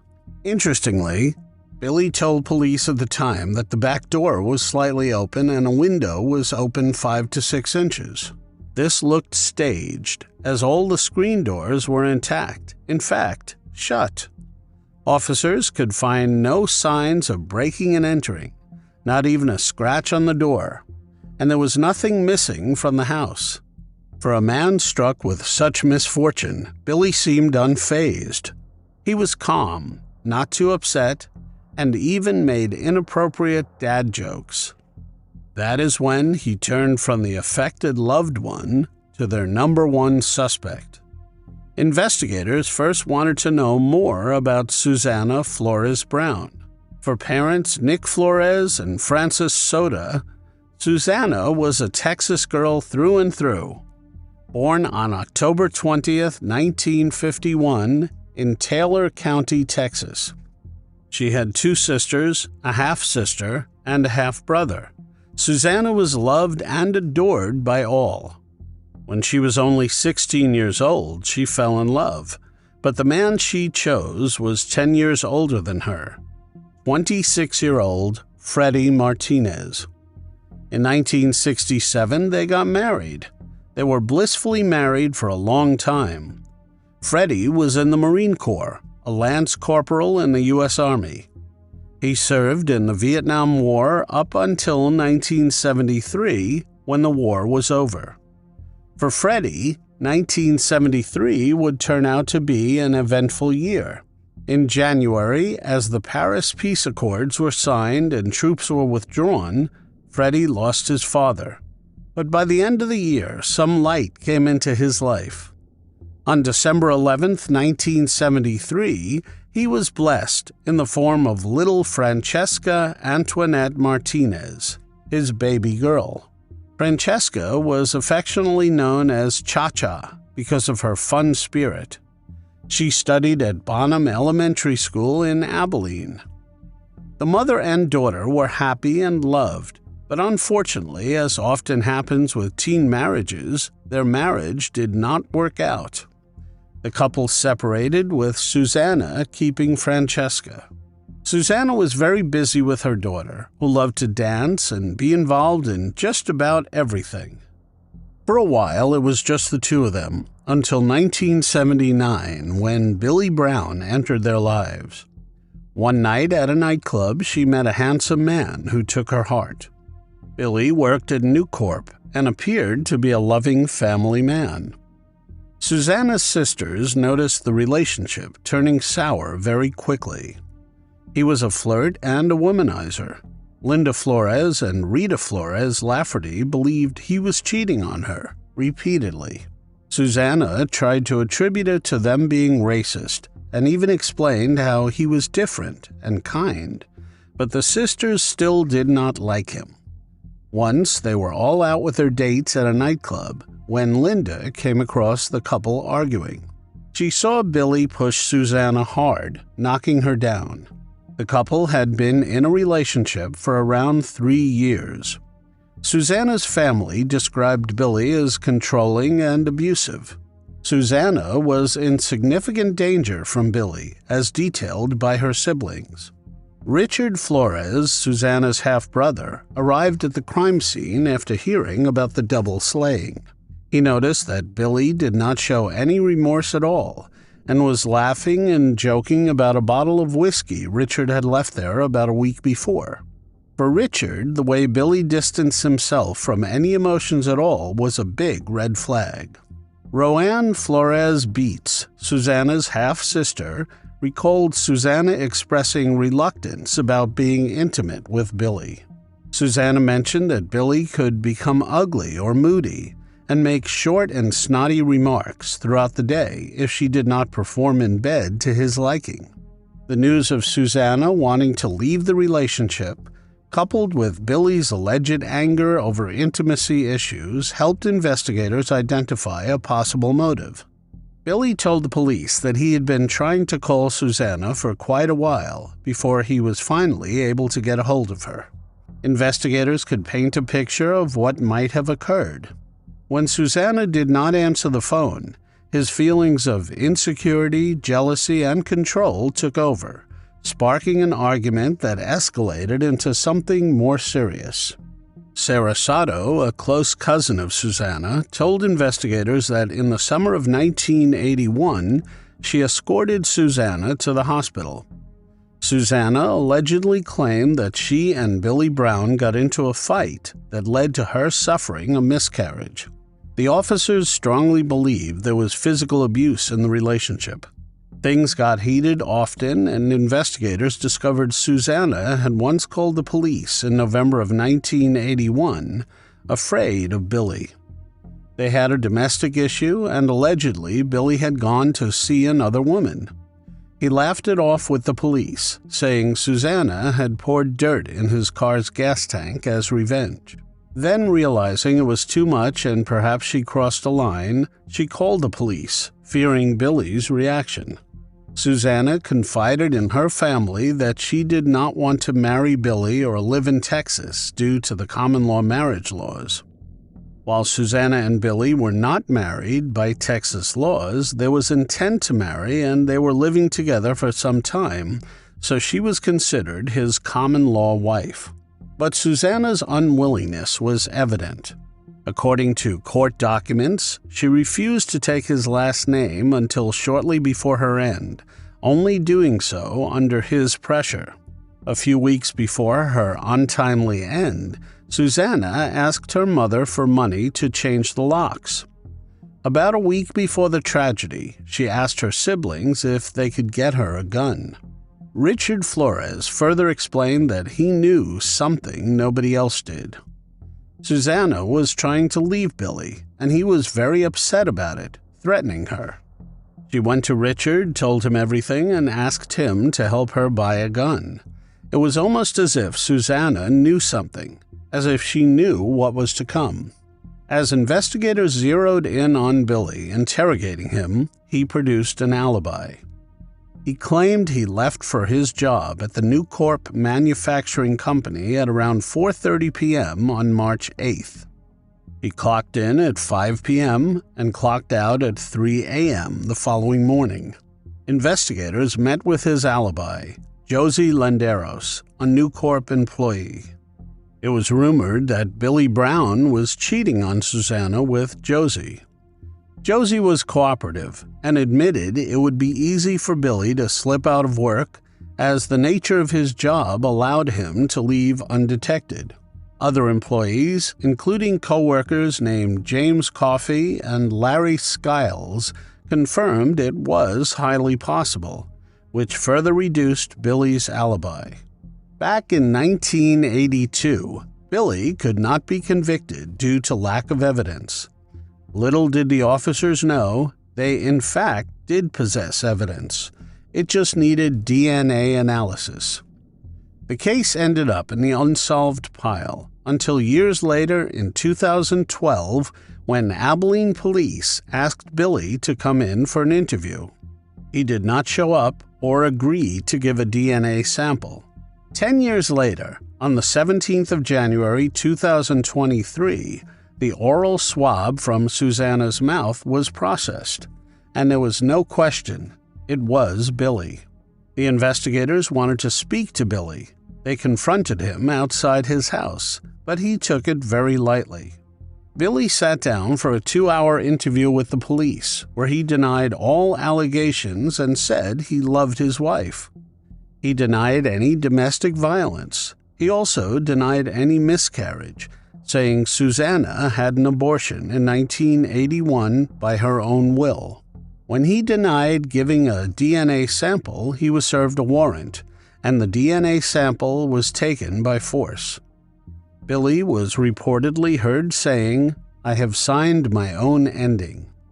He also claimed that since breaks at work were only 30 minutes long, he could not have made the drive back and forth to their Abilene home to commit the crime, since it took 18 minutes to drive one way. He also passionately denied any relations with Susanna, saying he did not enjoy this particular act in bed. He was not aware that the officers had carried out a DNA analysis. It was Billy's bodily fluid in Susanna's mouth. Despite this, he profusely denied having done the deed with Susanna. He also said that it was possible Susanna was cheating on him with her ex at the time, trying to turn the police elsewhere. He said he got fried chicken for dinner, ate with his family, and left for work. When officers asked him why he did not call the police from the living room phone, he did not miss a beat and retorted with, "Did Francesca not have a phone cord around her neck?" There was no question about it. The perpetrator was Billy. Officers then had a clear picture. Billy had calculated the entire thing, slipped out of work, and taken Susanna's life. He then slayed Francesca, leaving no witness behind. On October 27, 2023, 2 days after speaking with Susanna's sisters, police arrested Billy Brown on the charges of ending someone's life. But he was released on a $200,000 bond the very next day. Billy said he suspected Susanna was cheating on him with her ex, and that was the only thing he was concerned about knowing all these years later. When reporters tried to get him to say something, Billy simply laughed it off. Susanna's sister, Linda, tearfully said the following, "I did not have my hopes up because it has been so long, and I just thought, there is no way they can do this. It has been 41 years. To hear this news, it is just unbelievable. It is like a dream. A trial date has yet to be set for the case. 41 years later, Susanna and Francesca just might get justice after all." In the rural landscape of southwest Missouri, an abandoned farmhouse held a dark secret for 3 decades. Discovered by a couple in December 1990, the decomposed remains of a young woman lay bound and discarded. This discovery would turn into a haunting mystery that would come to be known as the Grace Doe case. For 30 years, her identity remained elusive, despite the tireless efforts from investigators. As advances in DNA technology and forensic genealogy began to uncover the secrets of the past, a breakthrough finally came. It shed light on a case that had haunted a community who provided long-awaited answers to who Grace Doe truly was. On December 2, 1990, Randy and Linda Groller made a grim discovery while searching for cans along Oscar Talley Road, near the border between Pineville and Anderson in Missouri. What the couple found was far more unsettling than discarded items. A skull near a farmhouse lying in the grass, accompanied by scattered bones and the victim's clothing. The coroner's examination revealed that the victim was likely in her 20s and had met a particularly brutal end. She had been bound with an array of materials, including nylon and lead ropes, coaxial and telephone cables, paracord, and clothesline. These were all signs of the cruelty inflicted upon her. The discovery sent shockwaves through the community, as residents grappled with the realization that such brutality could happen in their midst. Law enforcement agencies, including the McDonald County Sheriff's Office, Coroner's Office, Missouri State Highway Patrol, Benton County, Arkansas Sheriff's Office, and University of Arkansas anthropologists, all came together in pursuit of justice for Grace Doe. Detectives were told that it may be by the grace of God that her identity would be found. Despite the meticulous examination of the crime scene and the tireless efforts of investigators, the identity of the victim remained a baffling mystery. The circumstances surrounding her demise, a possible assault, and a brutal slaying, estimated to have occurred approximately 2 months prior to her discovery, only gave investigators more questions that they had no answers to. The presence of military-grade paracord among the bindings did offer a clue. In the 1990s, it was exclusively sold to the military. Detective Laurie Howard, who worked the case for years, also uncovered a disturbing detail. A 10-year-old boy had reportedly stumbled upon the remains about a month before the Growlers, but his claims were dismissed by his family. Unfortunately, the boy's identity and the exact timing of his discovery remained unknown, leaving uncertainty surrounding the timeline of events. Lieutenant Michael Hall, who would work on the case for 15 years, later speculated that the victim was likely brought to the location rather than being kept there. The remote road, though secluded, was not far from state highways in 1990, making it accessible, but not necessarily familiar to the perpetrator. Investigators initially believed that the perpetrator was from the area, but later reconsidered, suggesting that they might not have known the farmhouse well. Over the years, Sheriffs Schlesman, Evanson, and Hall continued efforts to solve the case, and more than 200 leads were investigated, but none produced solid evidence. The case went cold, and detectives continued to search for Grace Doe's identity with little success.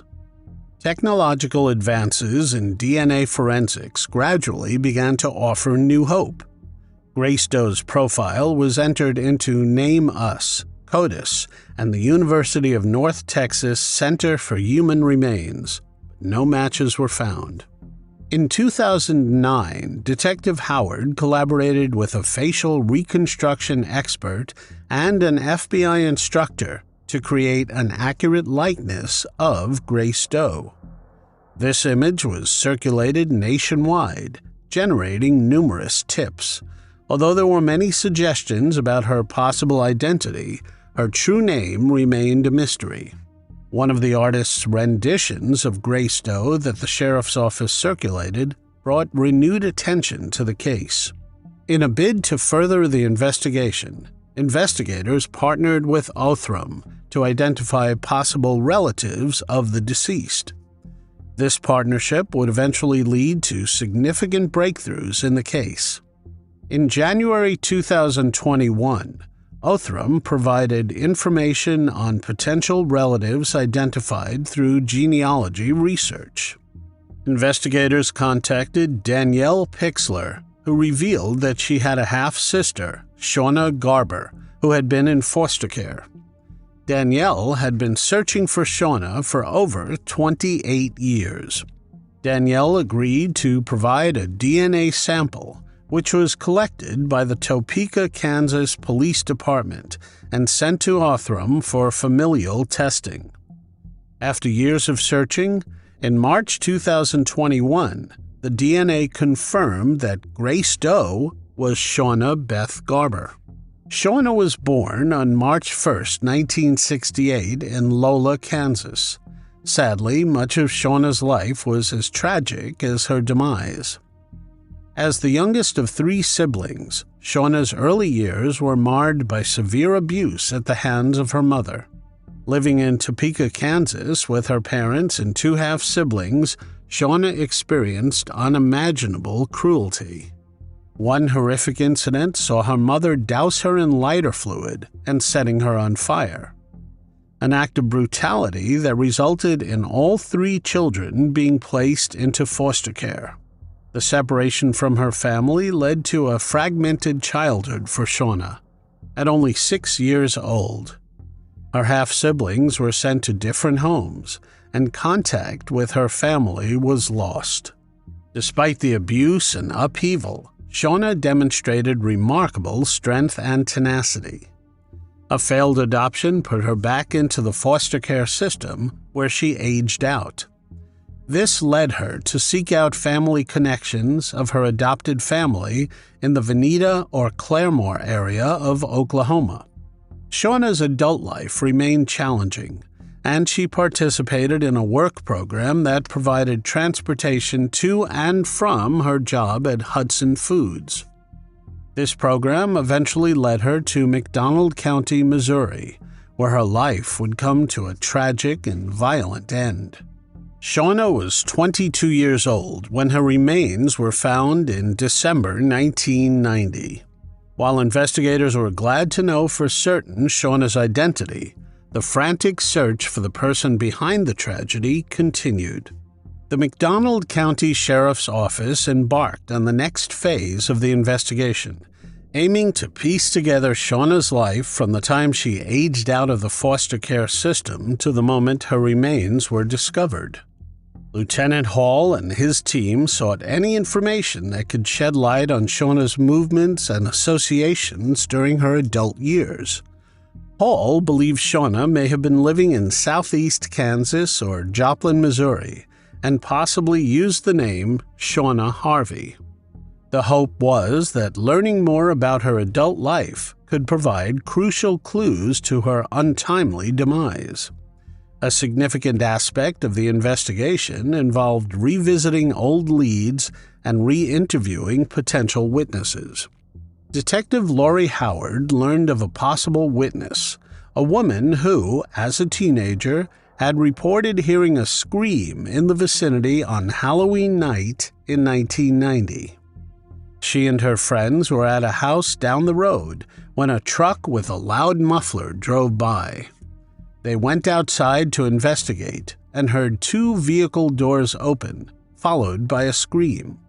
Then a single door slammed and the truck drove off. Whether this incident was related to the demise of Grace Doe was uncertain. The fact that the truck sped away quickly suggests the area might have been used simply as a dump site, but the witness's report of a scream complicates this theory. The scream implies that the victim might have been alive at the site. One theory that detectives pursued was the involvement of known serial perpetrators. Notably, BTK, or Dennis Rader, was considered a potential suspect due to his history of binding his victims in a similar manner. Rader, a city code inspector in Kansas, was arrested in February 2005 and would ultimately confess to 10 slayings in the Wichita area. He would be sentenced in August 2005 to 10 consecutive life prison terms. While there was no direct evidence linking Rader to Shauna, investigators did not rule out the possibility and interviewed him as part of their comprehensive review of the case. When Sheriff Rob Evanson spoke to him, Rader denied any involvement in Shauna's case. As the investigation continued, the diligent efforts of investigators eventually led to the identification of a suspect, Talfie Reeves. Reeves, who passed away on November 15, 2021, was well known to law enforcement and had a reputation within the local community. Reeves lost his life at 58 years old from injuries sustained in a motor vehicle accident. According to detectives, they believe Reeves had allegedly picked Shauna up from the Tanglewood or Ginger Blue area along Missouri State Highway 59. Then, he would bind her wrists and feet in a hog-tied position before moving her to the abandoned farmhouse, where her remains would eventually be discovered. There, it is believed, he assaulted her and administered a fatal overdose. While Reeves's passing prevented the possibility of bringing him to justice, investigators were confident in the evidence pointing to him as the person responsible for brutally cutting Shauna's life short. Statements from witnesses and sources, combined with physical evidence, built a compelling case against him. Reeves had been on law enforcement's radar since the beginning, as he was a menace to the community and served time in prison. However, there never was any evidence to tie him to the victim or the crime scene.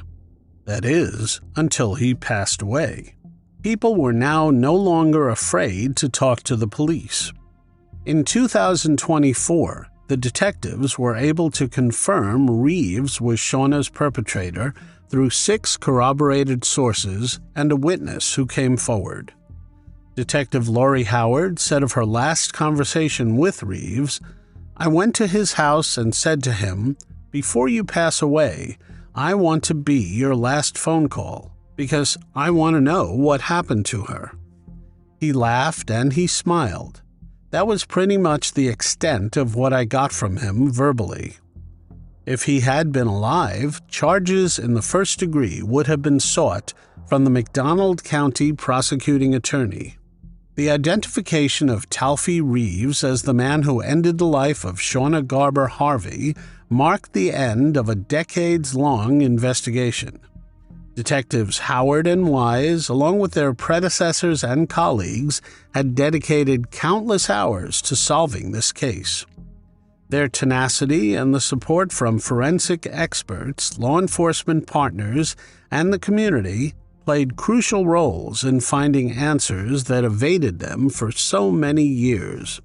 The McDonald County Sheriff's Office expressed gratitude to everyone who contributed to keeping Shauna's story alive over the past 30 years. The combination of advanced DNA technology, forensic genealogy, and diligent detective work ultimately led to this breakthrough. It changed the case status from an open investigation to being cleared by exception. Danielle Pixler, Shauna's half-sister, said, "I am just happy it is solved. I was 3 months old when we all got taken from my mom." She blames her mother for what happened to Shauna. Rob Ringwald, her brother, said, "Growing up without her, there was always just a hole in my life that I could not fill." Rob said Shauna was born 2 days before his 2nd birthday. When he turned 18, he started looking for her. When he got married, his wife made it a mission. It was devastating just to find out that she had been sitting in a box for 30 years. Once Shauna's remains were identified, they buried her in Buckland, next to her great-nephew. Though Shauna's life and demise were a tragedy, finding the truth provides some measure of closure for her loved ones and those that never stopped seeking justice on her behalf.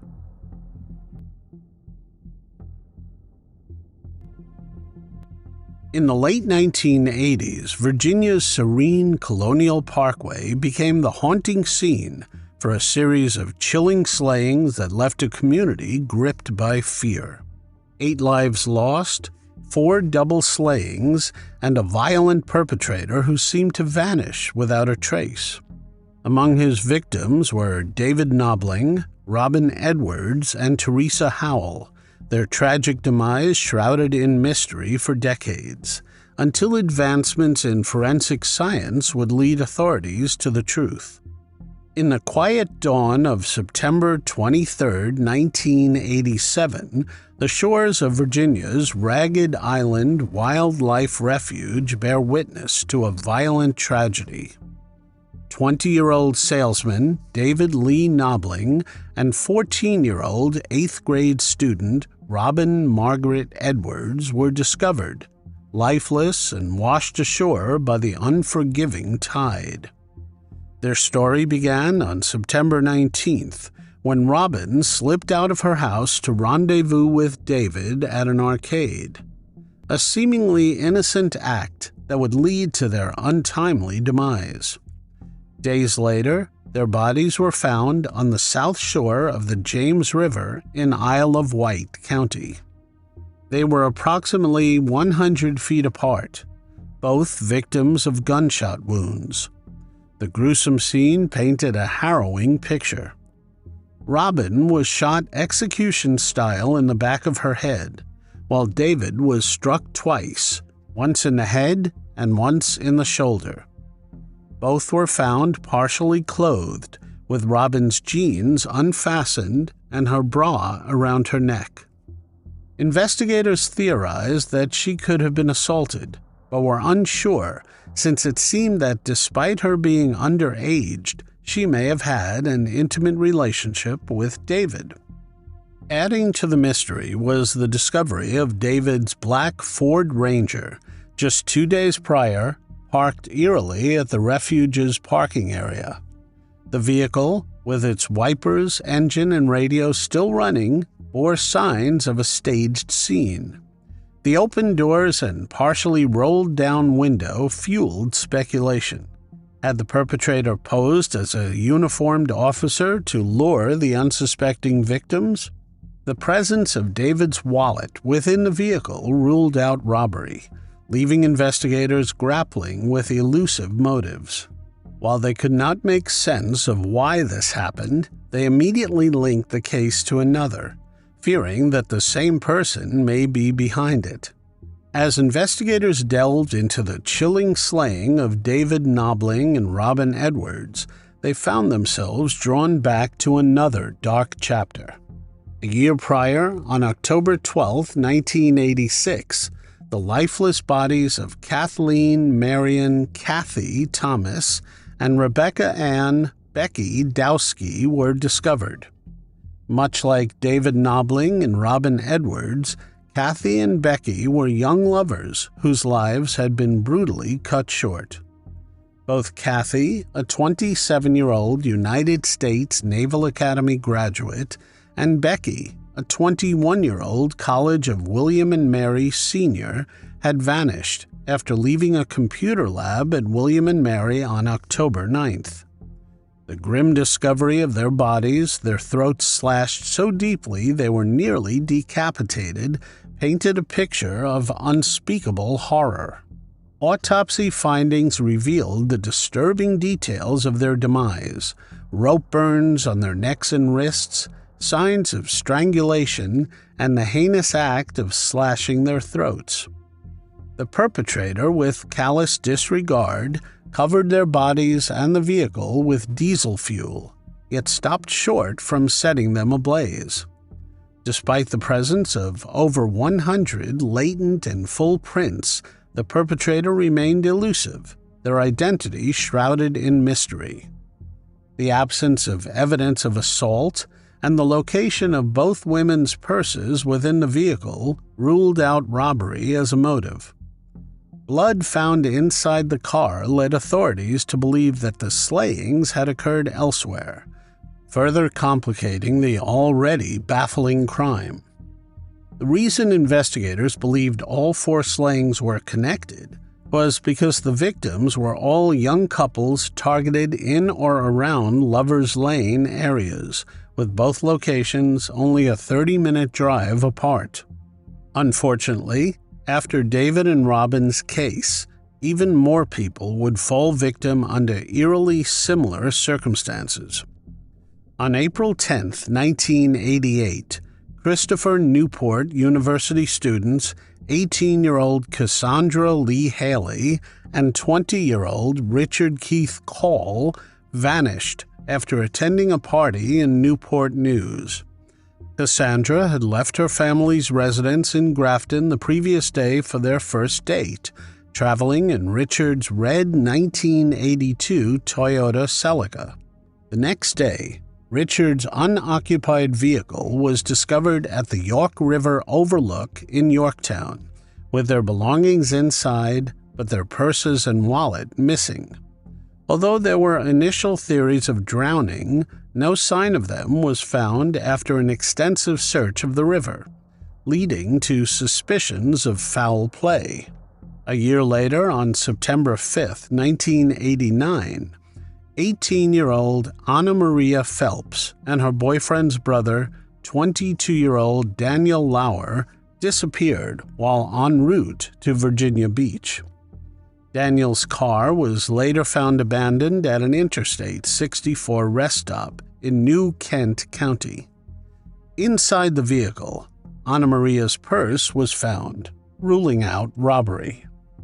Then, on October 19th, their bodies were discovered by hunters in a wooded area along Interstate 64 between Williamsburg and Richmond. Though the cause of demise remained undetermined due to decomposition, evidence suggested possible stab wounds on Anna Maria's bones and abdomen. A note found in Anna Maria's apartment in 2010 hinted at a mysterious meeting at a rest stop. Despite exhaustive efforts by law enforcement, including searches of the areas where the victims were last seen and appeals to the public for information, crucial leads remained elusive. Years passed with no significant breakthroughs until January 2024, when authorities announced a significant development. DNA evidence conclusively linked the slayings of David Knobling and Robin Edwards to a man named Alan Wade Wilmer Sr. He was a local fisherman who had passed away in December 2017 at the age of 63. He owned a small 1976 wooden commercial fishing boat called the Denny Wade. During the time of the slayings, he worked as a fisherman, farming clams and oysters. He also ran a business called Better Tree Service. He was also known to be an avid hunter and belonged to a hunt club in the Middle Peninsula region.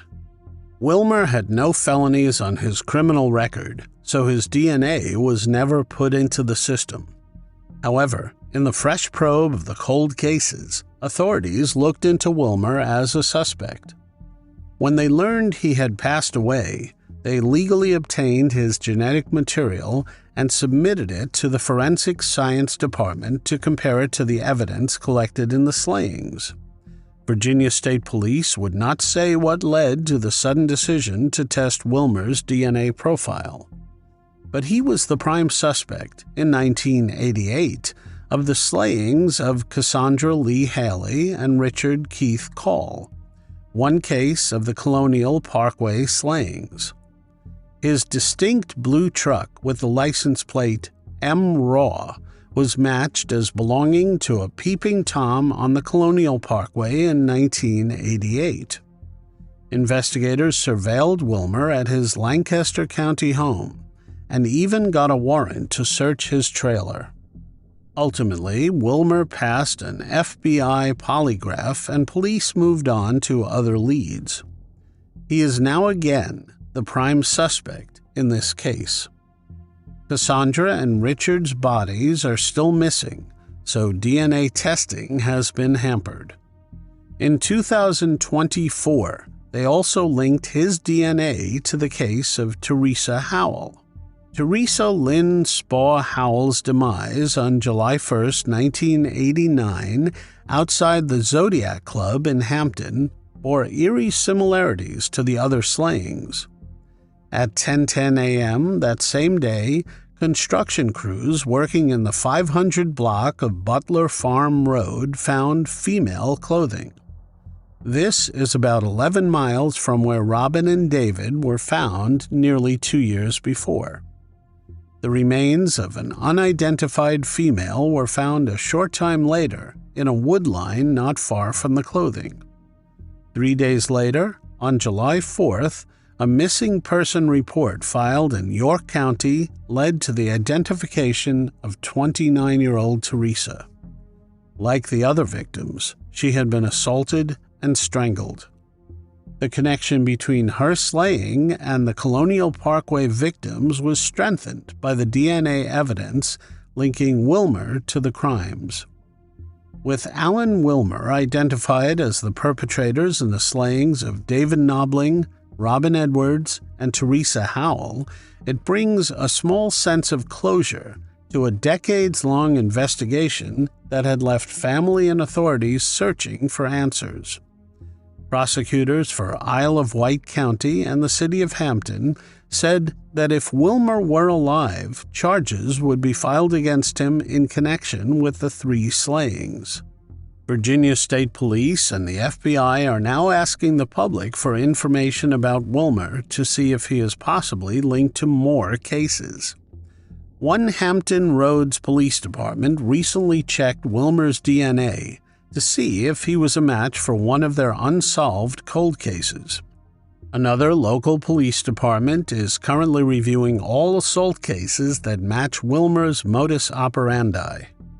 And a third local police department spent part of January reviewing more than a dozen cold cases from the 1970s and 80s to see if Wilmer was ever on their radar, and whether he could be considered a suspect today. But a legal loophole is leaving a potential trail of unsolved crimes unexplored. Virginia State Police says state law requires someone to have a conviction on their record before their DNA profile is entered into the government-run CODIS, and a conviction is something that this man will never have. Although DNA evidence has not yet been confirmed for all cases, law enforcement remains dedicated to exploring all avenues and leveraging advancements in forensic technology to bring closure to these unsolved cases. Media coverage of the Colonial Parkway slayings has been extensive over the years, with various outlets and platforms shedding light on the unsolved cases and the ongoing investigations. A joint statement from the Nobling and Edwards families were released, which thanked the investigating law enforcement agencies. The statement said, "For 36 years, our families have lived in a vacuum of the unknown. We have lived with the fear of worrying that a person capable of deliberately taking the lives of Robin and David could attack and claim another victim. Now we have a sense of relief and justice, knowing that he can no longer victimize another. His passing will not allow us to seek out the answers to countless questions that have haunted us for so long." How could a cherished 96-year-old woman fall victim to a brutal crime? What sinister motives lurk behind the facade of friendship and trust? Violet Evelyn Alberts was a vibrant woman beloved by her community. Her tragic demise on May 27, 2022, uncovered a web of deceit and greed. How did her life, filled with warmth and joy, come to such a shocking end? Violet Evelyn Alberts was a 96-year-old widow staying in Montecito, California. She did not have any immediate family nearby. Violet relied on her friendships and connections within the neighborhood to achieve a sense of belonging in the tight-knit community. Her home was a cozy, welcoming space where she often hosted gatherings, sharing stories and laughter with her neighbors.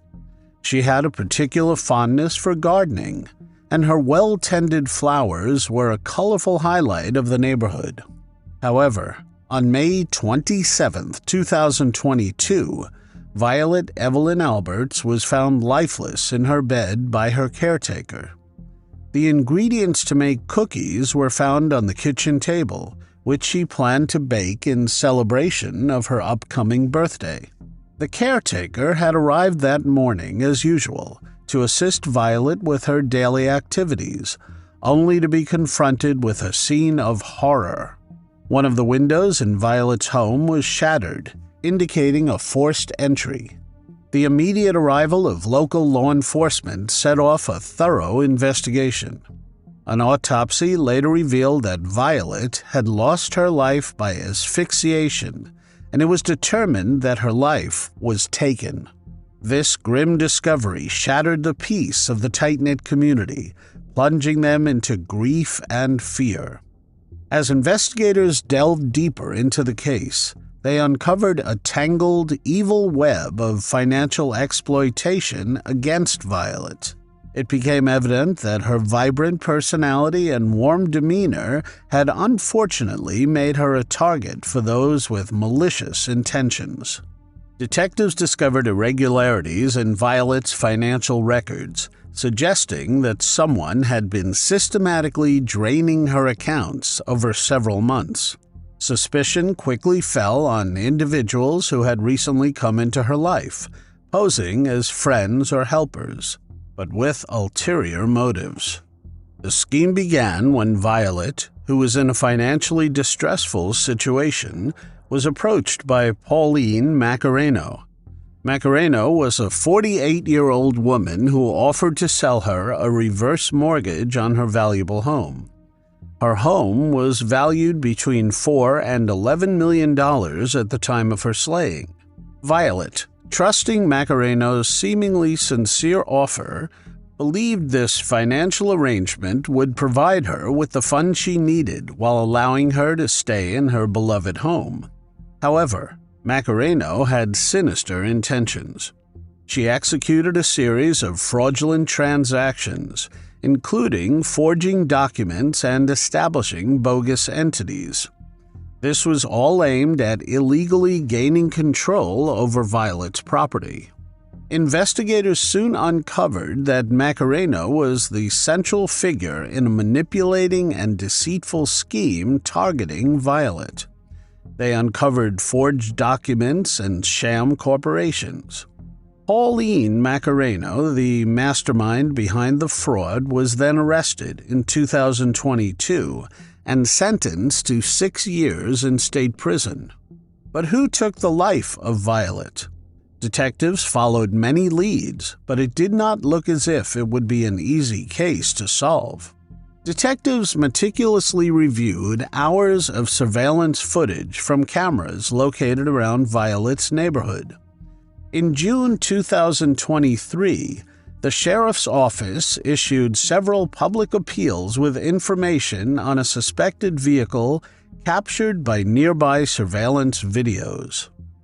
A $10,000 cash reward was offered to anyone who had information that could lead to the arrest and conviction of those responsible for her slaying. As the investigation unfolded, detectives discovered even more disturbing evidence. It became clear that Violet had not just been the victim of financial fraud, but was also the target of a slain-for-hire plot. This revelation added a chilling layer to the case, painting a picture of cold, calculated evil. Pauline Macareno had grown impatient, perceiving Violet as an obstacle to her plans.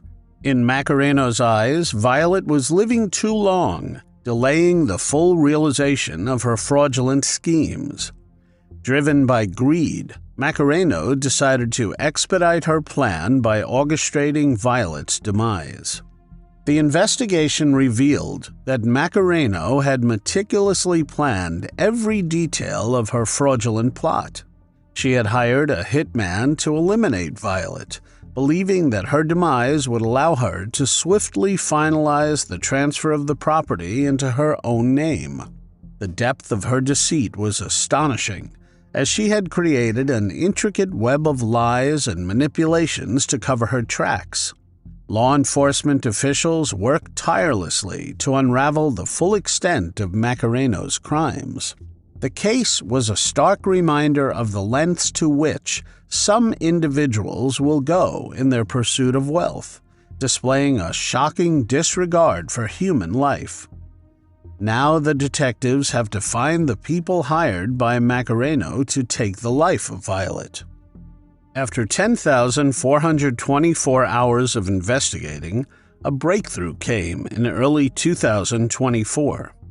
The identification of the suspect's vehicle, a review of surveillance camera footage, and forensic analysis of the crime scene were pivotal in leading investigators to the suspects. The investigation led to the arrest of a 58-year-old man, Harry Basmajian, in January 2024.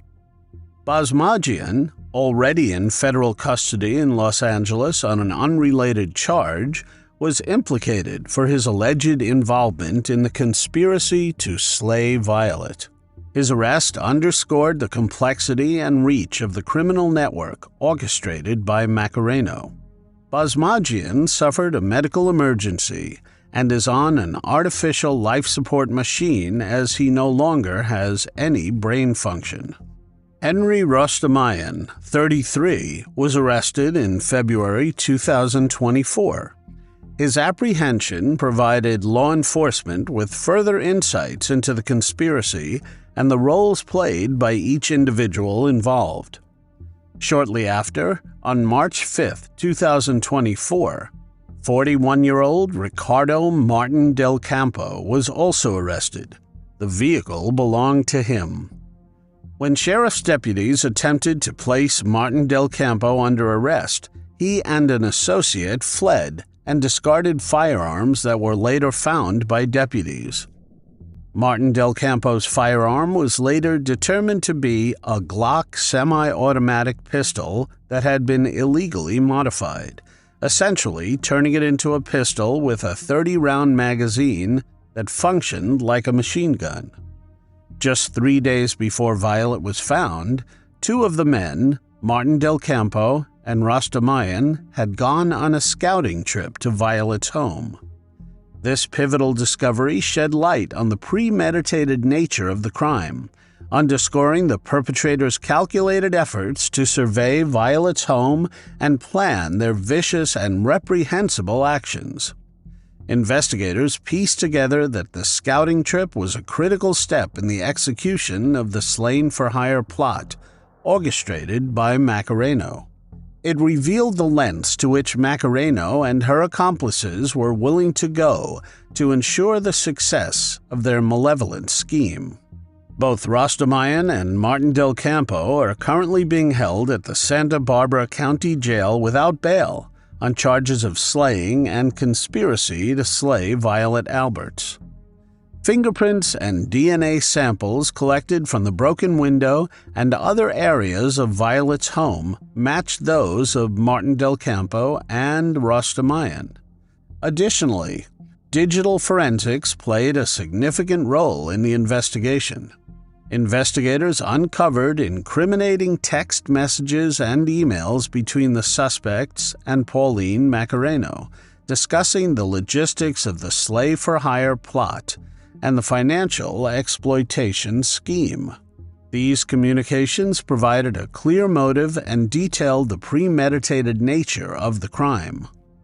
Macareno now faces additional pending charges, indicating that her legal troubles are far from over. These new charges are expected to encompass her deeper involvement in the slave-for-hire plot and the extensive financial exploitation of Violet.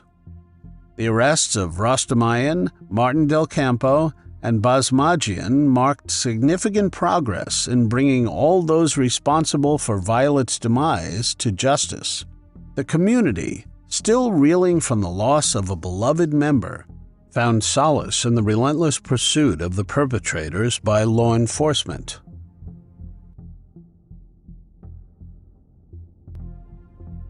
What happens when a person disappears without a trace? Should it be presumed that they have lost their life? And how do we find closure for those left behind?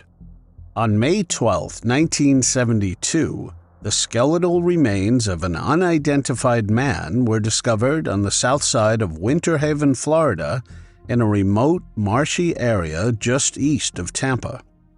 The grim find was made by a fisherman, who immediately alerted local authorities. Investigators rushed to the scene and began the arduous task of piecing together the mystery of the man's demise. Upon examination, the investigators determined that the remains belonged to a male between the ages of 40 and 50. The skeletal structure suggested he had been a robust individual, weighing approximately 180 pounds and standing about 6 feet tall. Despite the advanced state of decomposition, which had stripped away much of the evidence that might have provided a clearer identity, the investigators were able to discern crucial details about his final moments. A forensic autopsy revealed that the man had suffered 2 gunshot wounds to the head, a violent end that left no doubt about the manner of demise. There were no personal belongings or distinguishing features that can immediately lead to his identification, presenting a daunting challenge for the investigators. The case of the unidentified man became a cold case, shrouded in mystery and filled with unanswered questions. Who was he? How did he end up in such a remote area? And most importantly, who was responsible for his brutal slaying? These questions lingered, casting a shadow over the marshlands where his body had been found. Without any leads or witnesses, deputies were unable to identify the victim. Despite their best efforts, the case went cold, and the unidentified man was buried as John Doe. He was buried at Lakeside Memorial Cemetery in Winter Haven. In January 1974, a prisoner named Charles Williams opened a crucial door for detectives working on the case. Williams, seeking perhaps a lighter sentence or simply wanting to clear his conscience, provided investigators with information that could shed light on the mysterious slaying. According to Williams, while he was incarcerated at Rayford Prison, he befriended a fellow inmate named Clarence Ingram. During their conversations, Ingram revealed chilling details about a crime he had committed alongside a man named Edgar Todd. Ingram confided to Williams that they had encountered a man in a bar, and after some drinks and conversation, drove off with him in the victim's white Chevy. As they traveled, an argument erupted between the two men and their victim. Ingram told Williams that the argument escalated to violence, and they shot the man twice in the head. They then disposed of the body near a canal in Eloise, so the turtles would eat him. They found tools worth $1,000 to $1,500 in the victim's vehicle and sold them to Ingram's brother, Johnny Ingram. The pair then drove to Keeler, Michigan, where they sold the car for $500. Williams' account included specific details that piqued the interest of detectives, particularly the mention of the vehicle having a Georgia license plate. This information led investigators to cross-reference missing persons reports from Georgia around the time of the incident. Due to a lack of forensic technology at the time, the case went cold. In February 2017, in a renewed effort to solve the decades-old mystery, the victim's body was exhumed to obtain a DNA sample. The exhumation was conducted with the hope that modern forensic techniques could finally provide answers about the identity of the man found in Winter Haven. The DNA extracted from the remains was sent to the University of North Texas, a leading institution in forensic science.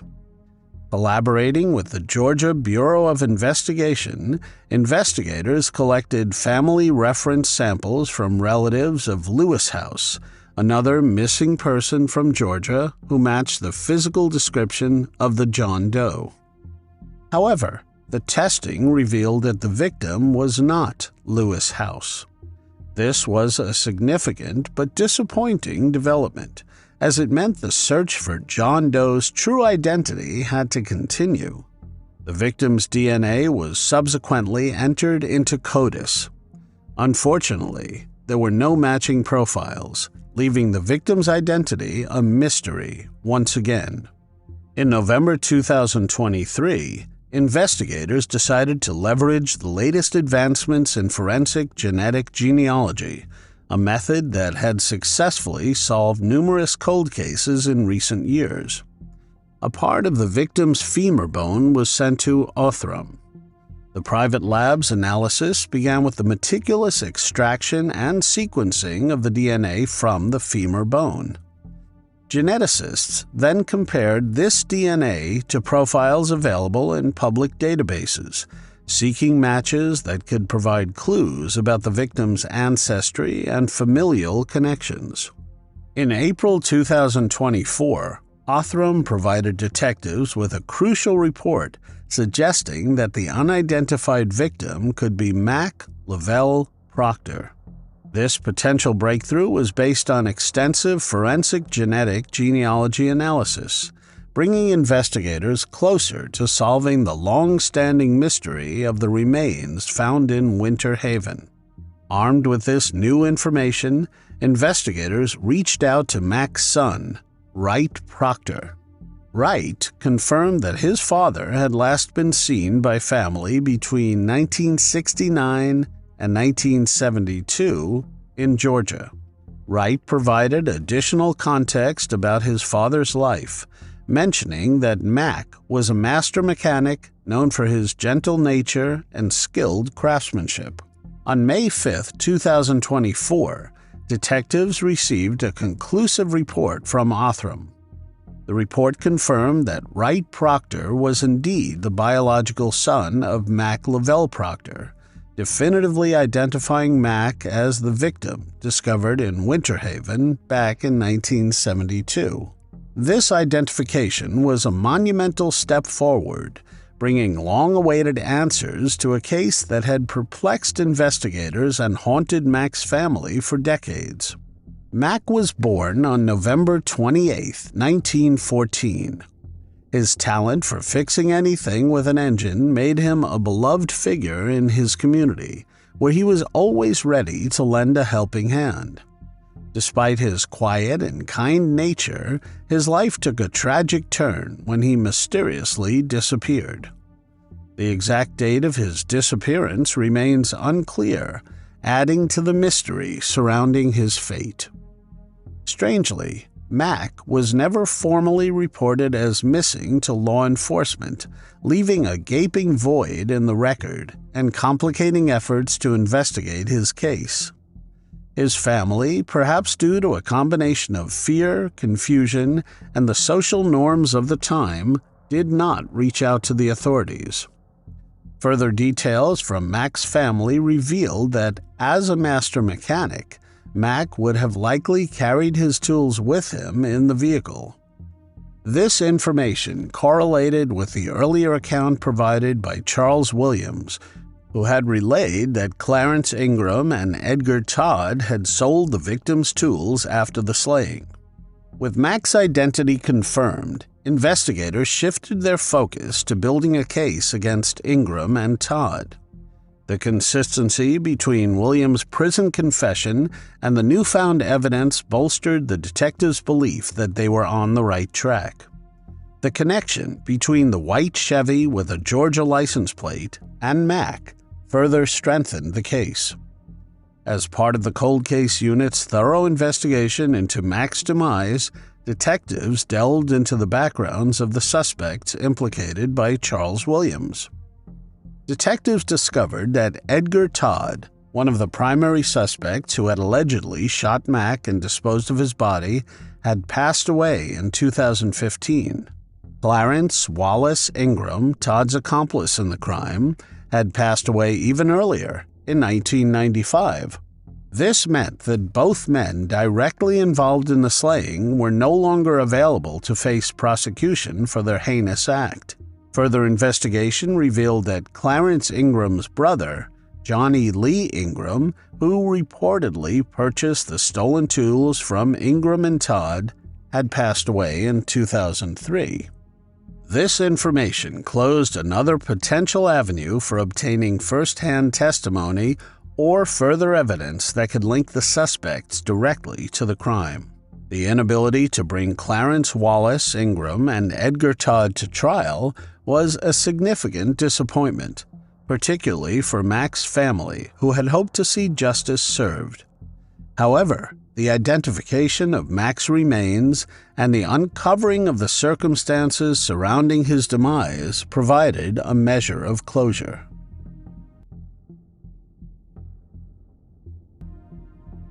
In the suburbs of Gainesville, Florida, a typical summer evening took a tragic turn in 2010. 16-year-old Sebastian Ochsenius was fatally shot in his own home while innocently playing video games with a friend. For almost 14 years, his family and community grappled with unanswered questions and unresolved grief.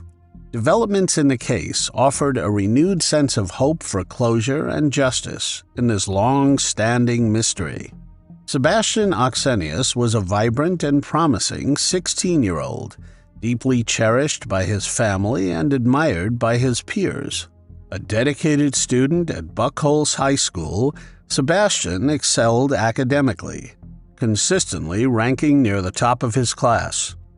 Beyond the classroom, he found joy in wrestling, where his determination and hard work made him a standout athlete. Described as methodical and hard-working, Sebastian's approach to life reflected his commitment to excellence in all endeavors. But there was more to Sebastian than his academic and athletic achievements. Sebastian was beloved for his kindness, generosity, and unwavering loyalty to his family and friends. The content of his character made his unfortunate fate that much more tragic. On the evening of June 29, 2010, the Ochsenius family home would be shattered by a harrowing act of violence that would forever alter all of their lives. That day, Sebastian, along with his brother Boris Ochsenius Jr., spent several hours helping Boris move into his new home. Later that evening, Sebastian's friend Brian Hull joined him at their home, eager to have a night of casual gaming. As the hours slipped by and day turned into night, Sebastian and Brian found themselves engrossed in a popular video game. Frustrated by the game's challenges, Sebastian stepped away to search for online tips that would help their game progress. Sebastian walked out through the kitchen at 3:40 a.m., going to the computer when an unknown assailant slipped in through an unlocked side door. Without warning or provocation, the deafening sound of gunshots would ring out through the home. Sebastian's friend Brian heard the sound but did not realize it was a gunshot. In the safety of Sebastian's home, the idea that it could have been that kind of violence seemed unfathomable. It was not until he heard the panicked calls to 911 from Sebastian's parents that he realized something was terribly wrong. Sebastian's father, Boris Ochsenius Sr., rushed to the scene upon hearing the gunshots, but by the time he made it to his son, it was too late. Sebastian was found on the kitchen floor, his life slipping away as his father desperately tried to staunch the bleeding. In those agonizing moments, his love was powerless against the senseless violence that had claimed his son's life. Sebastian was gone. In the aftermath of Sebastian Ochsenius' tragic demise, the Alachua County Sheriff's Office launched an intensive investigation. They wanted to unravel the circumstances surrounding the senseless act of violence that had shattered the tranquility of the Gainesville community and upended the lives of the Ochsenius family. With little to go on initially, detectives tirelessly pursued every lead. They meticulously combed through evidence and interviewed witnesses in search of answers. Even with the diligent efforts of law enforcement, the case soon grew cold, leaving Sebastian's family and friends devastated with grief. Then, Alachua County Sheriff's spokesman, Lieutenant Steve Maynard, said the following, a few days after the shooting.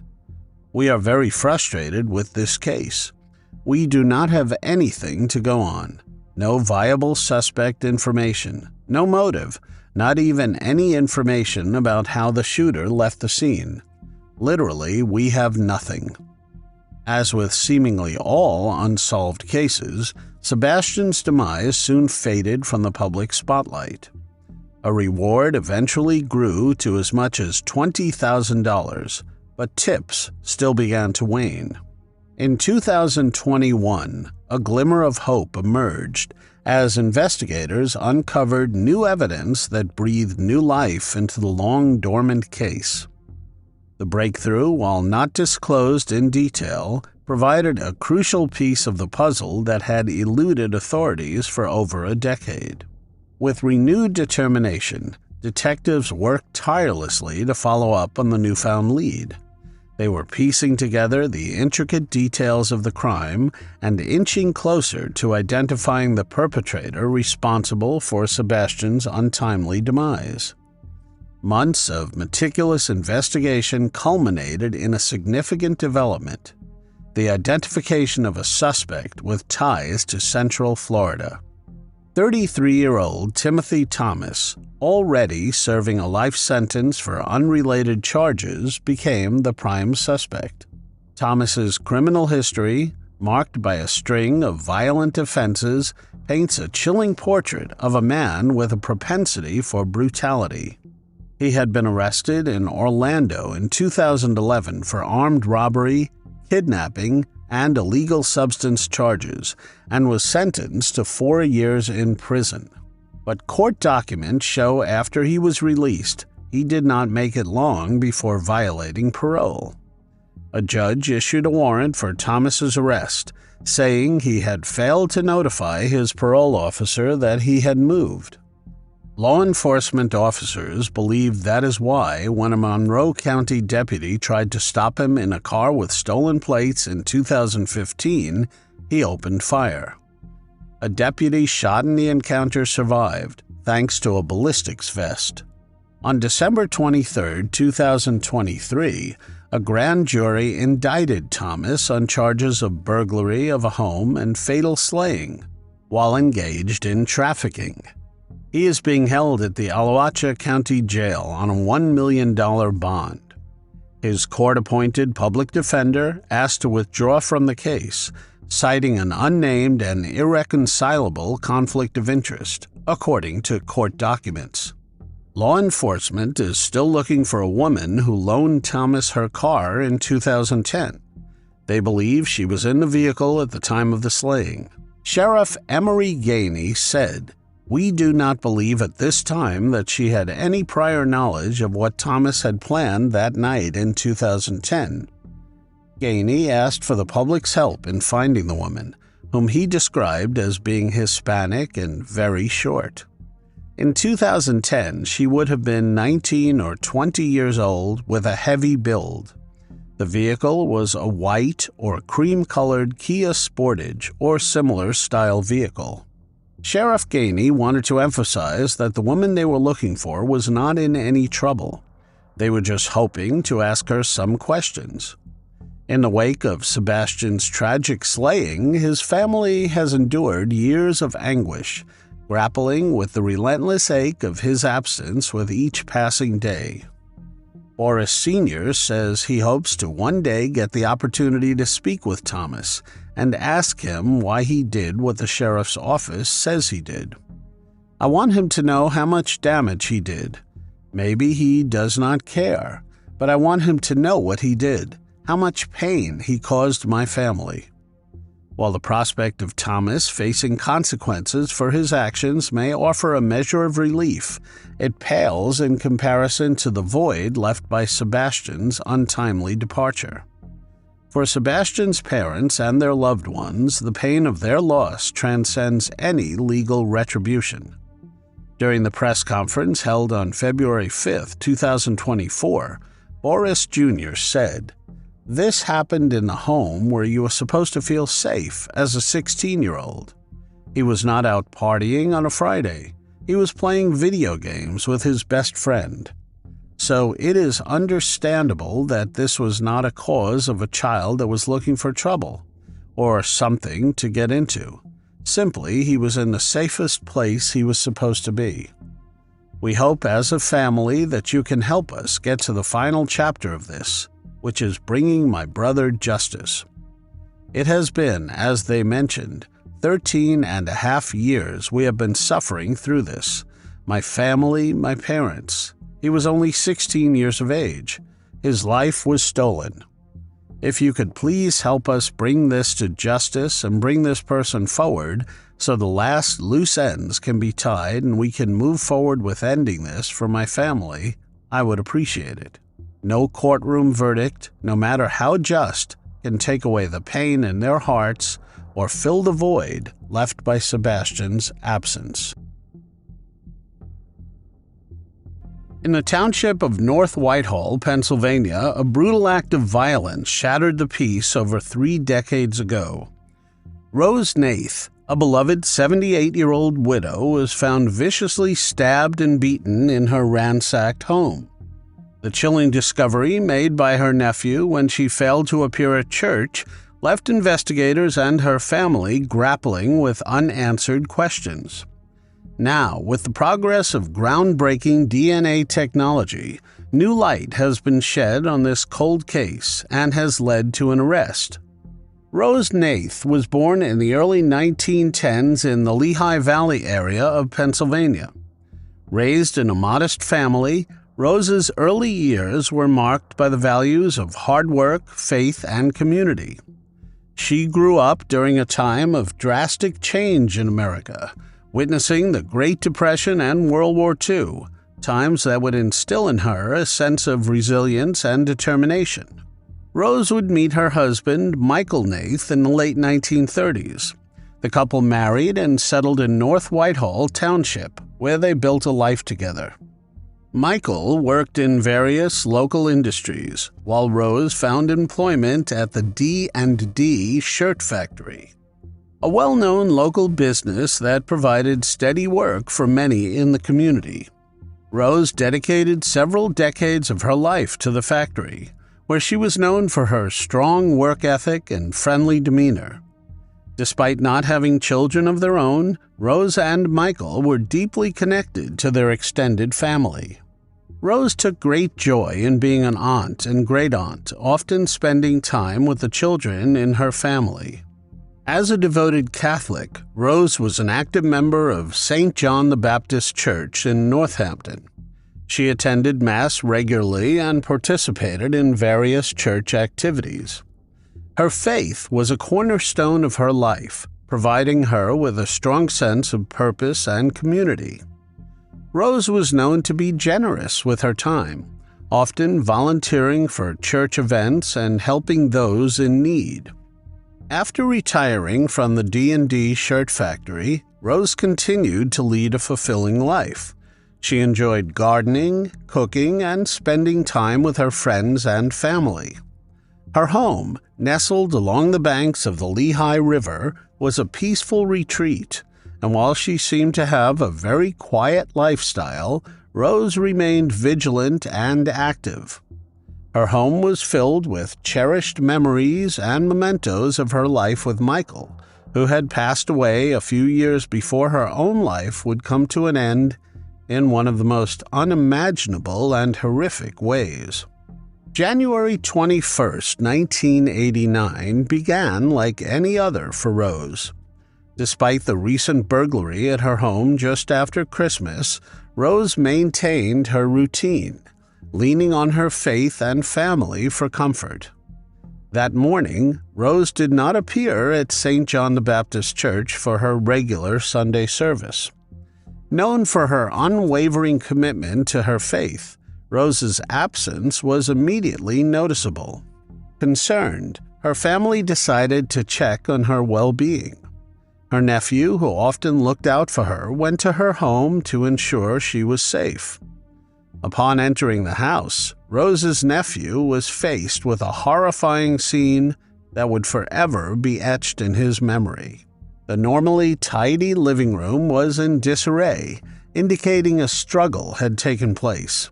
Bloodstains covered various surfaces, and the room had been ransacked. It was clear that Rose had fought valiantly against her attacker. Tragically, Rose was found lifeless, having been subjected to a brutal and violent assault. She had been stabbed 28 times and bludgeoned, suffering multiple blunt force injuries. Her body bore the signs of defensive wounds, suggesting she had tried to fend off her assailant with every ounce of her strength. One of the weapons used in the attack, a knife, was found discarded outside the home, hinting that the perpetrator was hasty in fleeing the scene. As news of Rose's tragic demise spread, the community was plunged into mourning. Friends, neighbors, and fellow churchgoers were stunned by the senseless act of violence that had claimed the life of a beloved member of their community. The initial response from the Pennsylvania State Police and the Lehigh County District Attorney's Office was quick. Detectives, including Robert Devers and Thomas McAndrew, arrived at the crime scene to begin their investigation. The brutality of the crime shocked the seasoned investigators, who immediately realized the severity of the case. Inside Rose's home, detectives meticulously collected evidence, hoping to find any clue that could lead them to the perpetrator. The ransacked nature of the home suggested a burglary, yet the excessive violence indicated a deeper motive. Any physical evidence that might yield clues to who was behind Rose's end was collected from the scene. Items of particular interest included the knife found outside, a pellet gun, also believed to have been used in the attack, and various objects inside the home that might have the unknown assailant's DNA. At the time, DNA technology was in its infancy, but the investigators preserved all potential evidence with the foresight that future advancements might unlock critical information. Blood samples, fibers, and other trace evidence were carefully cataloged and stored for further analysis. Investigators conducted extensive interviews with Rose's family, friends, and neighbors. They looked into her routine, any recent changes in her life, or potential conflicts and threats she might have faced. The burglary just after Christmas was a significant point of interest, and detectives worked to determine if there was a connection between that incident and her violent demise. Initially, several theories emerged. The previous burglary suggested that Rose's home might have been targeted specifically, possibly by someone who knew her or was familiar with her routines. The excessive violence raised the possibility of a personal vendetta or a crime of passion, but without concrete evidence or witnesses, the theories remained speculative. Rose's funeral was a somber event, with those who had known her full of grief and disbelief. Her open casket displaying the terror-stricken expression she wore in her final moments. It was a heartbreaking sight that some family members could not bear to witness, choosing not to attend. The investigation faced challenges, and while leads were followed and persons of interest were questioned, no definitive connections could be made. As weeks turned into months, the case began to lose momentum, and the lack of new leads and inability to connect the evidence to a specific individual caused the investigation to come to a standstill. Throughout the years, investigators stayed committed to solving Rose's case, and 33 years after Rose's horrifying end, that dedication would finally pay off. In 2018, the Lehigh County District Attorney's Office and the Pennsylvania State Police decided to re-examine the evidence from Rose Nath's case using the new DNA techniques. Detectives collaborated with forensic experts to analyze the evidence, focusing particularly on items that might contain touch DNA. Touch DNA analysis allowed forensic scientists to extract genetic material from surfaces that had been touched or handled by the perpetrator. The knife and the pellet gun found near Rose's home, as well as other items from the crime scene, were re-examined. Using this technology, scientists were able to obtain DNA profiles from the collected evidence. Those profiles were then compared against databases of known offenders.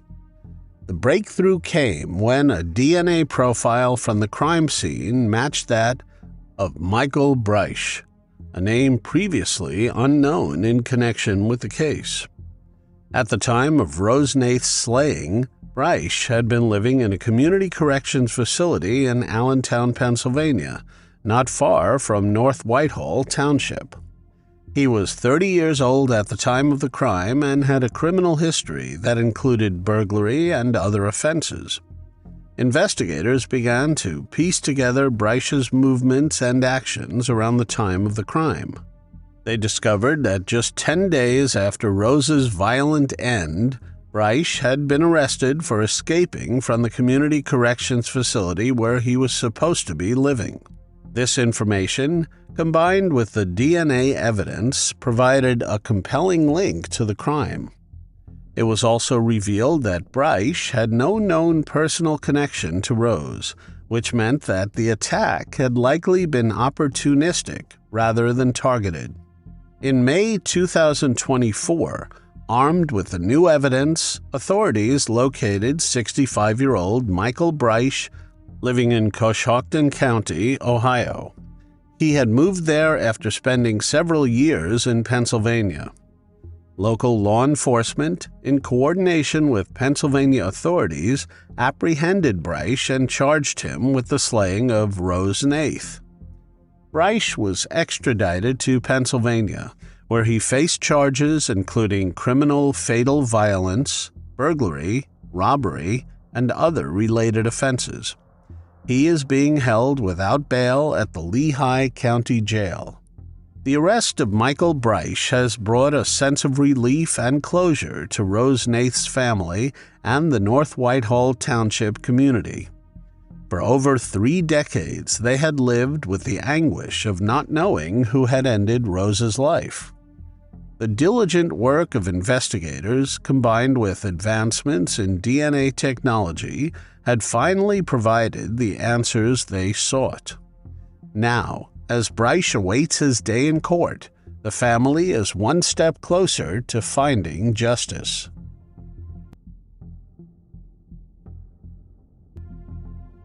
In the streets of West Valley City, Utah, a heinous crime remained unsolved for 3 decades. Lisa Redmond, a devoted mother and diligent Pizza Hut delivery driver, met a tragic fate one fateful night in 1996. Found slain in her uniform on a deserted roadside, the circumstances surrounding her demise puzzled investigators for years. With leads scarce and the trail gone cold, the case seemed destined to fade into obscurity, until a breakthrough in forensic technology. Lisa Redmond lived in West Valley City, Utah, where she grew up with a strong sense of community and family values. After serving in the U.S. Army, Lisa married James Redmond in 1987, and together they built a life centered around their 2 children, Megan and Nathan. Lisa worked night shifts to support her family, balancing her role as a Pizza Hut delivery driver with volunteering at a local school, where she dedicated her time to teaching children how to read. Her compassion, work ethic, and devotion to her family would leave a lasting impression on those that knew her. No one could have predicted the tragedy that would soon follow. On a fateful December evening in 1996, Lisa Redmond began her normal routine as a Pizza Hut delivery driver. It was a typical night, with Lisa's usual diligence and warm demeanor as she set out to fulfill deliveries. Little did anyone know, this ordinary work shift would take a devastating turn. Lisa's last known moments were at 9:45 p.m., when she left the Pizza Hut near 3100 South 5200 West to deliver an order to a nearby hotel. But as the hours passed, concerns grew when Lisa failed to return. Her absence raised alarms among colleagues and loved ones, prompting a frantic search. Lisa's truck would be discovered abandoned in a church parking lot just over a mile from where she would eventually be found. The grim discovery came shortly after, when her lifeless body would be found on the roadside near 5200 West 3100 South. She was still wearing her Pizza Hut uniform. The shock and grief echoed through the community as Lisa's family grappled with the loss of a beloved wife and mother. Following the discovery of Lisa's body, the West Valley City Police Department launched into action. Initial investigations centered around piecing together Lisa's final moments. Her colleagues at Pizza Hut provided crucial details, recounting the time she left the restaurant to deliver an order to a nearby hotel. The timeline was meticulously reconstructed, tracing her route and the critical minutes leading up to her disappearance. The investigation honed in on Lisa's abandoned truck, found eerily parked in a church parking lot not far from where her body was located. Inside the vehicle, detectives meticulously cataloged evidence of a struggle. A bloodied knife concealed behind the driver's seat and signs of a violent altercation inside the truck painted a grim picture of the events that would take Lisa's life. Evidence of blood underneath the truck suggested that Lisa had been run over. Forensic experts combed through the scene, collecting every shred of potential evidence. They documented blood stains, scrutinized the vehicle for fingerprints, and gathered any trace that could shed light on who might have been responsible for Lisa's tragic demise.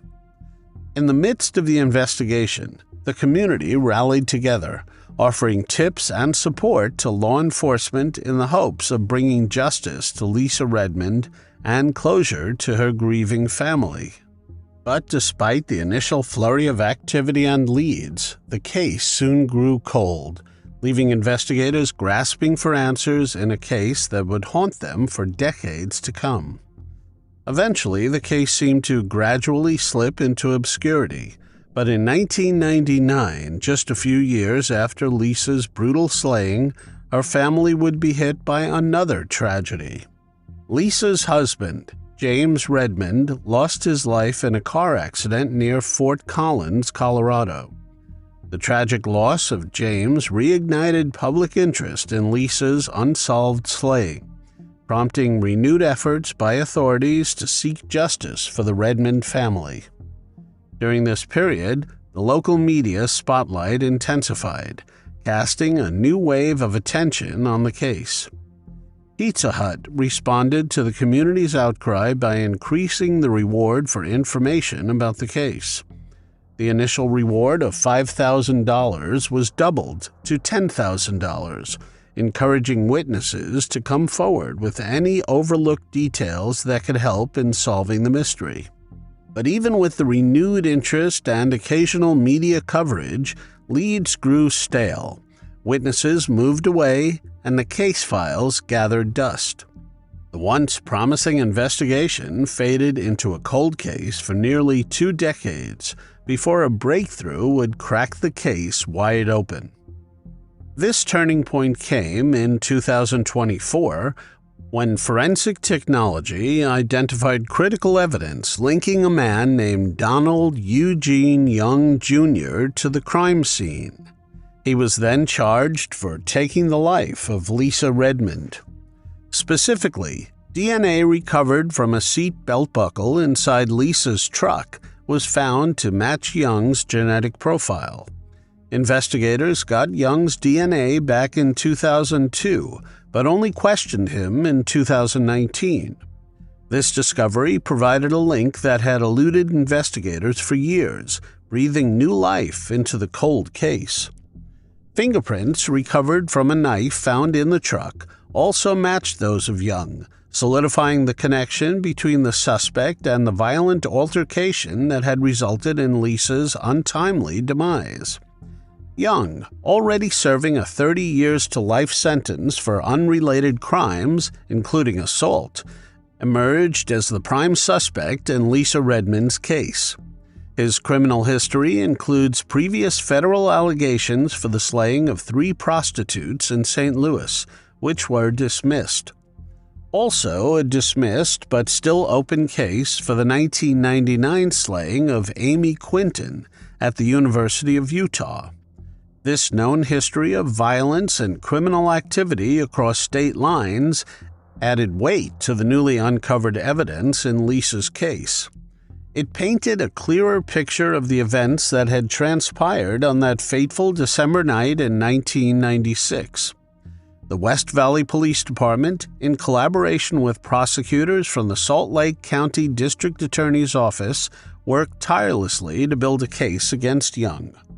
They were aiming to finally bring closure to the Redmond family and deliver long-awaited justice. The revelation of Young's involvement brought a mix of emotions, relief for those who had tirelessly sought answers, and a reminder of the impact of violent crime on families and communities. As the legal process unfolded, the significance of the forensic breakthrough highlighted the way evolving technology can be used to resolve cold cases and hold perpetrators accountable, even decades after their crimes have been committed.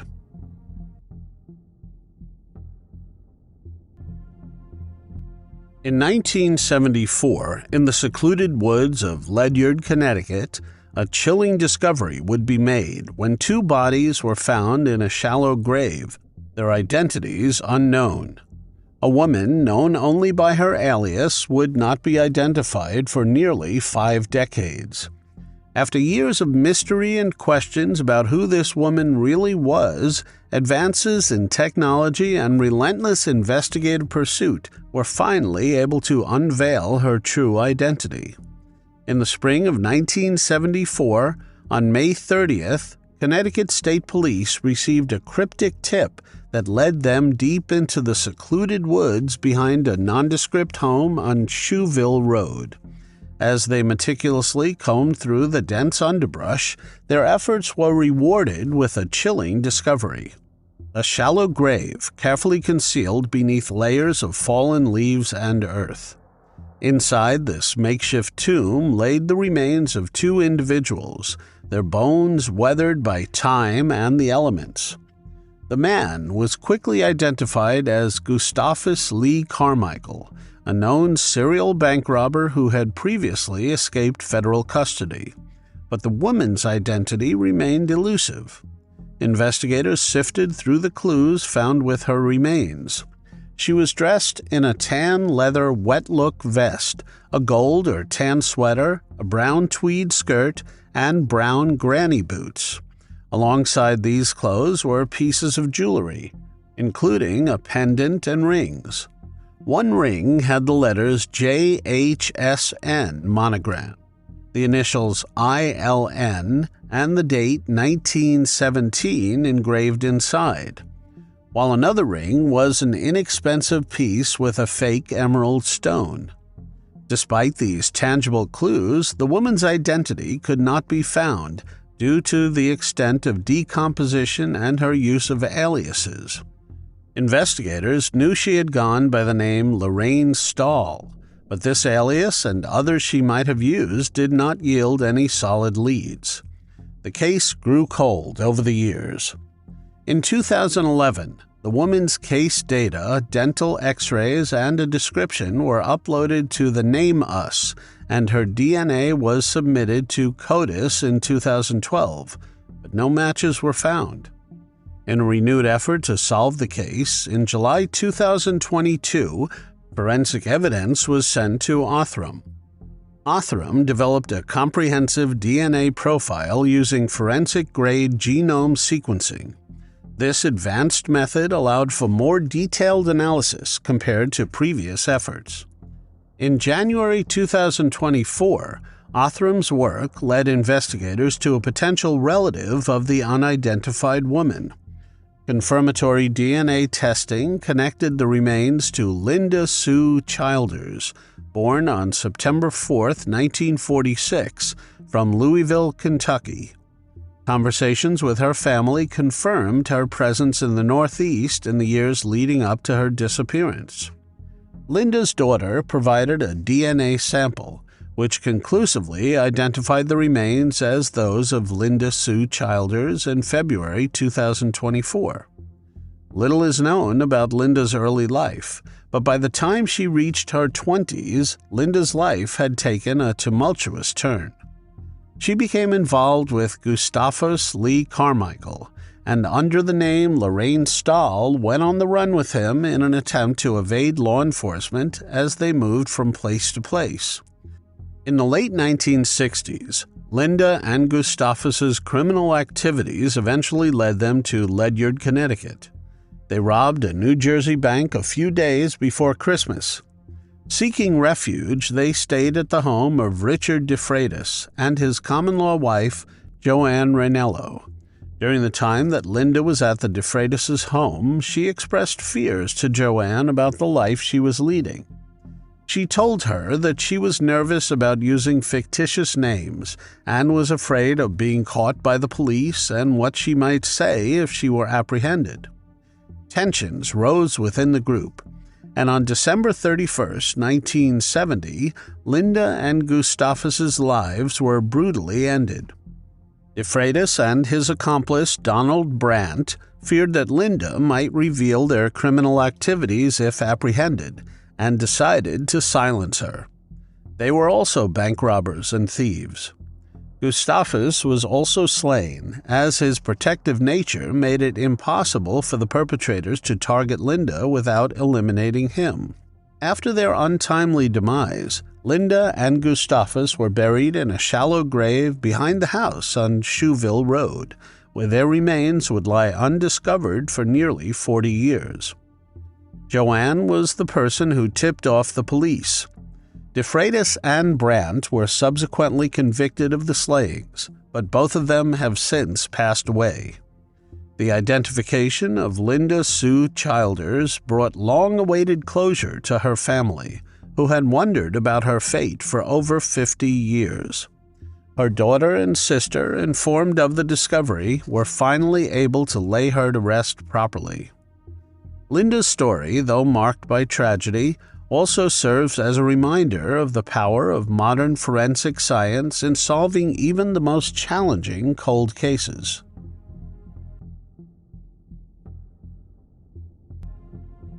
In the desolate expanse near the U.S. Highway 95 in rural Churchill County, Nevada, two passerby stumbled upon a gruesome discovery in May 2008. Skeletal remains partially buried in a shallow grave. For over a decade, the identity of the victim remained a mystery, her name unknown. It was not until a groundbreaking collaboration between forensic experts and cutting-edge genetic technology that the truth was revealed and a family would finally find closure. On a spring day in May 2008, two passers-by ventured off the beaten path, where they came across skeletal remains partially buried, covered with dirt and gravel. Nearby, an orange halter top lay abandoned.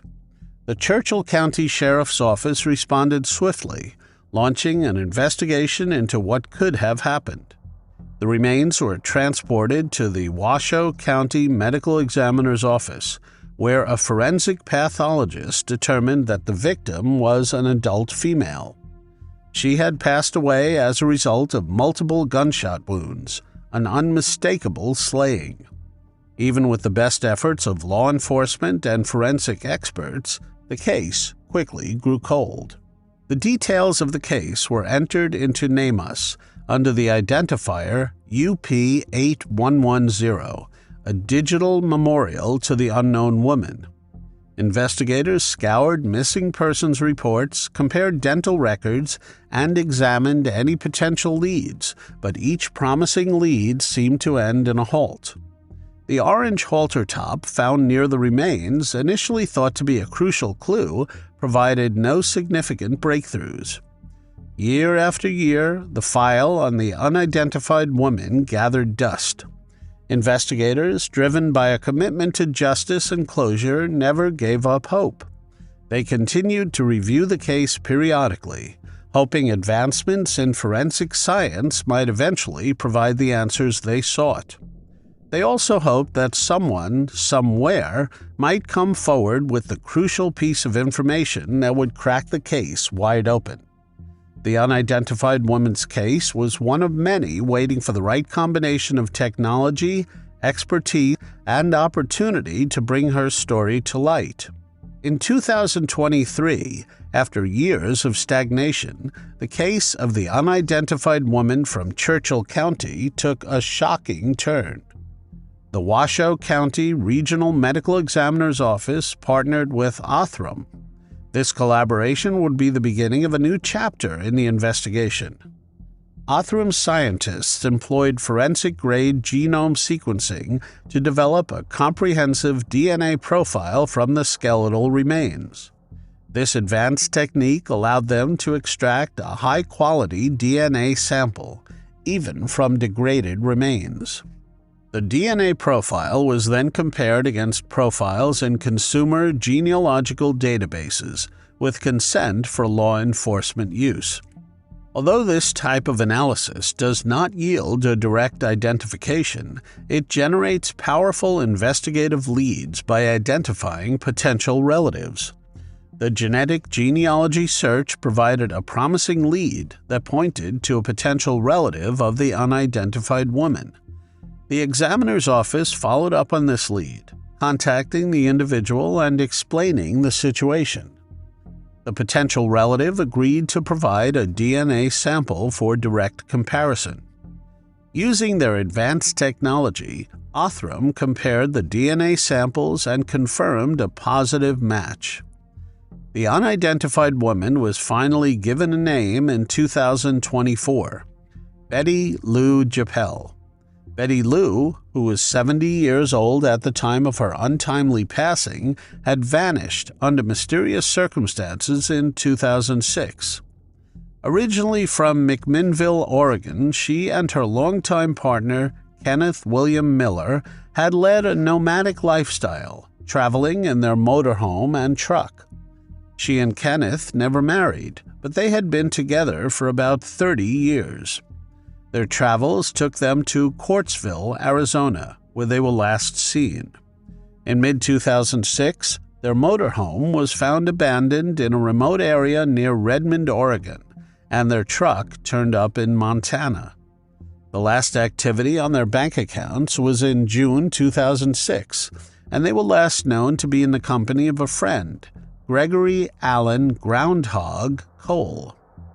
Cole, a felon, was involved in a shootout with police in Quartzville in May 2007 and was later found lifeless from a self-inflicted gunshot wound near the Mexican border. In June 2007, Kenneth Miller's body was discovered in a shallow grave near the abandoned motorhome in Oregon, but there was no sign of Betty Lou. It is believed that Cole took the lives of Kenneth and Betty Lou. It was only through the relentless efforts of investigators and the innovative genetic genealogy that her remains, found 1,000 miles away in Nevada, were finally identified. The identification of Betty Lou Japel, achieved through advanced forensic techniques, brings closure to her family after years of questions and uncertainty.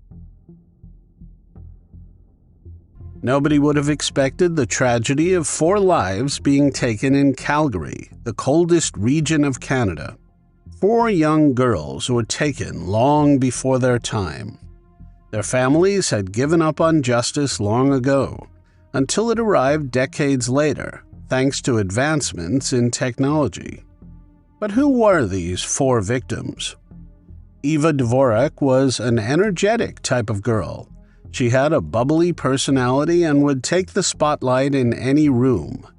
Full of energy, she hardly ever stayed still, as recalled by her friends and family. She was one of the cousins they loved to hang out with.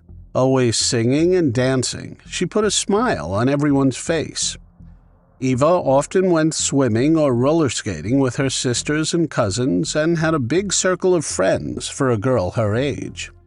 Eva was 14 years old and an 8th grade student at Ian Bazalgette Junior High School in Calgary. She made a friend in school, Patsy McQueen. Eva's home was located in a small cul-de-sac. It was a bungalow-style duplex positioned on the outer edge of the neighborhood with a front view facing a walking path. She and Patsy lived within walking distance of the school. Patsy was born Patricia McQueen on September 2, 1961. The daughter of Alistair and Sarah McQueen, Patsy was born into a big family with 10 siblings, 6 sisters, and 4 brothers. Patsy loved baseball, and like any teen, was into music and dancing. She had a great sense of humor and loved to play pranks. She always talked about traveling, saying she could not wait to grow up and see the world.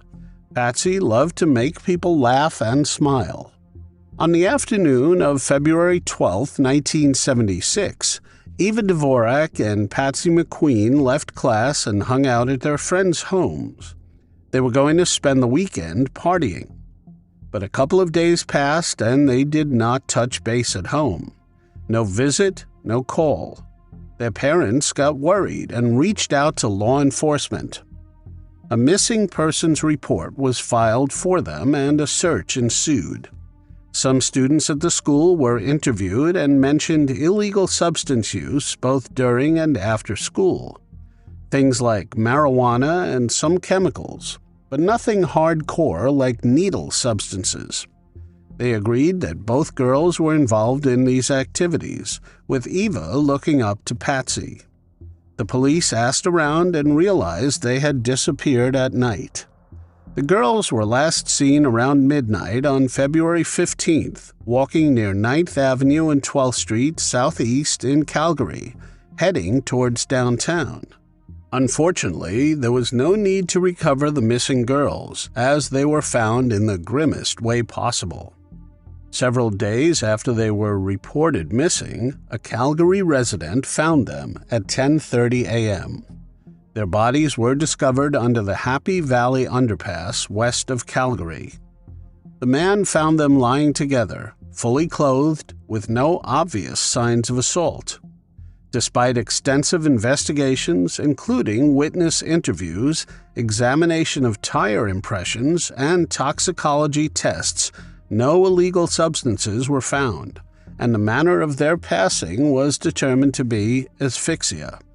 In short, they simply stopped breathing, just like that. The autopsy did not find anything significant to explain their end. It was simply a deduction. 6 weeks after the tragedy, a newspaper article printed some gossip. It said the girls took illegal substances willingly. It also said they smoked marijuana and had a few drinks. It painted them in a strange light, alleging that the girls had been asked to leave school on Friday noon because they had alcohol on their breath.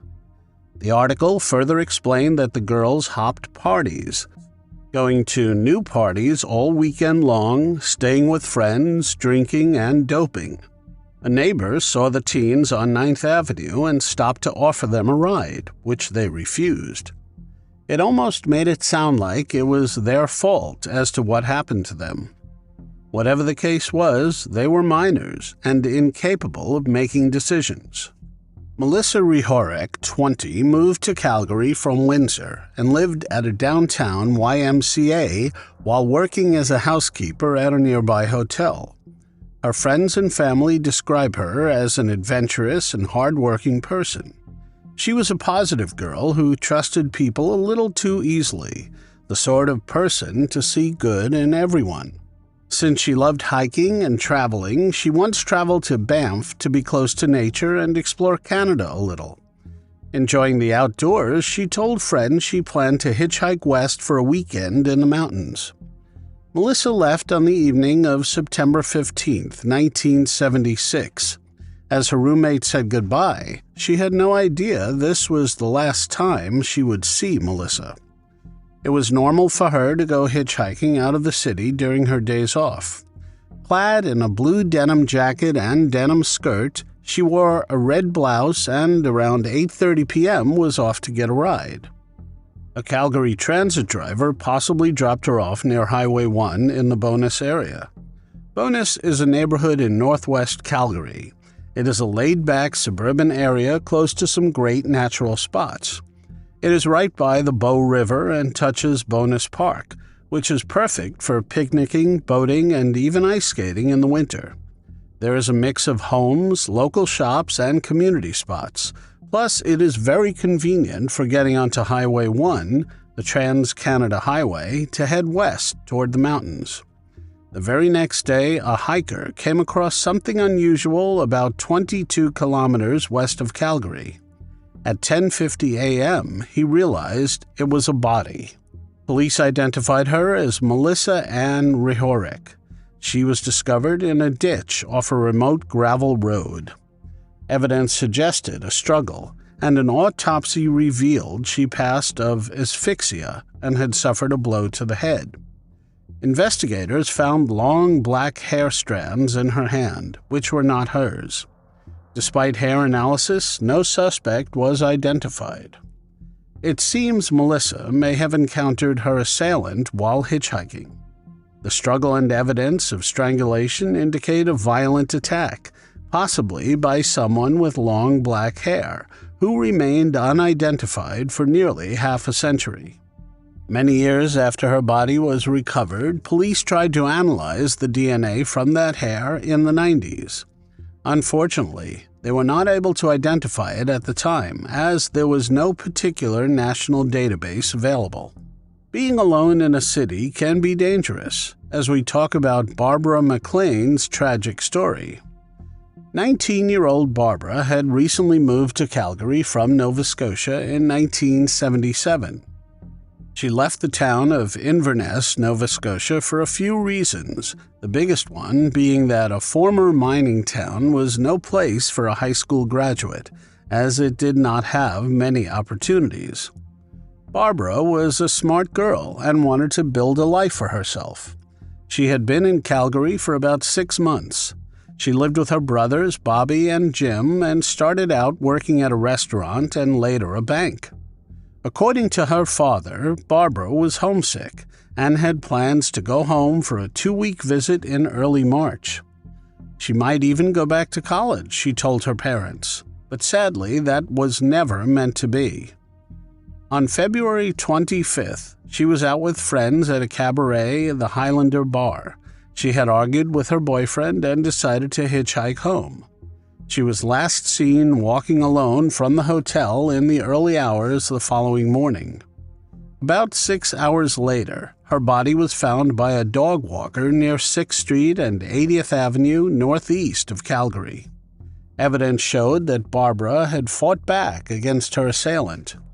Blood was found on her left hand and foreign hair strands were discovered on her body, which had multiple marks and bruises.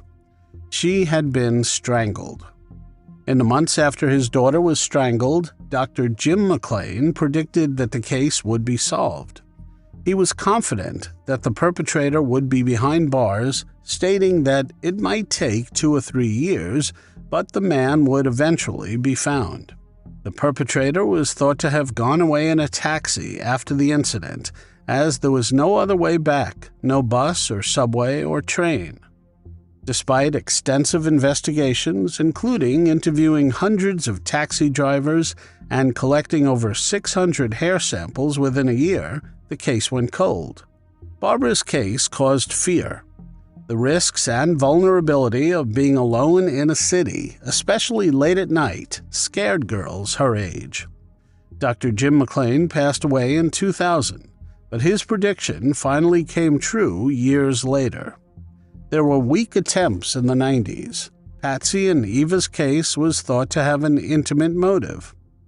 The investigation into the tragedies of Eva Dvorak, Patsy McQueen, Melissa Rihorek, and Barbara McLean spanned several decades and involved some big efforts by the Alberta RCMP. They incorporated advancements in forensic technology and investigative techniques.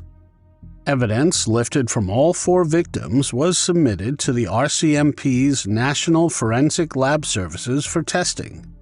Male DNA was discovered at all 3 crime scenes, but at that time, the technology to develop a DNA profile from this evidence did not exist. Despite this limitation, the similarities between the cases of Melissa Rihorek and Barbara McLean led investigators to suspect that the same individual was responsible for both cases. This suspicion became a focal point of the investigation. For the next 40 years, the Alberta RCMP persisted in their efforts to identify the person or persons responsible for these tragedies. The cases were never closed, and investigators continually reassessed the files as new information became available. Forensic technology advanced, and police techniques evolved. A breakthrough occurred in 2003 with the advent of enhanced DNA analysis. Utilizing these new techniques, police were able to confirm that the same suspect was linked to both Melissa Rehorick and Barbara McLean's cases through DNA evidence. However, when the suspect's DNA was compared against the National DNA Databank, there was no match. The profile was uploaded into the databank, but it went without a hit for over 20 years. The internet was in its initial phases back then. Cloud storage would come up much later. In May of 2024, they finally unmasked the assailant. After a lot of effort, the RCMP, using information obtained through investigative genetic genealogy, initiated a cross-border investigation into Gary Allen Sreri, a United States citizen born in 1942. He lived the life of a transient, changing his appearance and living on aliases to disguise his identity. His criminal record dates back to 1966, relating to intimate crimes against women. Gary Allen Sreri, a man with a history of assault-related offenses, fled to Canada in 1974 after posting bail for an assault charge in California. In Calgary during 1976 and 1977, he lived under aliases such as Willie Blackman and Rex Long, maintaining a transient lifestyle and working occasionally as a cook. Sreri frequently changed his appearance, homes, and cars to evade detection. He lived in Alberta and British Columbia from the mid-1970s until his deportation in 2003. His ability to adapt and blend into new environments allowed him to continue his criminal endeavors as he escaped his notorious past. He was in jail serving a sentence in Idaho for intimate assault in 2011 when he passed away of natural causes. Police were then able to deduce what might have happened. They knew Sreri was a predator and stalked his victims in his car. He would mark young girls hitchhiking on the road, usually younger ones like teens. He would satisfy his desires and dispose of them on the road. Sreri was known to be charismatic.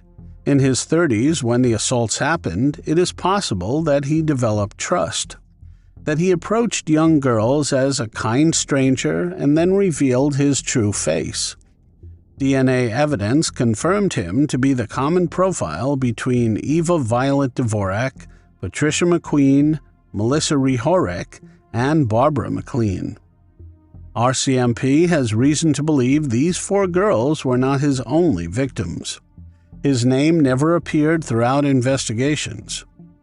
48 years for justice is a long time.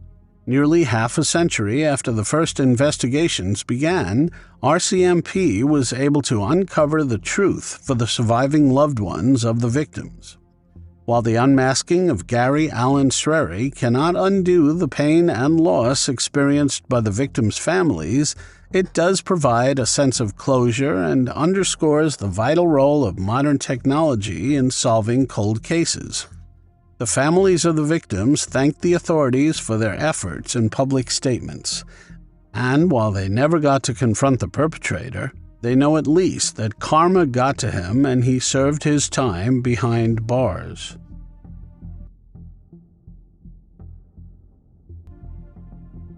Everyone was appalled when they learned that a 5-year-old had been beaten till she passed away. Someone close to her knew what happened, but was too frightened to save her or speak up. Why could her assailant not be convicted for a very long time? Harmony Renee Montgomery was born on June 7, 2014, to Crystal Sori and Adam Montgomery in Massachusetts. Unfortunately, her mother struggled with alcohol and illegal substance addiction. As a result of her mother's substance abuse, Harmony was born partially blind in her left eye and had special behavioral needs. Crystal was incapable of taking care of an infant, and her father Adam was in prison.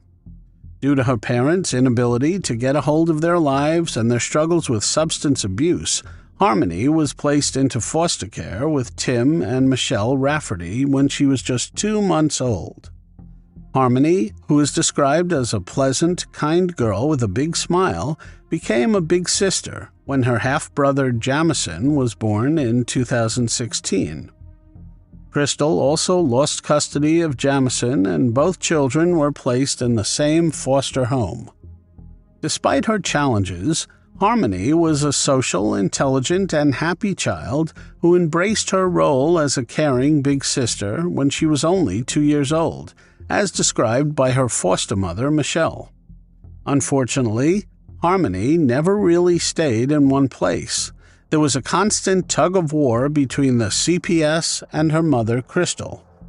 Each time Crystal felt well enough to take care of her children, she would get them back. They would end up being neglected and go back to the same foster care family. After the third time, Harmony's foster family believed that the instability was causing her trauma. Her behavioral issues worsened each time she was removed from her placement. In 2018, Crystal completely lost control of Harmony and Jamison. Harmony was placed in therapeutic foster care. Her original foster family, who loved her but felt unable to meet her needs, believed this was the best option. Crystal and child welfare authorities wanted Harmony to remain in foster care, but in February 2019, a judge granted custody to her father, Adam Montgomery. Adam had only been incarcerated during Harmony's first year and lived in New Hampshire afterward. He got married to Kelle and they had children together. Adam and Harmony had seen each other irregularly, with Harmony having approximately 20 hours of supervised visits with Adam over 4 years. During these visits, Adam was attentive but sometimes had unrealistic expectations of her behavior, considering her age, visual disability, and special education needs. Both the CPS representative and Crystal felt he did not truly understand how to deal with her. Later, Blair Miller and Jonathan Bobbitt Miller adopted Jamison. Crystal called the police in November 2021, more than 2 years later. She told them that she had last seen her daughter on a video call in April 2019, and that Adam had been blocking her attempts to communicate with Harmony. She tried to get the family to let her speak to Harmony during Christmas 2019, but was unsuccessful. There was no doubt in her mind something must have happened with little Harmony. The detectives noted that on November 27, 2019, Adam and Kayla Montgomery, along with their 2 children and Harmony, were evicted from 77 Guilford Street in Manchester, New Hampshire. In an attempt to locate the missing child, police had to carefully approach the homeless family. Adam informed the police that Harmony has been staying with Crystal again since the end of November 2019.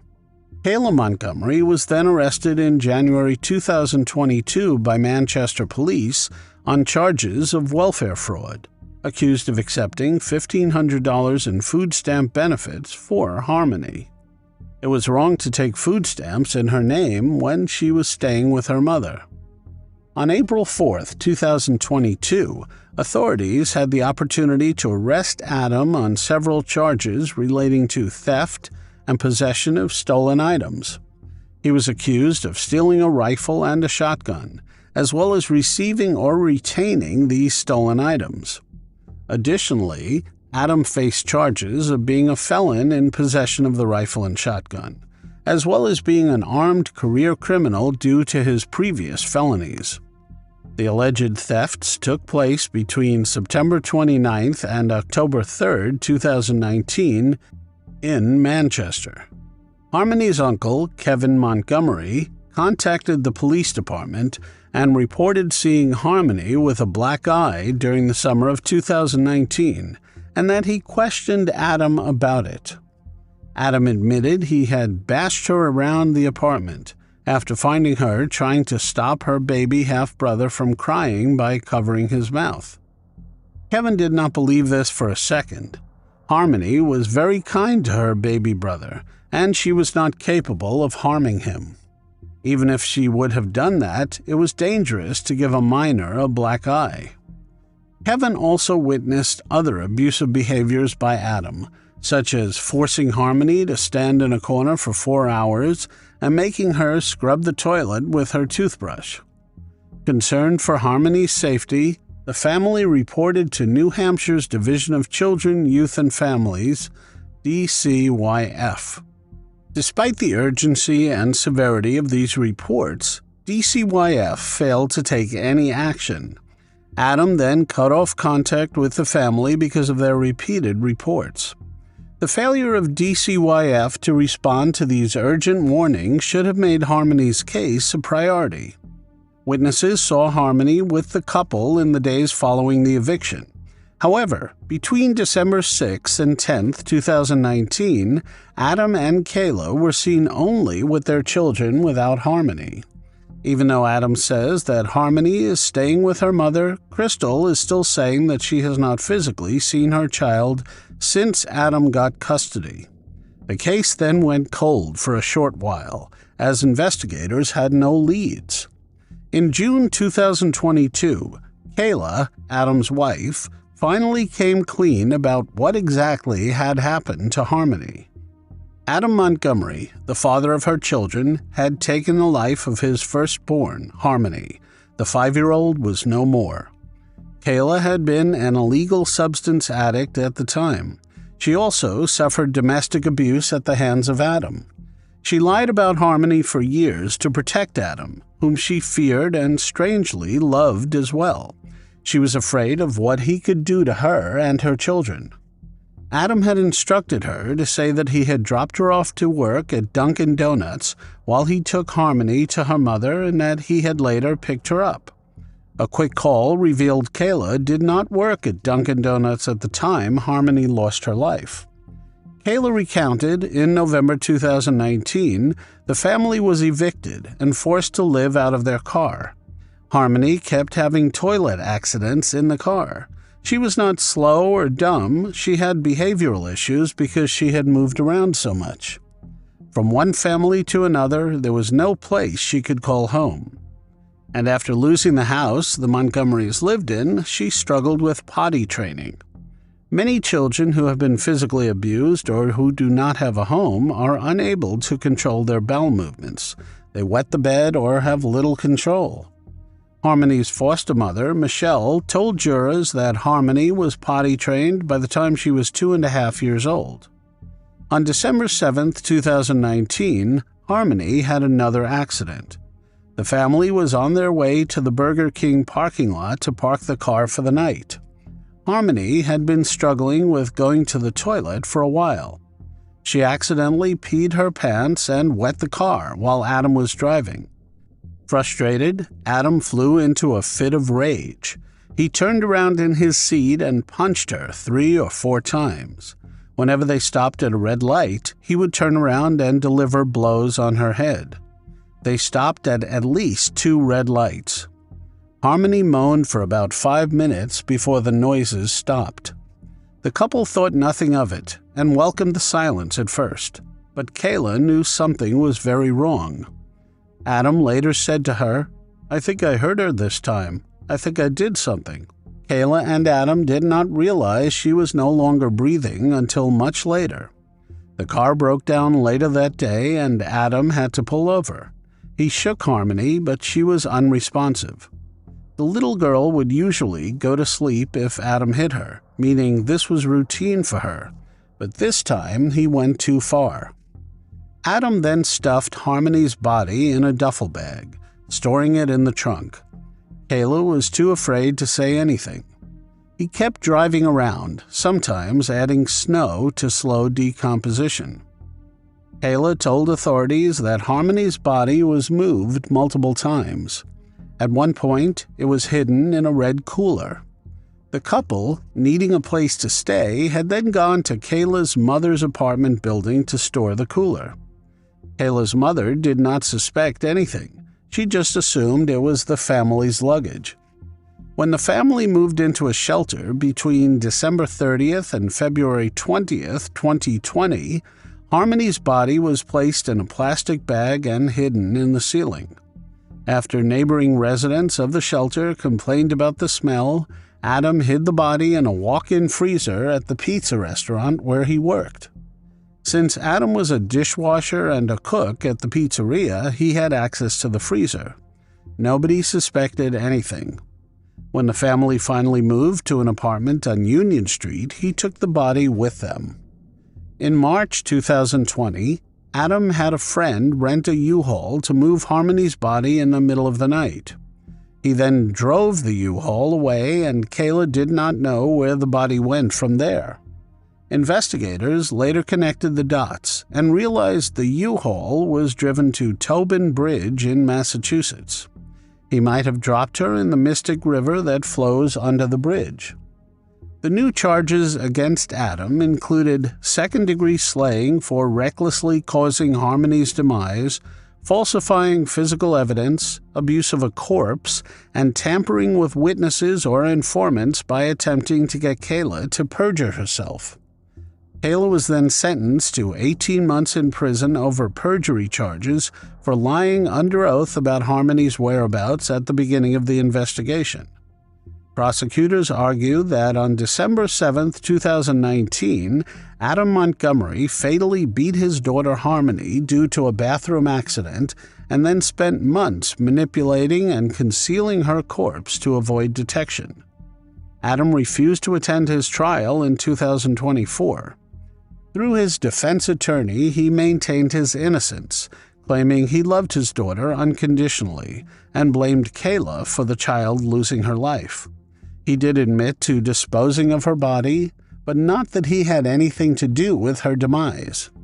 The defense argued that there was not enough evidence to convict Adam of his daughter's slaying, while the prosecution claimed that he was responsible for Harmony's end.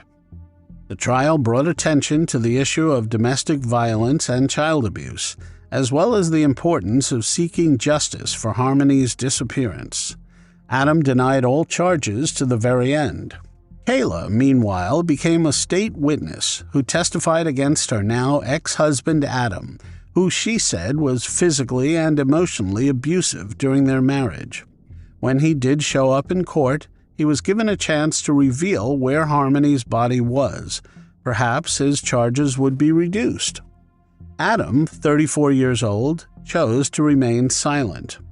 Nevertheless, he was found guilty of second-degree slaying, second-degree assault, falsifying physical evidence, abuse of a corpse, and tampering with witnesses and informants in February 2024.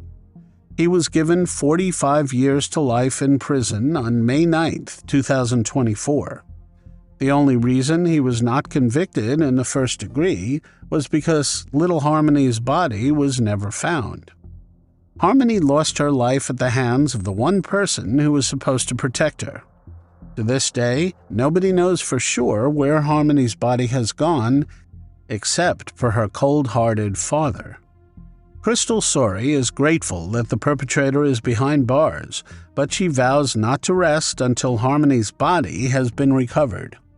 One can only hope that Harmony's tragedy will urge Child Protective Services to be more vigilant when it comes to abuse cases, because they can end in tragedy.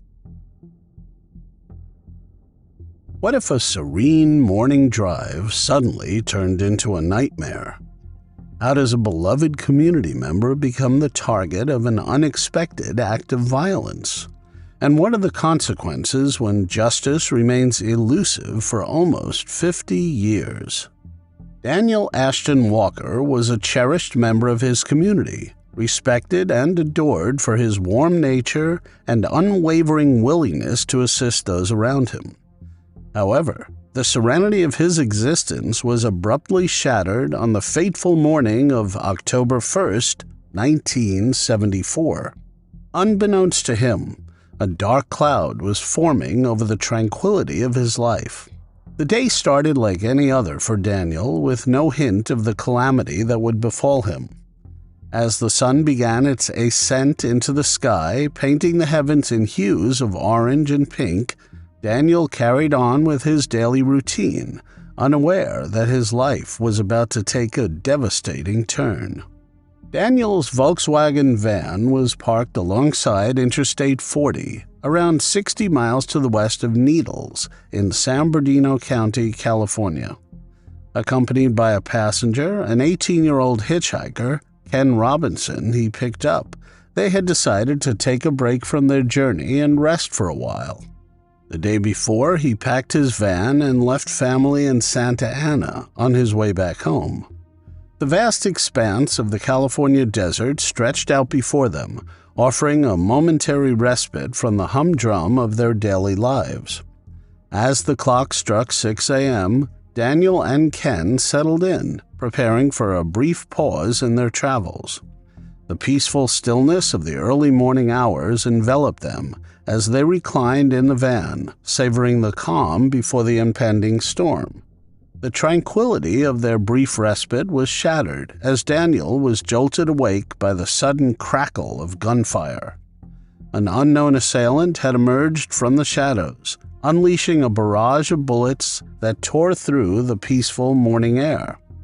Daniel, caught off guard and defenseless, was struck multiple times. As the chaos unfolded, Ken, gripped by terror and the instinct for survival, managed to evade the onslaught. Fleeing from the scene, they desperately sought help as the darkness of the early morning enshrouded them. Eventually, they succeeded in flagging down a passing motorist who swiftly contacted the authorities. Emergency personnel arrived at the scene, wasting no time in transporting Daniel to a nearby hospital. The medical team worked tirelessly to stabilize him, but despite their best efforts, Daniel succumbed to his injuries, his life tragically cut short. Daniel Ashton Walker, a beloved young man on the cusp of his 22nd birthday, was gone. Law enforcement worked with unwavering determination, meticulously combing the scene for any evidence that could provide insight into the identity of the elusive assailant. As the investigation into Daniel's tragic demise unfolded, detectives initially suspected that robbery was the motive behind the shooting. However, perplexing details emerged that cast doubt on this theory. Bafflingly, the perpetrators had only taken $80 from Daniel, inexplicably leaving behind a substantial amount of $600 in traveler's checks. The circumstances became even more mysterious when it was discovered that the assailants had not taken Daniel's motorcycle, stereo system, or luggage stored in the back of his van. With a clear description of the suspect's vehicle in hand, law enforcement officials in California, Nevada, and Arizona were notified and stopped and searched each gold van matching the reported description. Investigators spoke to a delivery man who said earlier that morning the suspects waved him down after their gold van was stuck in the sand. One of the suspects told the delivery man they were heading to Indiana and that they carried a shotgun to shoot down posts and sagebrush to use for tire traction should they get stuck. The delivery man helped tow the van and refused payment for his services. The coordination between law enforcement agencies across state lines underscored the seriousness of the case. This served as a testament to their commitment to finding answers and ensuring that the individual or individuals behind this senseless act would be held accountable. While Ken's account provided some valuable information, the underlying motive behind the attack remained elusive. As the investigation progressed, detectives explored a range of potential theories in an effort to make sense of the seemingly random act of violence. They examined the possibility of a targeted attack with personal motives, as well as the likelihood that it was a random act of aggression. The remote location of the crime, occurring along a desolate stretch of highway, further complicated the case. It became difficult to discern whether the perpetrators had premeditated the assault or seized an opportunity that presented itself. Despite the thorough investigation of the San Bernardino County Sheriff's Office, they were unable to bring it to a resolution. Over the course of 5 decades, the case was periodically revisited by the Sheriff's Department's cold case team, who tenaciously searched for new leads. However, the passage of time proved to be a formidable opponent, and the team was unable to develop any actionable information to finally solve the case of Daniel Ashton Walker. In a significant development on November 15, 2023, the cold case team resumed their investigation. Their renewed efforts led them to identify the infamous serial perpetrator, 73-year-old Thomas Eugene Creech, as the primary suspect in the case in January 2024. This breakthrough was based on crucial information, which included corroborated intimate details from Creech's own statements about the slaying case. To ensure the validity of their findings, the San Bernardino County District Attorney's Office collaborated with the Ada County District Attorney's Office in Idaho. This cooperation further solidified the case against Creech, leading the San Bernardino County District Attorney's Office to consult on the next steps in pursuing justice for Daniel Walker. Thomas Eugene Creech, a convicted perpetrator with a history of multiple confessions, found himself implicated in Daniel's case just after his clemency hearing. He is Idaho's longest-serving inmate that will be executed for several different slayings. He has a total of 5 convictions, but some believe that he could be responsible for more than 40 different slayings. They believe so due to his confession at a trial in 1975, where he admitted to slaying 42 people in more than a dozen states across America. Despite authorities verifying Creech's statements about Daniel's case, his public defender raised concerns about the timing of these revelations. They suggested that past efforts to link Creech to numerous slayings had been unsubstantiated. Ada County prosecutors described Creech as an unrepentant, manipulative sociopath, implying that his recent statements might be a calculated ploy to avoid execution. The gravity of the case and the complexity of Creech's character added further layers of intrigue to the pursuit of justice for Daniel. As Thomas Eugene Creech is identified as the primary suspect in Daniel Walker's case, the community of San Bernardino County nears closure. After nearly 50 years, justice may finally be served in this tragic case of senseless violence, bringing a measure of solace to Daniel's loved ones and the community at large. Daniel's brother, Doug Walker, self-published a book on Amazon titled Daniel, My Brother, Mystery in the Mojave. Doug said he devoted 2 chapters in the book to his brother's character. In their father's last letter to Daniel, he wrote, "Everyone speaks so highly of you, always and without exception. The San Bernardino County District Attorney's Office have not announced yet whether they plan to extradite and prosecute Creech." Spokeswoman Jacqueline Rodriguez said, "We are in receipt of the reports and are in continued contact with Ada County District Attorney's Office and our San Bernardino County investigative team regarding the pursuit of justice in this matter. For Doug Walker, justice does not necessarily include executing Creech." He said, "As long as they can prove whoever did it, that is fine with me. Whether they lose their life or not, that is not my decision. That is above my pay grade."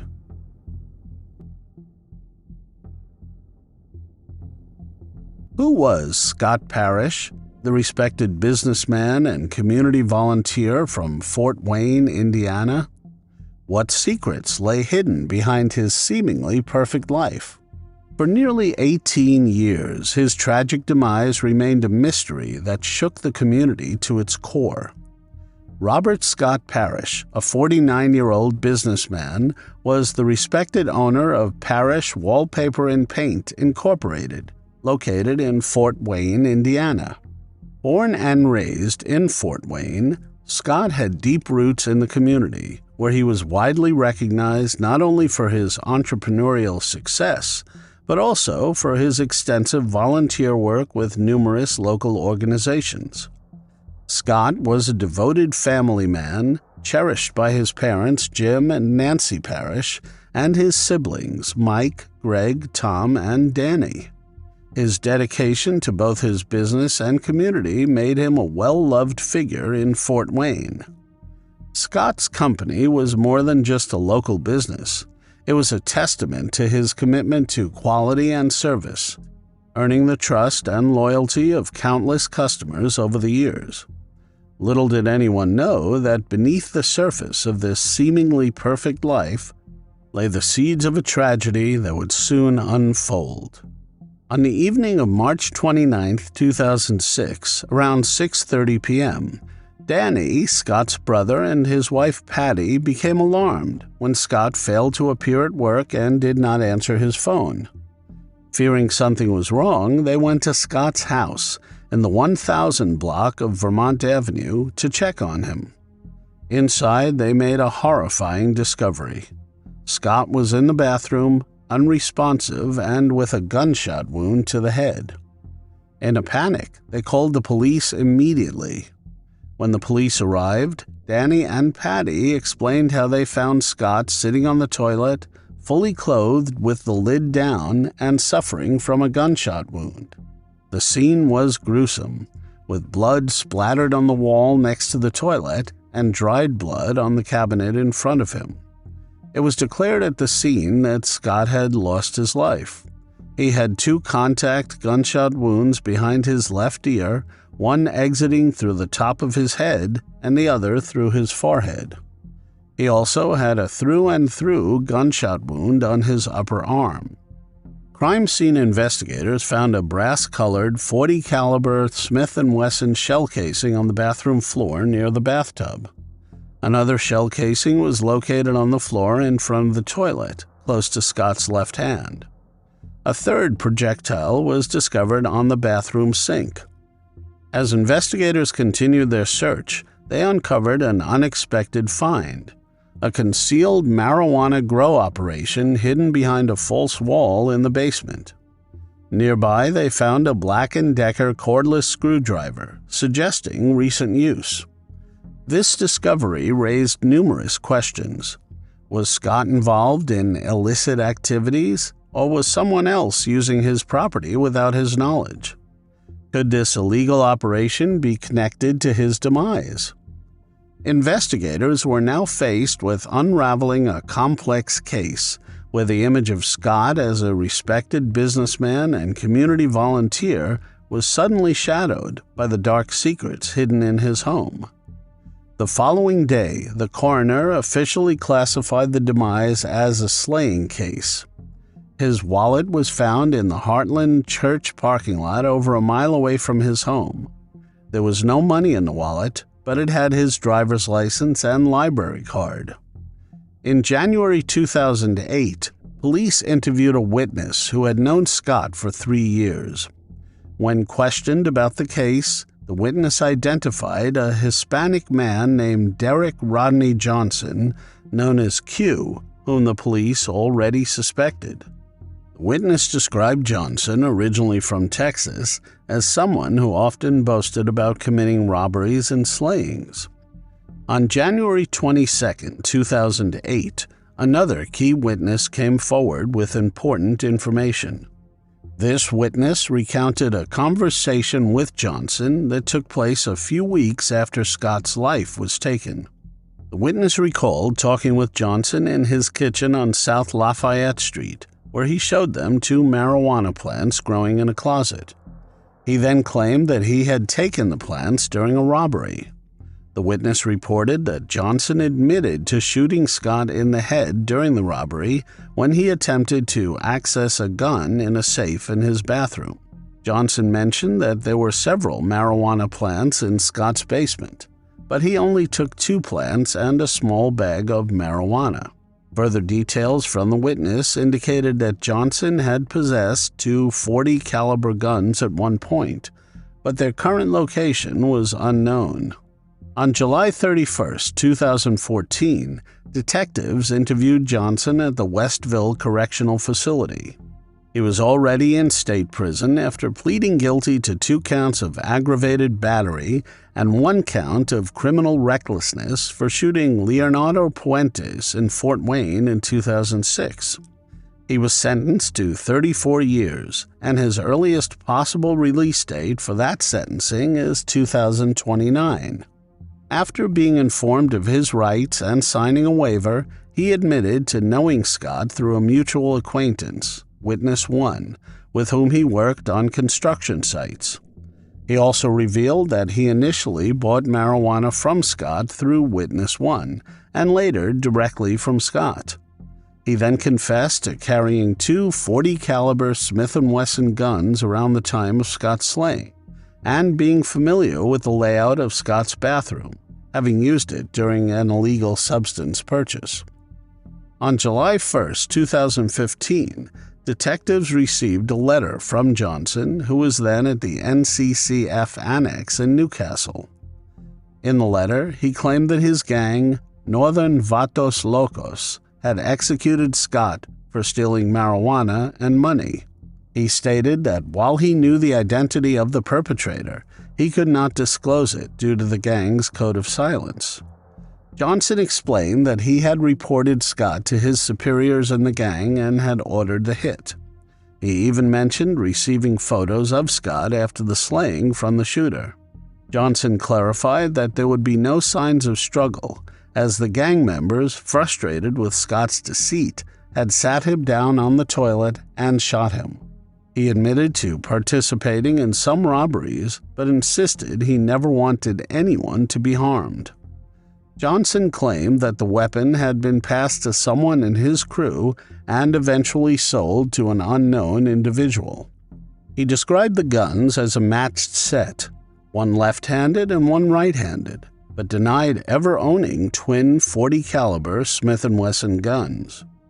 When investigators reminded Johnson of his previous confession in July 2014, where he admitted to carrying 2 .40 caliber Smith & Wesson guns and being armed during his transactions with Scott, Johnson backtracked. He claimed he had owned many types of guns and was not certain if the bullet came from one of his weapons. For nearly 18 years, the case remained unsolved with no arrests.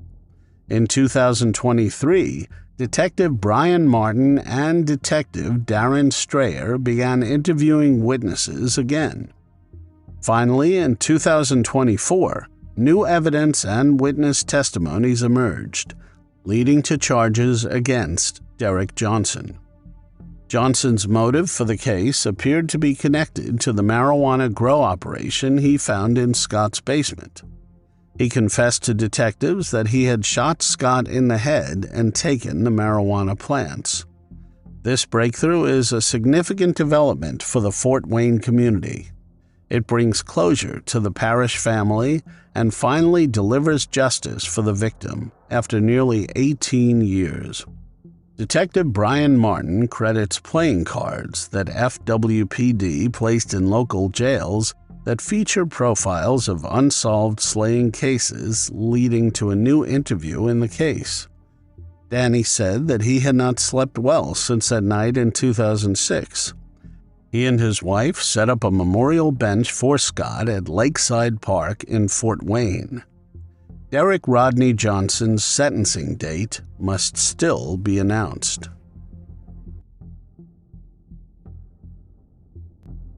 What happened to Dylan Rounds, the 19-year-old farmer from Idaho?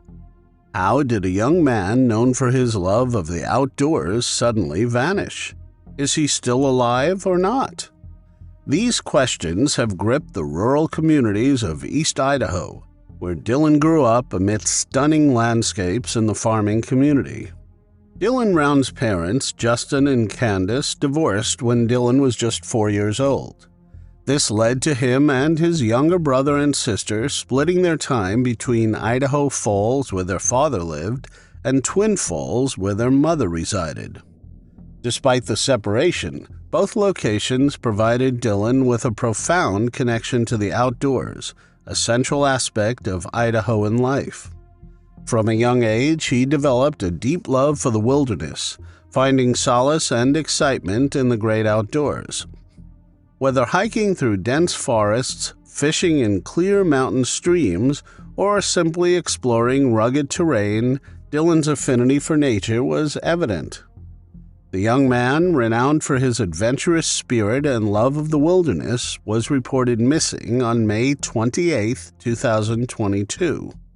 He talked to his grandmother over the phone that morning, telling her he was putting the grain truck into shelter, and then he was not heard from again.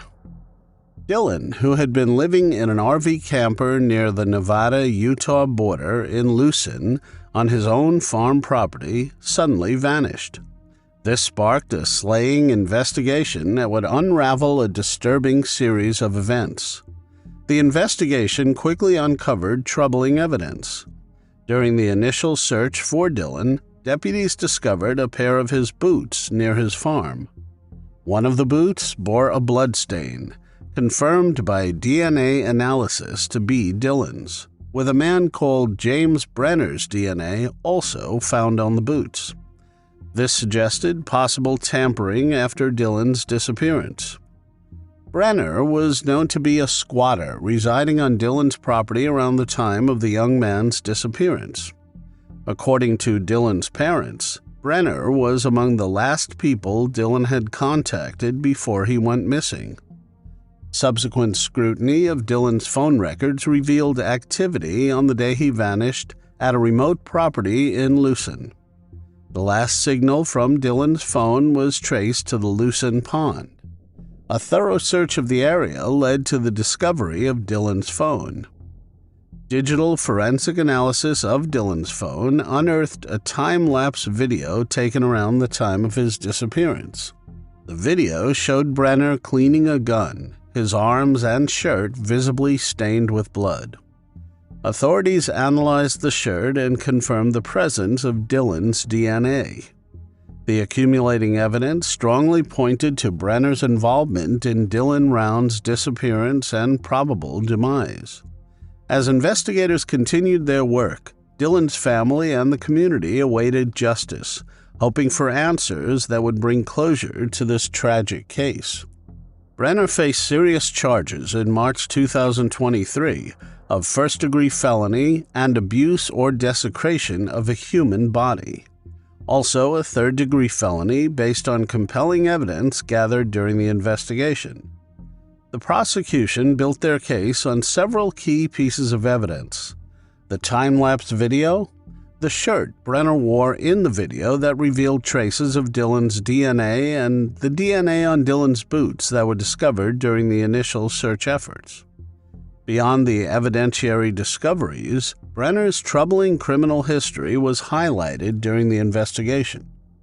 He had a documented past of violence and had previously been convicted of being a felon in possession of a firearm. As legal proceedings progressed, Dylan's family and the community held on to hope for justice and closure in the devastating case. The weight of the evidence and Brenner's background painted a grim picture, leaving authorities and the public alike eager for the resolution of this tragic story. The investigation into Dylan's disappearance and presumed demise remained ongoing, with authorities diligently working to recover his body. The search efforts have been intensive, spanning the areas where Dylan was last seen and focusing on locations linked to the evidence gathered in the case against Brenner. The detectives could not find Dylan, and the search went cold. In 2024, the the Box Elder County Attorney's Office made a plea deal with Brenner. In order to lower his charges, he was required to disclose the burial site of Dylan's body. Finally, almost 2 years later, on April 9, 2024, Dylan's skeletal remains were recovered in the remote western Box Elder County area of Lucin. He lost his life due to a gunshot wound to the head. Dylan's family has established a dedicated website and Facebook page. These platforms' initial purpose was to provide updates on the investigation's progress, share information about ongoing search efforts, and offer a means for the community to contribute tips or information that could aid in the search for Dylan. Now that he was found, they used the platforms to help with other efforts to search for missing people around the country. Dylan's story is a reminder of the impact of violence and the community's determination to seek the truth. On July 1, 2024, more than 24 family members of Dylan's attended the sentencing. Dylan's father spoke to Brenner and said, "Dylan helped you out so many times, and this is how you repay him. I just hope for the rest of your life you think about this." Dylan had paid Brenner to work on his farm and even shared meals with him at times. Brenner did not address the court and has not disclosed additional information about what transpired, leading him to take the life of Dylan. When asked if he would stand and face the family of Dylan and other friends and supporters gathered in the courtroom, he declined. James Brenner was sentenced to serve up to 30 years in prison.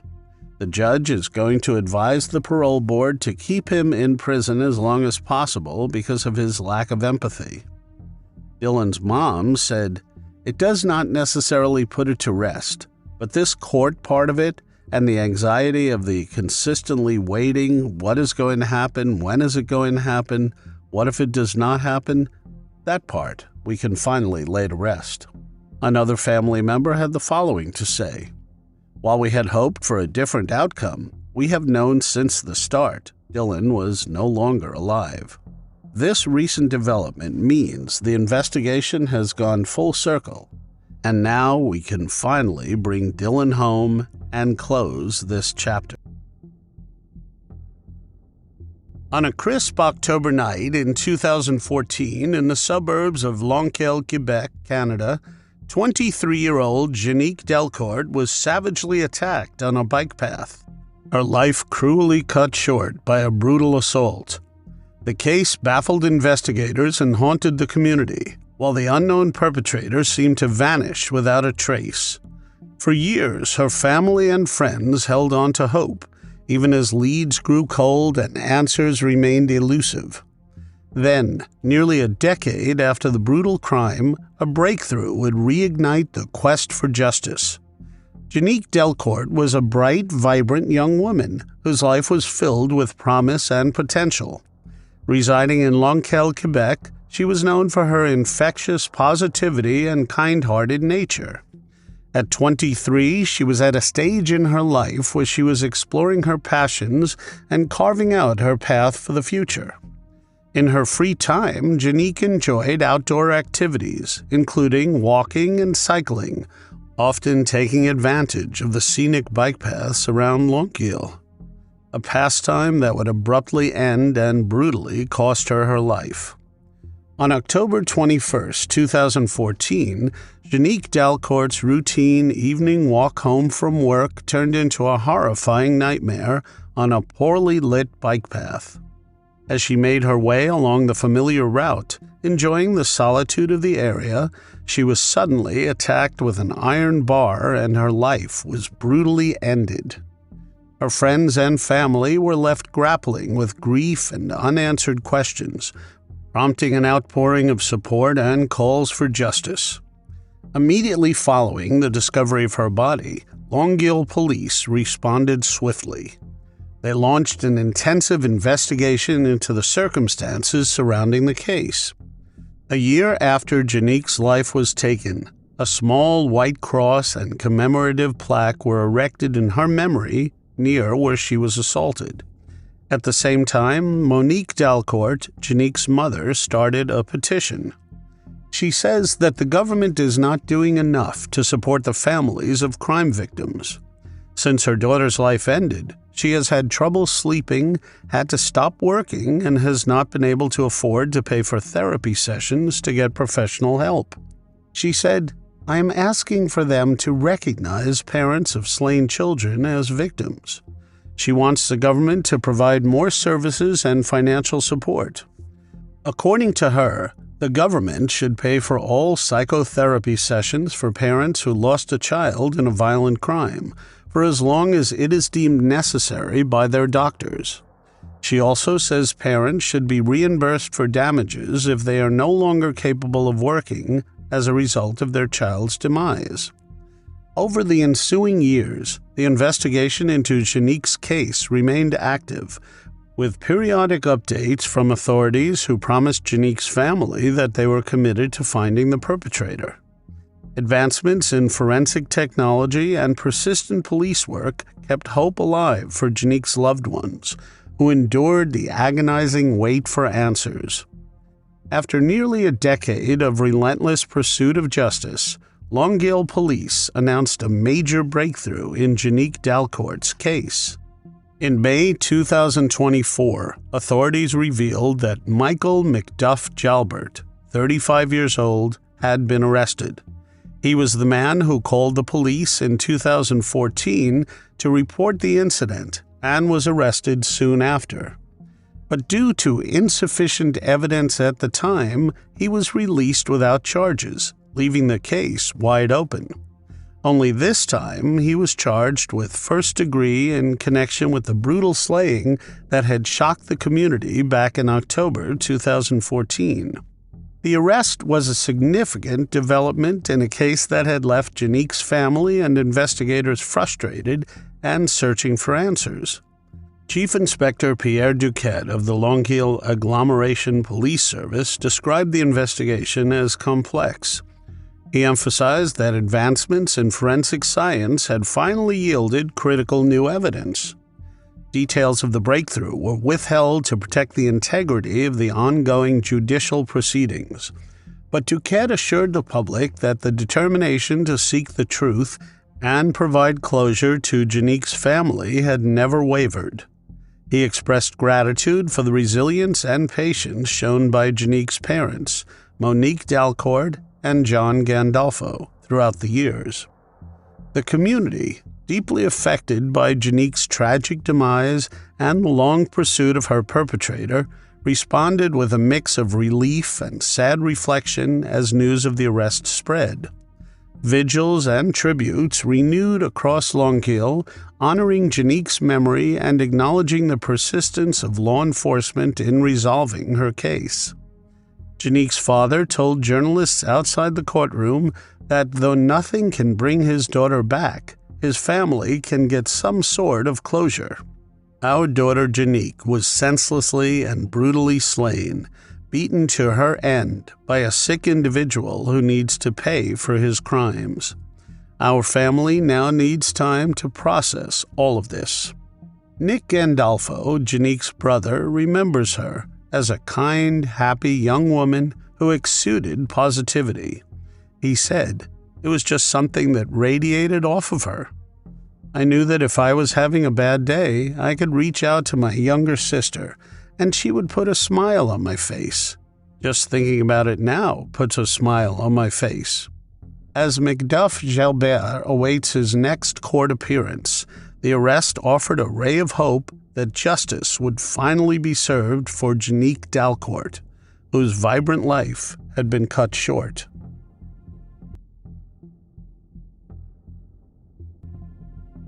On a cold November morning in 1988, Betty Rolfe disappeared during her routine walk to work, only to be found brutally assaulted and slain the next day near a railroad underpass. For over 30 years, her case remained unsolved until groundbreaking DNA evidence uncovered the truth behind Betty's tragic fate. Betty Rolfe was a beloved figure in the Grand Chute, Wisconsin community. At 60 years old, she was still a hard-working woman, juggling multiple jobs to support her family.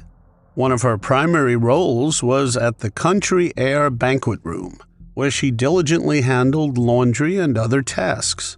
Her home on West Spencer Street was conveniently located less than a mile from the banquet room, making her morning walks a routine part of her day. Despite the hardships she endured, including a tumultuous marriage, Betty remained a pillar of strength and love for those around her, which would make her fate all that more tragic. On the early morning of November 6, 1988, Betty Rolfe left her home to walk to work. But that Sunday, Betty never made it to her destination. Her absence at work was unusual and immediately raised concerns among her colleagues and family. When she did not return home later that day, her family grew increasingly worried and reported her missing to the police. The next morning, a thorough search was conducted by local authorities. The community was on edge, anxiously awaiting any news about Betty's whereabouts. Tragically, their worst fears were confirmed when her body was discovered near a railroad underpass on West Spencer Street, just half a mile from her home. Betty was found partially clothed near a railroad crossing and bridge on West Spencer Street in Grand Chute. The scene was grim. She had been beaten, assaulted, and strangled with the strap of her purse.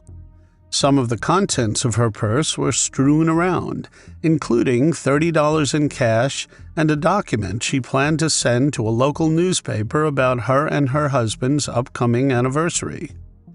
The police launched an intensive investigation, canvassing the area for witnesses and collecting evidence from the crime scene. Despite their efforts, the immediate investigation yielded few leads. The technology available at the time limited the scope of forensic analysis, and the case quickly grew cold.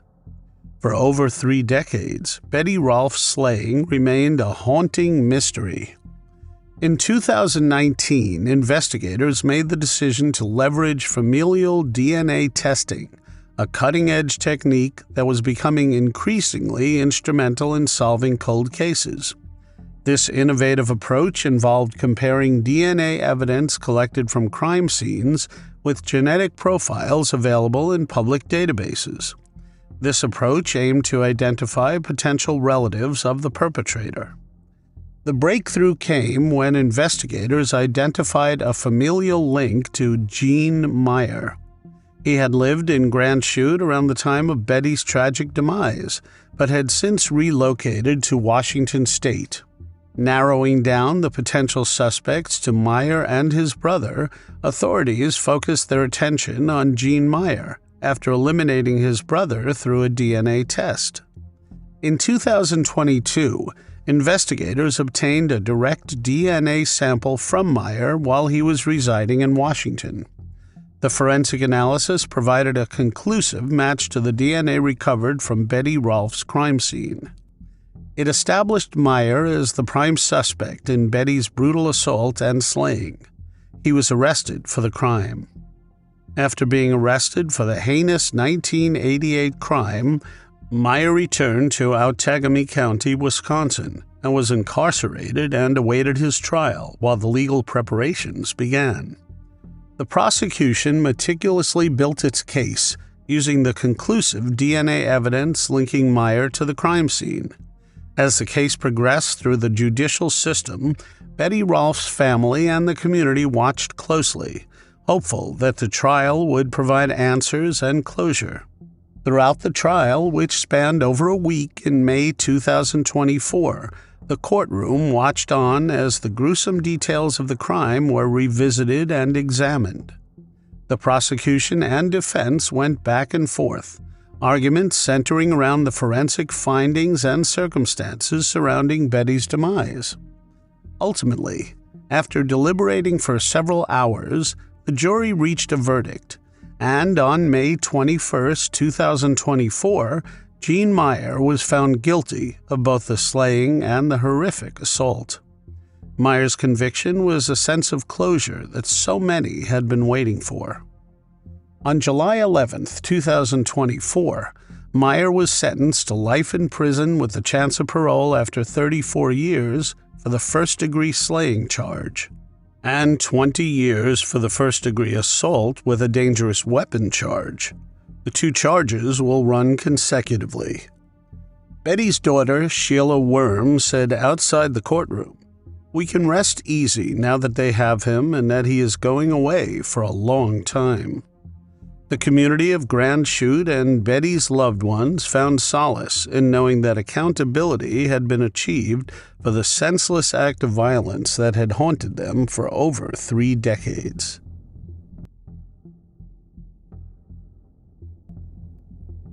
In Providence, Rhode Island, a chilling mystery spanning nearly a quarter-century has resurfaced with long-awaited answers. Kathleen O'Dowd Bowman, a devoted mother and waitress, met a tragic end in 1999. Her life cut short by a heinous act of violence behind Roger Williams Middle School. For decades, her family has been haunted by the absence of justice and the mystery of her tragic end. An arrest of a previously unknown suspect has reopened old wounds. Kathleen's loved ones may finally find the justice they had long been waiting for. Kathleen O'Dowd Bowman's life was a testament to resilience and devotion to her family. A mother of 4 and one of 8 siblings, Kathleen moved through life with a vibrant spirit and a deep commitment to those she loved. Residing in Providence, Rhode Island, she was a dedicated waitress, known for her warmth and generosity toward customers and co-workers alike. Her days were spent balancing the demands of work and raising her children, whom she cherished above all else.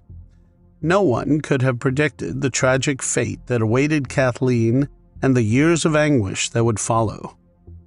The day of March 11, 1999 began like any other for Kathleen, but her life came to an abrupt and tragic end. Her lifeless body was discovered strangled in a secluded area near the grounds of Roger Williams Middle School in Providence, Rhode Island.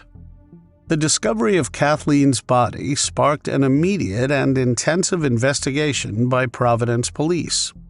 Initial efforts to piece together the events leading to her demise were met with challenges. Detectives struggled to gather sufficient evidence to identify a suspect, and despite early suspicions, the case soon grew cold. In recent years, Detective Angelo Avant took up Kathleen's case with renewed vigor.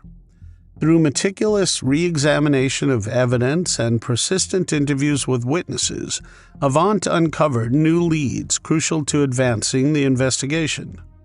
These efforts culminated in a breakthrough when, on April 16, 2024, Kevin Williams, a 53-year-old resident of Providence, was arrested on Road Street without incident.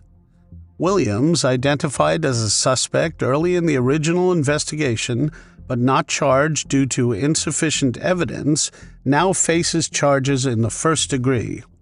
His arrest was a breakthrough moment in the long quest for justice for Kathleen and her family. The legal proceedings began with Williams' arraignment on April 17, 2024, where the indictment was unsealed in Providence County Superior Court. Attorney General Peter F. Noronha emphasized how violent crimes impact victims' families and praised Detective Angelo Avant and the Providence Police Department for making progress in the case. Colonel Oscar L. Perez, Jr. also commended the police for holding Williams accountable. In addition to the charge in Kathleen's case, Williams faces charges in Providence's 6th Division Court for violating a domestic no-contact order related to another domestic violence case. Assistant Attorney General James R. Baum and Special Assistant Attorney General Ariel Pittner, along with Detective Angelo Avant, are leading the investigation and prosecution, ensuring a coordinated effort to seek justice. Williams was ordered to be held without bail pending further court appearances. The starting date of the trial must still be announced. The arrest of Kevin Williams for the slaying of Kathleen Solomon is a significant step toward justice after more than 2 decades of unanswered questions and heartache. For Kathleen's family, they face a mixture of emotions. They are relieved that steps towards closure are finally being taken.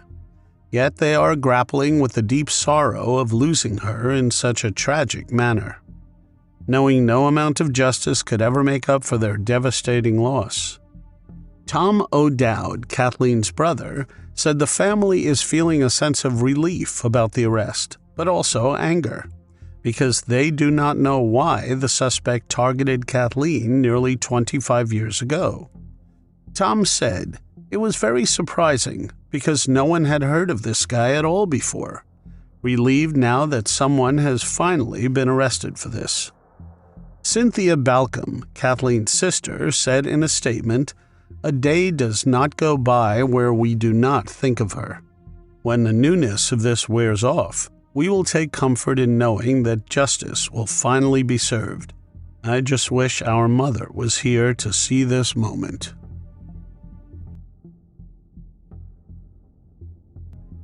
On a quiet August evening in 2018, the community of Conway, South Carolina was shattered by the brutal slayings of Robert Ford and his son, Robbie Ford. Found lifeless outside their home on Highway 19, the grisly crime sent shockwaves through the small town. As investigators delved into the case, a sinister plot began to unfold, one that involved betrayal, greed, and a chilling scheme orchestrated by someone close to home. This left many wondering what could drive a family member to such an unthinkable act. 59-year-old Robert Ford was a beloved member of the Conway community. He grew up in the area and spent much of his life serving at Good Hope Baptist Church, where he was a legacy member and the choir director for many years. Robert's deep love for music was a significant part of his identity, with a repertoire that spanned from old gospel hymns to contemporary Christian songs. Robert's commitment to his community was evident in his day-to-day life. He would share produce from his garden and always greet people with a friendly smile. The tragedy that would eventually shatter the Ford family was not the first hardship Robert endured. In 2016, his beloved wife Melda Ford would pass away. It was a loss that deeply affected him. But despite this personal tragedy, Robert remained a pillar of strength for his family and community. 25-year-old Robbie Ford was Robert's son and a young man with a promising future. He was a student at Clemson University, where he pursued his studies with the same dedication his father showed him throughout his life. The father and son bond was strong, with Robert financially supporting Robbie through his education and personal challenges. Robert also had a daughter from a previous relationship, Samantha Rabin. Samantha and Robbie, despite being half-siblings, grew up under different circumstances. While Robert and Robbie lived together in their home on Highway 19 in Conway, Samantha had her own residence and was managing her own life separately from her father's household. So while she was part of the family, her interactions with them were less frequent, and her bond with them was not as strong. By outward appearances, it seemed that the Ford family were like any other, but there were dark motives at play that would soon cost the lives of father and son. On the tragic day of August 17, 2018, neighbors of the Ford family home reported hearing gunshots that afternoon. Concerned citizens alerted authorities, who swiftly responded to the scene. Upon arrival, law enforcement discovered Robert and Robbie Ford outside their home, both fatally wounded by gunshots. The crime scene painted a grim picture of calculated violence. Investigators found evidence suggesting a deliberate attempt to erase any trace of the perpetrator's identity. A vehicle linked to the Fords was discovered nearby, set on fire in an apparent effort to destroy crucial evidence. Even with the attempts to destroy evidence by the perpetrator, investigators were determined to piece together the events of that fateful day. Authorities quickly combed through physical and digital evidence and interviewed potential witnesses. These efforts led to the identification of several persons of interest based on witness accounts and circumstantial evidence. But it would take investigators 2 years to build a case and establish timelines as well as potential motives for the crime. The investigation saw significant breakthroughs as forensic analysis of physical evidence and digital trails began to yield conclusive leads. Based on accumulated evidence and witness testimonies, authorities identified 53-year-old Randy Granger as the gunman responsible for carrying out the slayings. Granger had a troubled past, and his life was marked by brushes with the law, and prior to his involvement in the Ford slayings, he had a criminal record that included convictions for violent offenses. His history of criminal activity painted a picture of a man familiar with the darker side of society. Granger was arrested in 2020 in connection to the Ford slayings, and his testimony later proved pivotal in unraveling the web of events surrounding the crime. DNA evidence recovered from cigarette butts and a partially burned skull cap was found to match Granger's DNA profile. It was not long after Randy Granger's arrest that Samantha Rabin, Robert Ford's daughter and Robbie's half-sister, was implicated as the mastermind behind the violent crime. It seemed that the motive was to claim a significant inheritance, including insurance money. Samantha had promised Granger $20,000 to carry out the slayings. Teresa Martin, Granger's girlfriend, was also charged with being an accessory after the fact. Martin had allegedly facilitated the connection between Samantha and Granger and drove Samantha to and from the crime scene. The court proceedings were complex and extended over several years, involving multiple testimonies, forensic evidence, and legal arguments. Granger's trial concluded in April 2023, where he faced charges of the fatal crime, arson, and criminal conspiracy. His testimony about his involvement was corroborated by DNA evidence and the testimony of Martin. Randy Granger was found guilty of all charges and was sentenced to 2 consecutive life terms without the possibility of parole, plus an additional 20 years for arson and criminal conspiracy. Samantha Rabin's trial concluded in February 2024. She faced charges of fatal violence, conspiracy to commit the slaying, and solicitation of it. Her trial included testimonies from Granger, Martin, and various forensic experts, with evidence including text messages and phone records showing Samantha's coordination with Granger and Martin. The prosecution emphasized the financial motive, focusing on the significant inheritance Samantha stood to gain from the demise of her father and half-brother. 15th Judicial Circuit Senior Assistant Solicitor Lee Andrew Waller said, "Samantha had a million reasons to do this." She described the elder Ford's assets, including a 401k, investment accounts with Edward Jones, life insurance, a home, and $100,000 in a bank account. Upon Robert's demise, Robbie Ford would have been the primary beneficiary. She also said that Samantha was residing in a single-wide trailer with her husband and 3 children, subsisting on $30,000 a year at the time of the slayings. She later moved into her deceased father's home. Ultimately, Samantha Rabin was found guilty on all counts and was sentenced to 2 consecutive life terms without the possibility of parole, plus additional consecutive sentences totaling 30 years for the conspiracy and solicitation charges. Teresa Martin's case was resolved through a plea deal, where she pleaded guilty to being an accessory after the fact.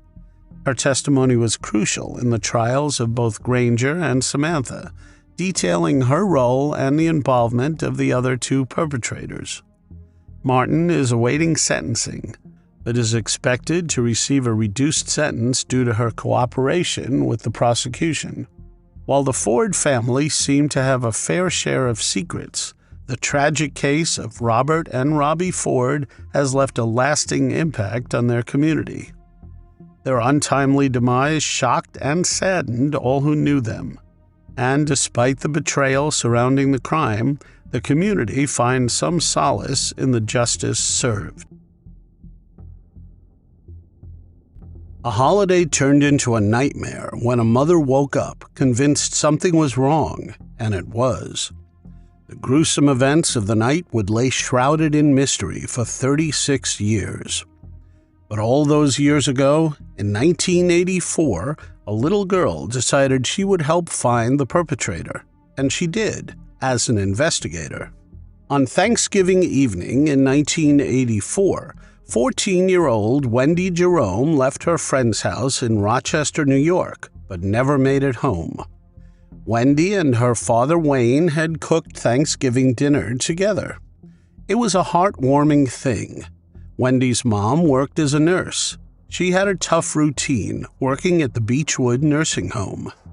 After dinner, Wendy was helping out her father with the dishes while her mother went to take a nap upstairs. The two planned to eat dessert once the dishes were done and Marlene had awakened from her nap. Her little brother Bill was playing. Born on November 1st, 1970, Wendy had just turned 14 years old a few days ago. She had some independence since her birthday and wanted to do things on her own. Wendy asked her father if she could walk over to her friend Susie Keller's house. It was not that far, just a few blocks away. It was her friend's birthday the following day, and Wendy wanted to give her a birthday card. Wayne allowed it since her curfew was 8 p.m. anyway, and it was 7, which meant she would be back in no time. Waking up with a sudden, overwhelming urge to find her daughter, Marlene was uneasy. She had a bad feeling and ran down the stairs, hastily asking, "Where is Wendy?" Wayne reassured Marlene that Wendy was visiting a friend and would be home soon, urging her not to worry. By 8:15 p.m., panic set in, as Wendy was still not home. It was only 15 minutes past her curfew, but it was still worrisome as she was never late. Early maybe, but never late. They began calling the Keller family but received no answer. Hours passed before they finally reached them. Marlene's first question was, "Is Wendy with you?" Susie's mother paused in shock and said, "Marlene, hang up the phone and call the police right now." A short while later, Marlene's worst fears were confirmed when Wendy was found in an alcove alongside School 33. A 22-year-old discovered her lifeless body between schools 33 and 11. He said that he was heading to a bar when he noticed someone lying down, so he left it alone, initially assuming they were drunk. Upon closer inspection, he saw blood. Afraid, he went to a friend's house before returning to the scene to confirm what he saw, prior to contacting the police. Officers on the scene realized she was no more, and that she had been brutally assaulted and left to take her last agonizing breaths alone. In 5 minutes, police were at Marlene's door, and they told her what happened to Wendy. According to her mother, the schoolyard where Wendy's body was discovered was not on her route to Susie's house. Marlene believes that Wendy, nearing her curfew, may have attempted to visit another friend in the neighborhood and took a shortcut by the school. The initial investigation revealed severe blunt force trauma, including a fractured skull from a significant blow. She had been assaulted. Dr. Nicholas Forbes conducted a medical examination of Wendy's body and determined that severe blunt force trauma to her skull had finally taken her life. Wendy's autopsy further revealed that at least 2 different types of objects were used to cause her bruises and wounds. They could also have been hands. The marks were distinct, They were both blunt force trauma with any object and sharp force trauma caused by something that would cut through her body. It could have been a knife or a piece of glass. The family could not overcome this tragedy. Wayne and Marlene divorced because deep down she blamed her husband for what happened. Bill Jerome, Wendy's brother, was afraid of everything after his elder sister was so brutally taken. He was afraid that the assailant was still out there, running free. For the first time in his life, he was afraid of the dark. He would hardly go out to play, and when he did, he was afraid and wary of everyone around him. After the divorce, Wayne moved to Florida. Marlene was not content with what the police were doing. Nearly a decade passed, and Marlene fought hard to know more details of the night. She was not allowed to see the crime scene, visit the body in the morgue, or even look at the photos. Marlene demanded to see the crime scene photos after investigators had informed her that Wendy was unconscious and unaware of what had happened to her that day. They said she passed peacefully. Once she got a copy of the autopsy report, it turned out she was in the dark. Reading the autopsy report repeatedly mentioning defense wounds, Marlene became furious. She felt betrayed, believing they had misled her when she had directly asked them about Wendy's struggle with her assailant. She felt deeply betrayed. Once she saw the photos, she had some closure. She had imagined Wendy to be lying exposed for the world to see, undressed, indecent, in a way she would never have wanted to be seen.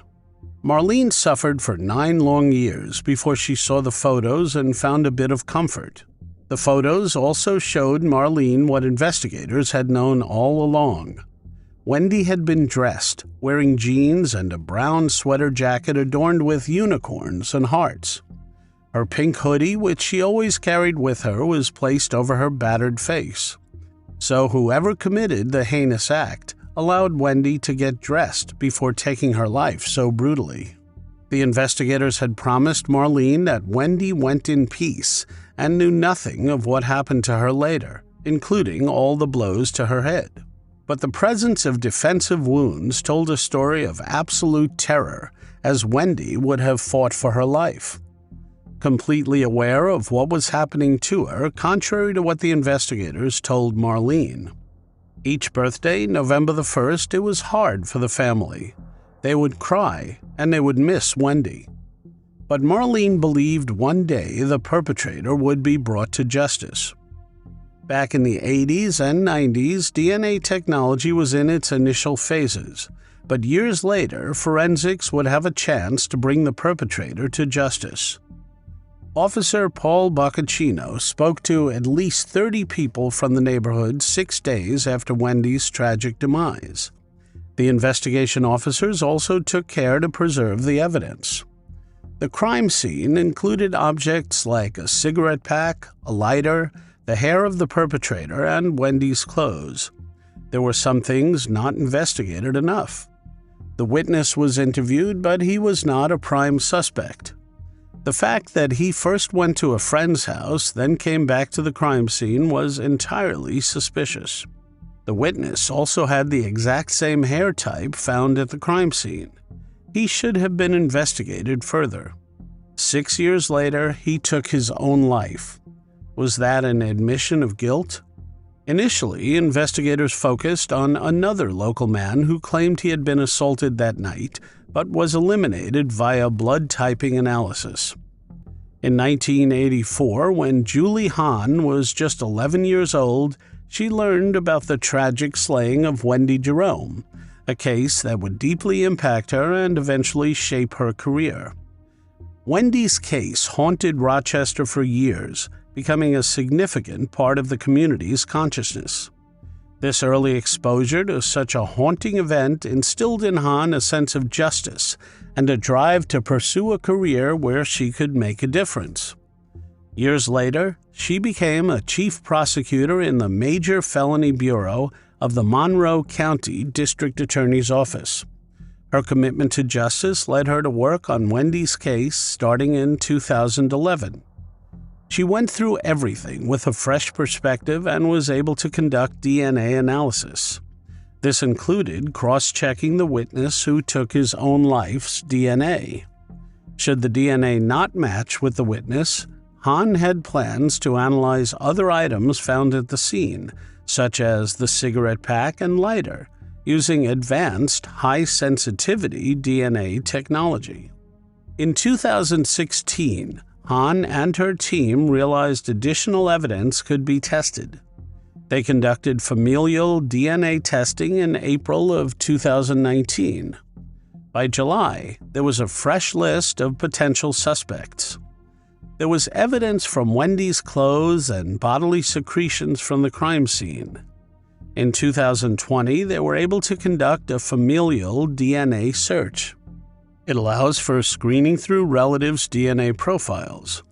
This means anyone sharing the same blood in the family could be accessed if their relative's DNA was on the databank. It brought them to a person, questioned all those years ago, who was 20 years old at the time of Wendy's tragedy. His name was Timothy Williams, their next-door neighbor at the time. Police were able to collect a DNA sample from the suspect secretly while he was in Florida. The sample matched the DNA evidence from the crime scene. 36 years later, they finally had a positive match. Williams was finally arrested on September 9, 2020. Hahn was among the investigators who called Marlene. Marlene had remarried Wayne when he was diagnosed with cancer.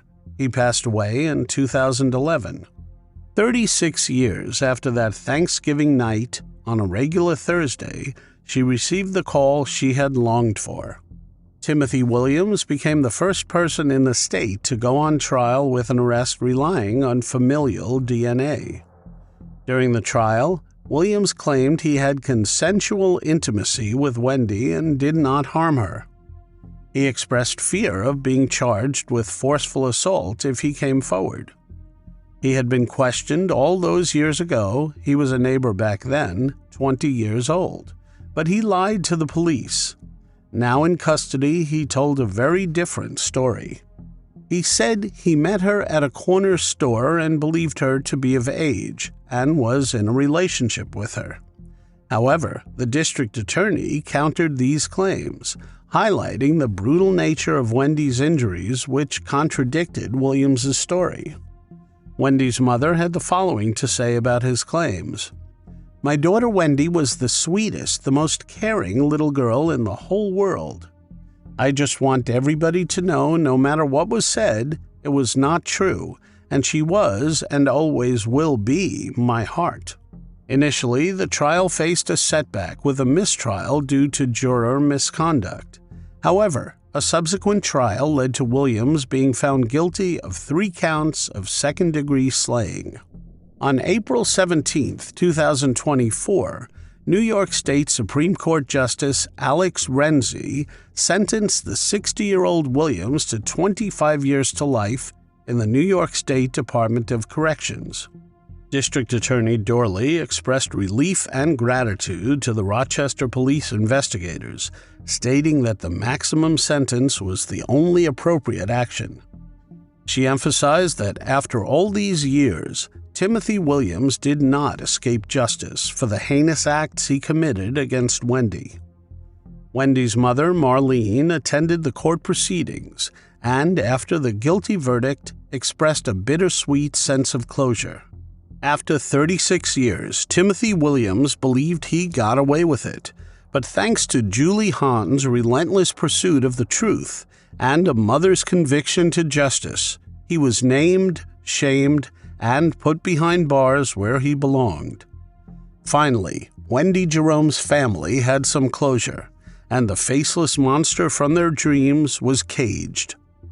Marlene's last words after the sentencing were, "Will it ever be over for me? No, but this door is closed."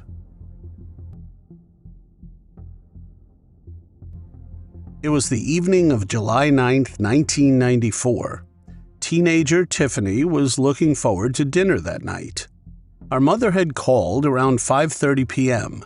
to tell her she would be home for dinner after a quick stop at her ex-boyfriend's house. Tiffany was okay with it because there was plenty of time before dinner. They were going to be joined by a guest, so there was time to prepare. Little did she know that was the last time she would hear her mother's voice. 34-year-old single mother Kimberly Langwell did not show up for dinner that night. Her new boyfriend, Ken Weatherford, went out looking for her.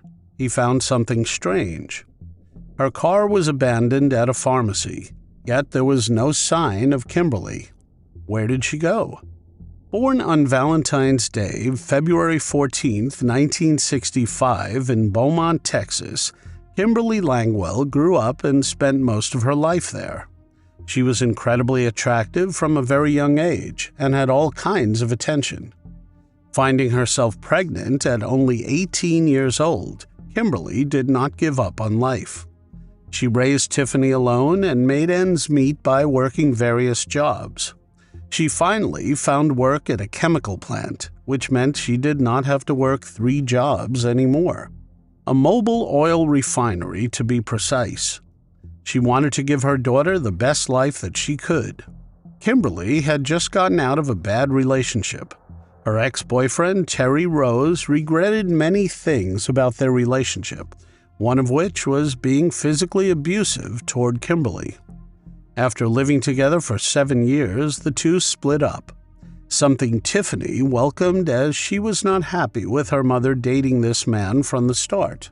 But the two remained on civil terms, friends, if one could call it that. There are various stories about what really happened between Terri and Kimberly. According to Kimberly's sister, Susan, he was increasingly possessive to the point where Kimberly did not feel safe with him. She even warned her family that if anything happened to her, they should suspect him, as he had threatened her life and exhibited violent behavior. Kimberly had gone as far as providing potential locations where her body might be found if she went missing. But others said Kimberly cheated on him with a friend, causing them to go their separate ways. Yet Terri showered her with expensive gifts. Lovesick, he would give her cash and presents, like a $500 vacation trip to Cancun, just to get her back. But the trip she said she would go on with girlfriends turned out to be a vacation with a new man. Terri was bitter, but he remained civil. Kimberly was quite openly dating someone new now. Ken Weatherford was a whole new chapter in her life. They worked together and had a much better relationship than what she had with Terri. Kimberly usually got off work at 5 p.m. Between 5:15 and 5:30, she told her daughter she would stop by Terri's house to help him. He was remodeling his house, and Kimberly was going to assist him in hanging up boards. When she left the house for work that day, she was wearing a white shirt with the words Cozumel on the front and a diver on the back. It was a shirt she got from her Cancun trip with Ken. She paired it with blue jeans and white tennis shoes. She wore a silver-toned Seiko watch with glowing numbers on it and a silver necklace with an angel pendant. She finished her look with silver hoop earrings and a gold wedding band she wore to avoid attention from men. An hour later, Tiffany started to worry. Kimberly was not answering any calls on her cell phone. She always kept her phone nearby. When Kimberly did not arrive home on time, her worried daughter called the ex-boyfriend to inquire about her mother. He claimed Kimberly had already left and then began angrily questioning Tiffany about why he was not invited to dinner. He showed more concern for the dinner snub than for Kimberly's absence. Tiffany notified Kimberly's current boyfriend, Ken, that her mother never showed up for dinner. Concerned, he went looking for her at local shops, bars, and regular hangouts. He found her 1994 Nissan Altima abandoned at an Eckerd's pharmacy located at the corner of Dallin Road and Flynn Boulevard. Her purse and keys were missing, but her cell phone and other personal items were left in the car. This was highly suspicious, since Kimberly was known to always be on her phone. Given her fear of her ex-boyfriend, it seemed unlikely she would part with her cell phone, especially if she needed to contact her daughter in an emergency. Extensive searches around the abandoned car brought about no clues to where she was. Back in 1999, surveillance cameras were not as readily available as they are today, so there were no camera recordings to review. There were no signs of a struggle or any evidence released by the police, although they suspected foul play. Kimberly's last known phone call was with her daughter, Tiffany. Since that call, she has never been heard from again by friends or family. Kimberly's family was devastated, and her brother Norman took it upon himself to investigate her disappearance. He set up a personal database, collecting data and evidence in hopes of finding his sister. Family and friends were sure that Kimberly would never have willingly left her daughter, whom she raised on her own and was very close to. Kimberly's siblings, Susan and Norman, tirelessly put up flyers and worked to spread the word about her disappearance. Their efforts were driven by the certainty that Kimberly would not have abandoned her daughter or her life. Dee Dee Keene, a survivor of kidnapping and assault, spent years trying to help Kimberly's family. She and her husband could be seen handing out flyers for Kimberly each year dedicatedly. Ken was quickly ruled out as a suspect since he had alibis and was actively involved in the investigation. But officers focused on Terri Rose, whom she had lived with for 7 years, just 6 months before her disappearance. Terri managed a wrecking yard and towing operation in Beaumont called Terry's Wrecker Service. It was easy to dispose of a body. Initially, he said Kimberly stopped by to help him hang boards. Kimberly had told a friend she would stop by Terry's house to pick up her personal items. Perhaps seeing her in a Cancun shirt reminded him of her betrayal. He had also conveniently told the officers he was home alone before he went to the Corner Pocket pool hall that shared a parking lot with the Eckerd Pharmacy.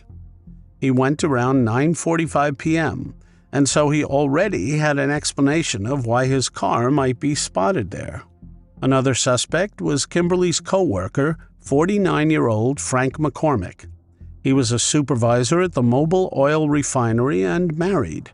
Yet he had an obsessive infatuation with Kimberly. He wrote her a number of love letters, and in 1999, Kimberly gave those letters to a friend for safekeeping. He offered her thousands of dollars so that she could take a trip to Europe with her daughter. Yet he was cleared as a suspect as well, after years of investigation. He had receipts from 1999, where he bought chips from a grocery store for a poker night with friends. Kimberly's family, particularly her sister, strongly believed that Terry was responsible for her disappearance. Although his name never came up on websites, Susan's blog mentioned him repeatedly as the prime suspect. It all started when she called Terry to inform him of Kimberly's disappearance. His response was bitter and cold. "Good. Now you will see how I feel." Later, he called to announce he was taking a lie detector test, yelling aggressively at the family. 3 months after Kimberly went missing, Terry called the house and, in an overly cheerful tone, asked if they had heard from Kim lately. This call deeply disturbed the family. In November 2002, he approached Tiffany, Kimberly's daughter, and asked if she had heard from her mother. Kimberly's sister immediately called him to confront his sick behavior. During this call, he revealed that he had failed a lie detector question about whether he had taken the life of Kimberly. Terry's actions, including his insensitive remarks and tormenting behavior, only intensified the family's suspicions and their pain. Despite the lack of concrete evidence tying him to Kimberly's disappearance, they were sure he did it. Shockingly, 5 years after the disappearance of Kimberly, Terri Rose's father was fatally clubbed with a candlestick. He took his last breaths at his door. The assailant was never found. But that seemed irrelevant to detectives. They believed she could have simply been abducted from the pharmacy by a stranger or have been taken by a serial assailant. A new team of investigators started the investigation from the beginning and came across some incriminating information. Reliable information came through in April of 2024. A former employee at Terry's Wrecker Service said he saw Kimberly's car on July 9, 1999 at 5:50 p.m. By 6:20 p.m., her car was gone. This was an important piece of information because it placed her near Terri. That same month, a trip to the police would turn out to be the break they were waiting for. The informant, who remained anonymous, said Kimberly was buried at Terry's house. A warrant was obtained to search his wrecking yard and his residence at the 1600 block of Lindbergh Drive. The FBI assisted the police with ground-penetrating radar and cadaver dogs. The search warrant was executed on Monday, June 10, 2024. The officers found a 3-foot by 5-foot area with no steel rebar under a bedroom floor. The bedroom belonged to Terry's son. It was obviously cut out, and according to the investigators, it was a perfect size for a body to be buried in. The wire and mesh rebar had been cut out. Police found human remains on the property around 3 a.m. Thursday, June 13th. They were hastily wrapped in a blanket. There was not anything left to identify, but the remains were sent to the lab for testing. After all these years of running free while having done something so horrible, Terri Rose's luck was up. He was arrested the very same day. 25 years later, the perpetrator was finally in the grasp of the law. There was nothing to save Terri now. With his smug remarks and snarky comments about Kimberly's disappearance, all those years of gloating were over. 67 years old now, he would spend the remainder of his life behind bars where he belonged. This find brought some closure to Kimberly Langwell's family, who could finally bury her as intended. Her daughter Tiffany expressed her gratitude to finally having her mother's remains back. She said, "I have known that since the day that she was gone, she has been there. So it is tough. It is tough to know where your mom is, and there is nothing you can do." Terri Rose is currently being held in custody on $1 million bail. If he posts bail and leaves, he must wear a GPS monitoring anklet and cannot leave Jefferson County. Across nearly 3 decades, a predator with a sinister obsession inflicted brutality upon women and mutilated their bodies in pursuit of twisted gratification. Had it not been for one victim's desperate call, perhaps the perpetrator might have remained elusive. While she lost her life, her 911 call would bring an investigation, which would uncover many other bodies. The ruthless assailant would go down in history as the Long Island perpetrator. Here is a timeline of the series of events that led to this name. 2 hunters were tracking game in a heavily wooded area in Southampton, New York, on November 21, 1993. As they neared 50 Old Fish Cove Road, they discovered something strange. It was a body, only partially clothed in the forest. It appeared to have been lying in the forest for at least 2 days. Authorities reached the site and tried to identify her by her clothes. The medical examiner confirmed 2 things. The 28-year-old had been brutally strangled. There was also evidence that she had been taken advantage of and then slain in a lustful rage. Once the fingerprints were analyzed, they were able to inform her loved ones. It was Sandra Costisha. Her fingerprints had been added to the database when she was arrested the previous year for jumping a subway turnstile. During the autopsy, the examiner was able to lift 3 strands of hair from her body that did not belong to her and were possibly her assailants. An autopsy indicated she had over 25 blows and injuries, which were sharp force trauma inflicted on her body once she had lost her life. Her face and torso were brutally affected by the slashes. Originally from Trinidad and Tobago, Sandra had been living in New York City. She was like a nomad with no permanent address. Her last address on record was in Queens, but she was not living there when she lost her life. There were rumors that she was an escort, but that was never confirmed. Authorities implied her lifestyle was a bit similar, since she would take money, favors, and presents in exchange for her company. There were not many leads to go on, but about 8 years later, in 2001, the Suffolk County prosecutors announced a connection to John Bittrolff. Bittrolff was a carpenter in the area convicted of taking the lives of 2 women whose bodies were recovered in the same part of Long Island.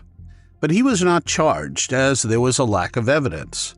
The case stayed in the files on the shelves and there was not much to go on. A decade after Sandra disappeared, Manorville was in the news again. This time, a dismembered torso of a woman had been washed ashore on the beach. A woman was walking her dog along the shore when she came across the unclothed and dismembered body. She was decapitated and missing her hands, and had a severely mutilated tattoo on her back. The tattoo was a couple of cherries, and it appeared the perpetrator tried to cut it out with a knife. But mutilating the tattoo was unsuccessful.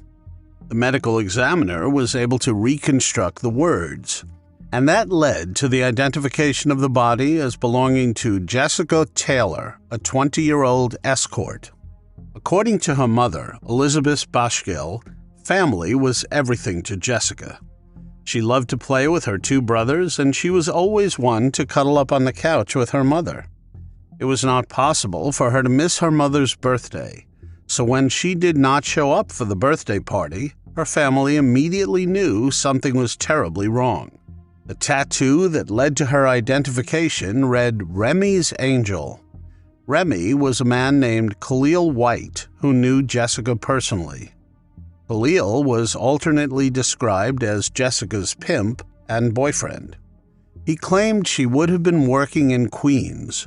She was last seen working in Manhattan, according to other reports and witnesses. But Khalil White was adamant that Jessica would have been working elsewhere. Born in New York City in 1984, Jessica fell into hard times and became an escort.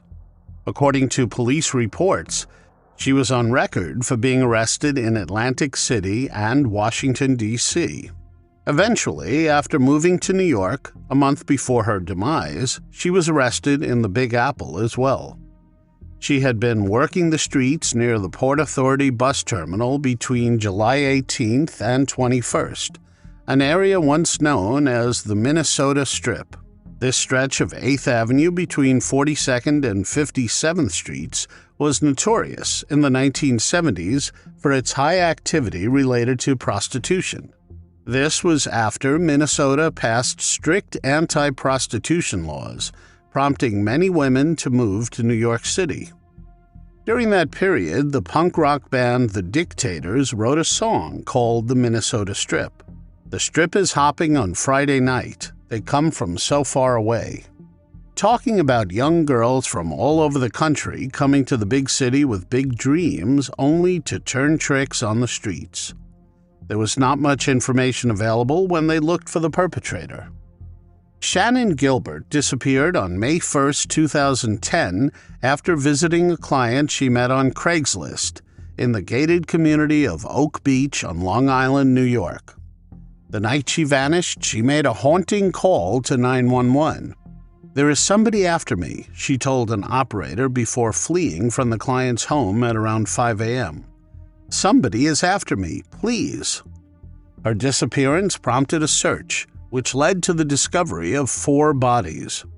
During the winter of 2010, another body was recovered within the Manorville area.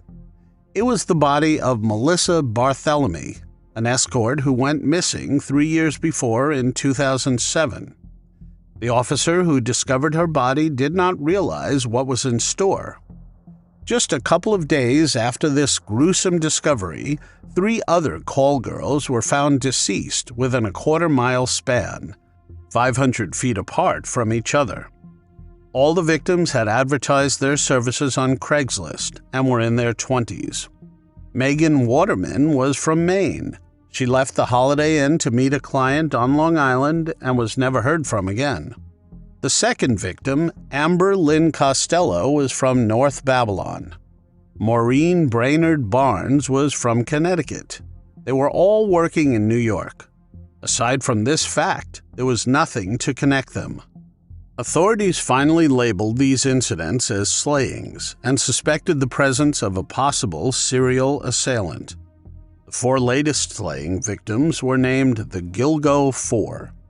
Despite extensive investigations, no suspects were publicly named in any of the cases. On March 29, 2011, police discovered a skull, forearm, and hands during an investigation at Gilgo Beach. They were the missing body parts of Jessica Taylor, whose torso was found in Manorville in 2003. Detectives came together to work on the case. These cases were then linked to the Long Island perpetrator. Many other cases were ruled out since it did not seem to follow a particular pattern. The key piece of evidence collected over the years was a black leather belt. The initials HM were embossed into the belt. Some read it as RM or even RH. A decade rolled by. In February 2022, authorities established a task force comprising local, state, and federal investigators. They primarily focused on cell phone data records, analyzing all the numbers called by the victims or who called on the victims' phones in their final days. Friends, family, and loved ones were thoroughly vetted.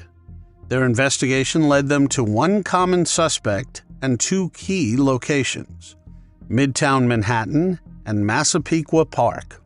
Whoever the perpetrator was, he operated in these 2 areas. Disposing of the bodies in the ocean resulted in them washing ashore in the tide, something he had not anticipated. 1 month later, the task force made a breakthrough. Amber Lynn Costello, the woman whose remains were found in 2010's roommate, Dave Schaller, recalled seeing a Chevrolet Avalanche parked outside their home the day before she disappeared. Amber was last seen with a client on September 2, 2010. It was a tall man with oval glasses. Dave recounted coming home to find Amber hiding in the bathroom while a large man threatened her. He said the man was large, like Frankenstein. He then confronted the man, leading to a physical altercation that forced the man to leave in his truck. The next day, other witnesses reported seeing a similar truck shortly after Amber left to meet her client. Dave said this man was the first person he thought of when he heard about Amber's case. For 13 years, that face and truck never left his mind. This would prove to be an important lead. The task force that was investigating these disappearances and slayings obtained the registration history of this truck. The distinctive dark green Chevrolet Avalanche was traced to one person who fit the description of the Long Island perpetrator, a 59-year-old architect named Rex Heuermann. When authorities investigated further, it came as a surprise that Dave's description of the assailant was not further traced back to the owner, because he checked all the boxes. The description was simply set aside in a case file and never investigated. Everything about Rex Heuermann's movements incriminated him. His cell phone pings were near Midtown Manhattan, near his office located at 5th Avenue and 36th Street. The second location of pings was Avenue Massapequa Park, which was where Herman lived. Further investigation in July 2022 would bring out some interesting details. Officers discreetly went through the trash cans outside Heuermann's home. The trash cans held 11 mysterious bottles, but these very bottles held crucial DNA evidence that would decide the fate of the Long Island victims. This DNA evidence was compared to the hair lifted from Sandra Costisa and Megan Waterman's bodies. Surprisingly, it did not just point at Rex Heuermann. The DNA also belonged to his wife. She was cleared once investigators realized that she was out of state each time one of the Gilgo Beach tragedies would have occurred. But how did her DNA end up with the victims? There was another lead when detectives made another discovery from pizza crusts that Rex Heuermann discarded in his trash. Plainclothes detectives had been following Rex Heuermann, waiting for him to hand them some form of evidence so that he could be arrested. And he delivered it in a box, quite literally. While he was under surveillance, officers saw him throw a pizza box into a sidewalk garbage can outside his office building. The Suffolk County Crime Laboratory collected the discarded crusts and tested them for DNA. Investigators then went through Heuermann's internet history, which revealed dark obsessions. There were over 200 searches regarding the Gilgo Four. Heuermann had gone deeper, looking up pictures of the grieving families of the victims. Some of the searches were obvious. Why could law enforcement not trace the calls made by the Long Island serial perpetrator? Why has the Long Island serial perpetrator not been caught? And new phone technology may be key to break-in case. He was deeply involved in this case. He had looked up podcasts and documentaries regarding the four famous victims. He even searched about the 2022 task force that was created to fish him out. This was ironic, considering they were zeroing in on him, simultaneously uncovering information about him.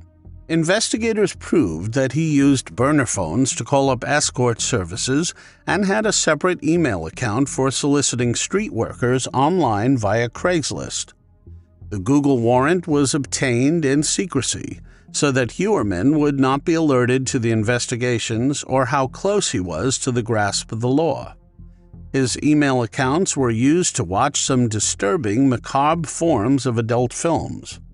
They were mostly torture films of women and children being abused in all ways possible. He even used this account to exchange selfies with future intimate companions. Further investigations uncovered additional suspicious details that, although not directly related to the case, provided insight into his background. From 2014 to 2022, Heuermann initiated 4 lawsuits in New York courts against drivers. He alleged severe and permanent injuries from car accidents, according to court records. 3 of these cases were resolved through settlements or discontinuation, while the most recent one remained ongoing. During an April 2018 deposition for one of the cases, Heuermann shared information about his personal and professional life. He stated that he still lived in his childhood home in Massapequa Park, Long Island, with his wife of 22 years, daughter, and stepson. When asked about sports, he mentioned that his only competitive activity was rifle shooting. As a gun enthusiast, Heuermann possessed an impressive collection of firearms. Heuermann had also defaulted on taxes for over a decade. Nassau County records show that he was served with 6 tax liens that were filed by the IRS between 2010 and 2021. His tax debt exceeded $425,000. Police began compiling evidence to build a case against him and arrest him. Who is Rex Heuermann? An architect originally from Manhattan, Heuermann attended Alfred G. Berner High School while living in the same house in Massapequa Park. His house was poorly supported by bare wood. There was even grass on the roof and faded shingles. The yard was always messy, sticking out like a sore thumb amongst the neat homes on the rest of the block. The working-class suburb was an hour's drive from Midtown Manhattan, where he would work later on. Rex Heuermann's father was an aerospace engineer who helped build satellites at work. He was a wood enthusiast and crafted furniture at a workshop in his house. He was married to Asa Ellerup in the very same house. Asa had a son with special needs, whom Erdmann raised as his own. The couple also had a daughter together. An architectural consultant in Manhattan since 1987, Rex Erdmann worked on significant projects with the city, at JFK Airport, and for notable clients such as Cipriani. Steve Kromberg, a property manager who worked with Erdmann for 30 years, described him as a big, goofy guy, a little bit on the nerdy side. In contrast, others like Nicholas Fershaw, a neighbor, characterized Erdmann as creepy and unapproachable, someone who seemed to lurk in the shadows. Neighbors also said that they always avoided his house on Halloween, advising their children to stay away because he was not very welcoming to trick-or-treaters. Erdmann was known as an average man who followed a daily routine, heading to the Massapequa Park station dressed in a suit and carrying a briefcase. According to a neighbor named Barry Auslander, Erdmann appeared to be a typical businessman, someone who blended in without drawing suspicion. He was neither exceptionally charismatic nor particularly unpleasant. Erdmann was the president of an architectural firm he founded in 1994, RH Consultants and Associates, where his daughter, Victoria Erdmann, was also employed.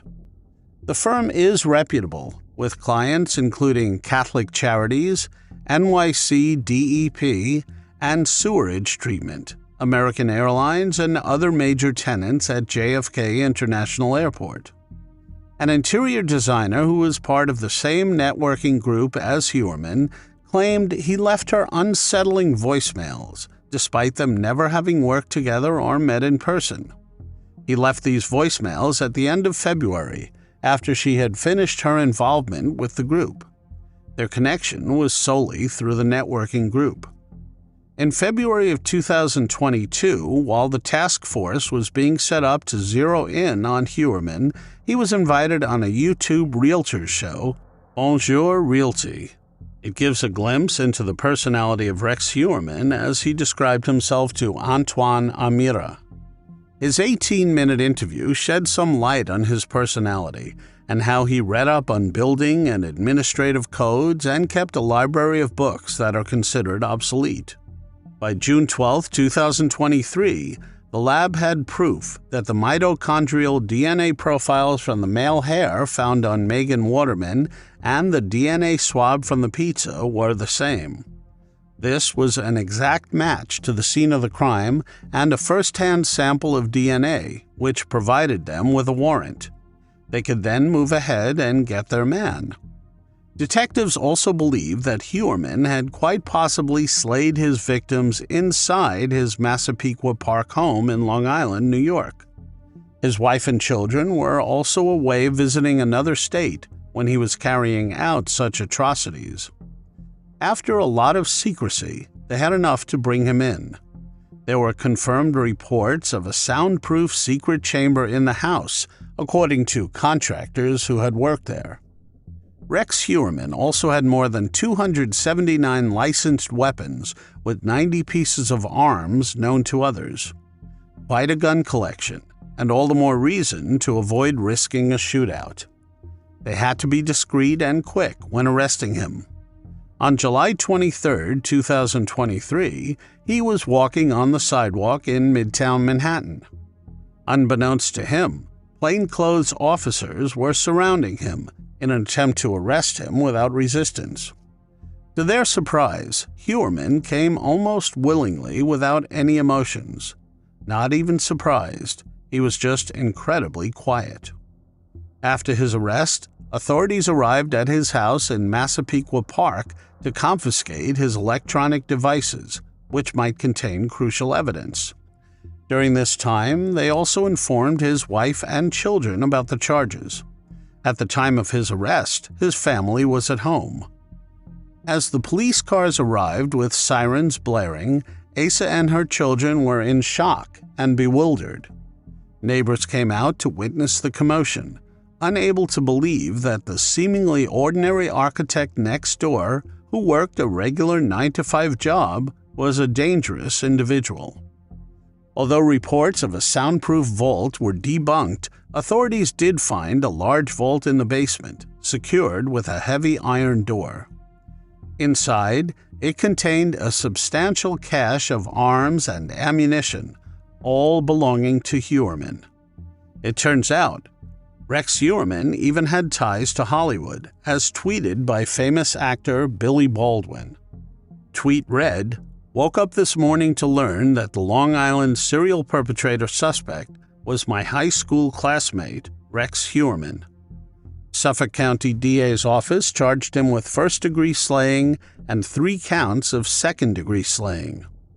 The victims whose tragedies he was charged with were the Gilgo Four, namely Melissa Bartholomew, 24, Megan Waterman, 22, Amber Lynn Costello, 27, and Maureen Brainerd Barnes, 25. Court appearance ended with Erdmann pleading not guilty, but he was denied bail due to the gruesome nature of the crimes.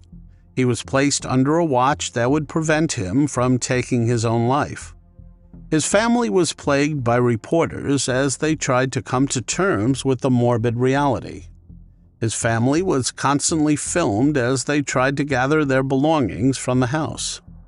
It was likely that Erdmann took advantage of his family being out of town, committing the slayings each time they left. A theory is that he also tried to frame John Biltroff by ensuring his DNA was on at least 2 of the victims before copying his modus operandi and taking their lives. In short, setting him up.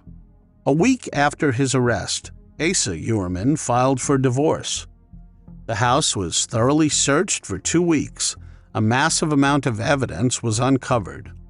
A planning document was found on a laptop in the Erdmann family home and appeared to have been created in 2000. The document had seemingly been edited as recently as 2002. In the document, 4 categories are listed: problems, supplies, DS, standing for dump site, and TRG, which is likely a reference to target. Under the category TRG, it is written that small is good, leading investigators to believe that he is referring to a victim's size. All the known victims thus far are all petite women, which is consistent with the small is good entry.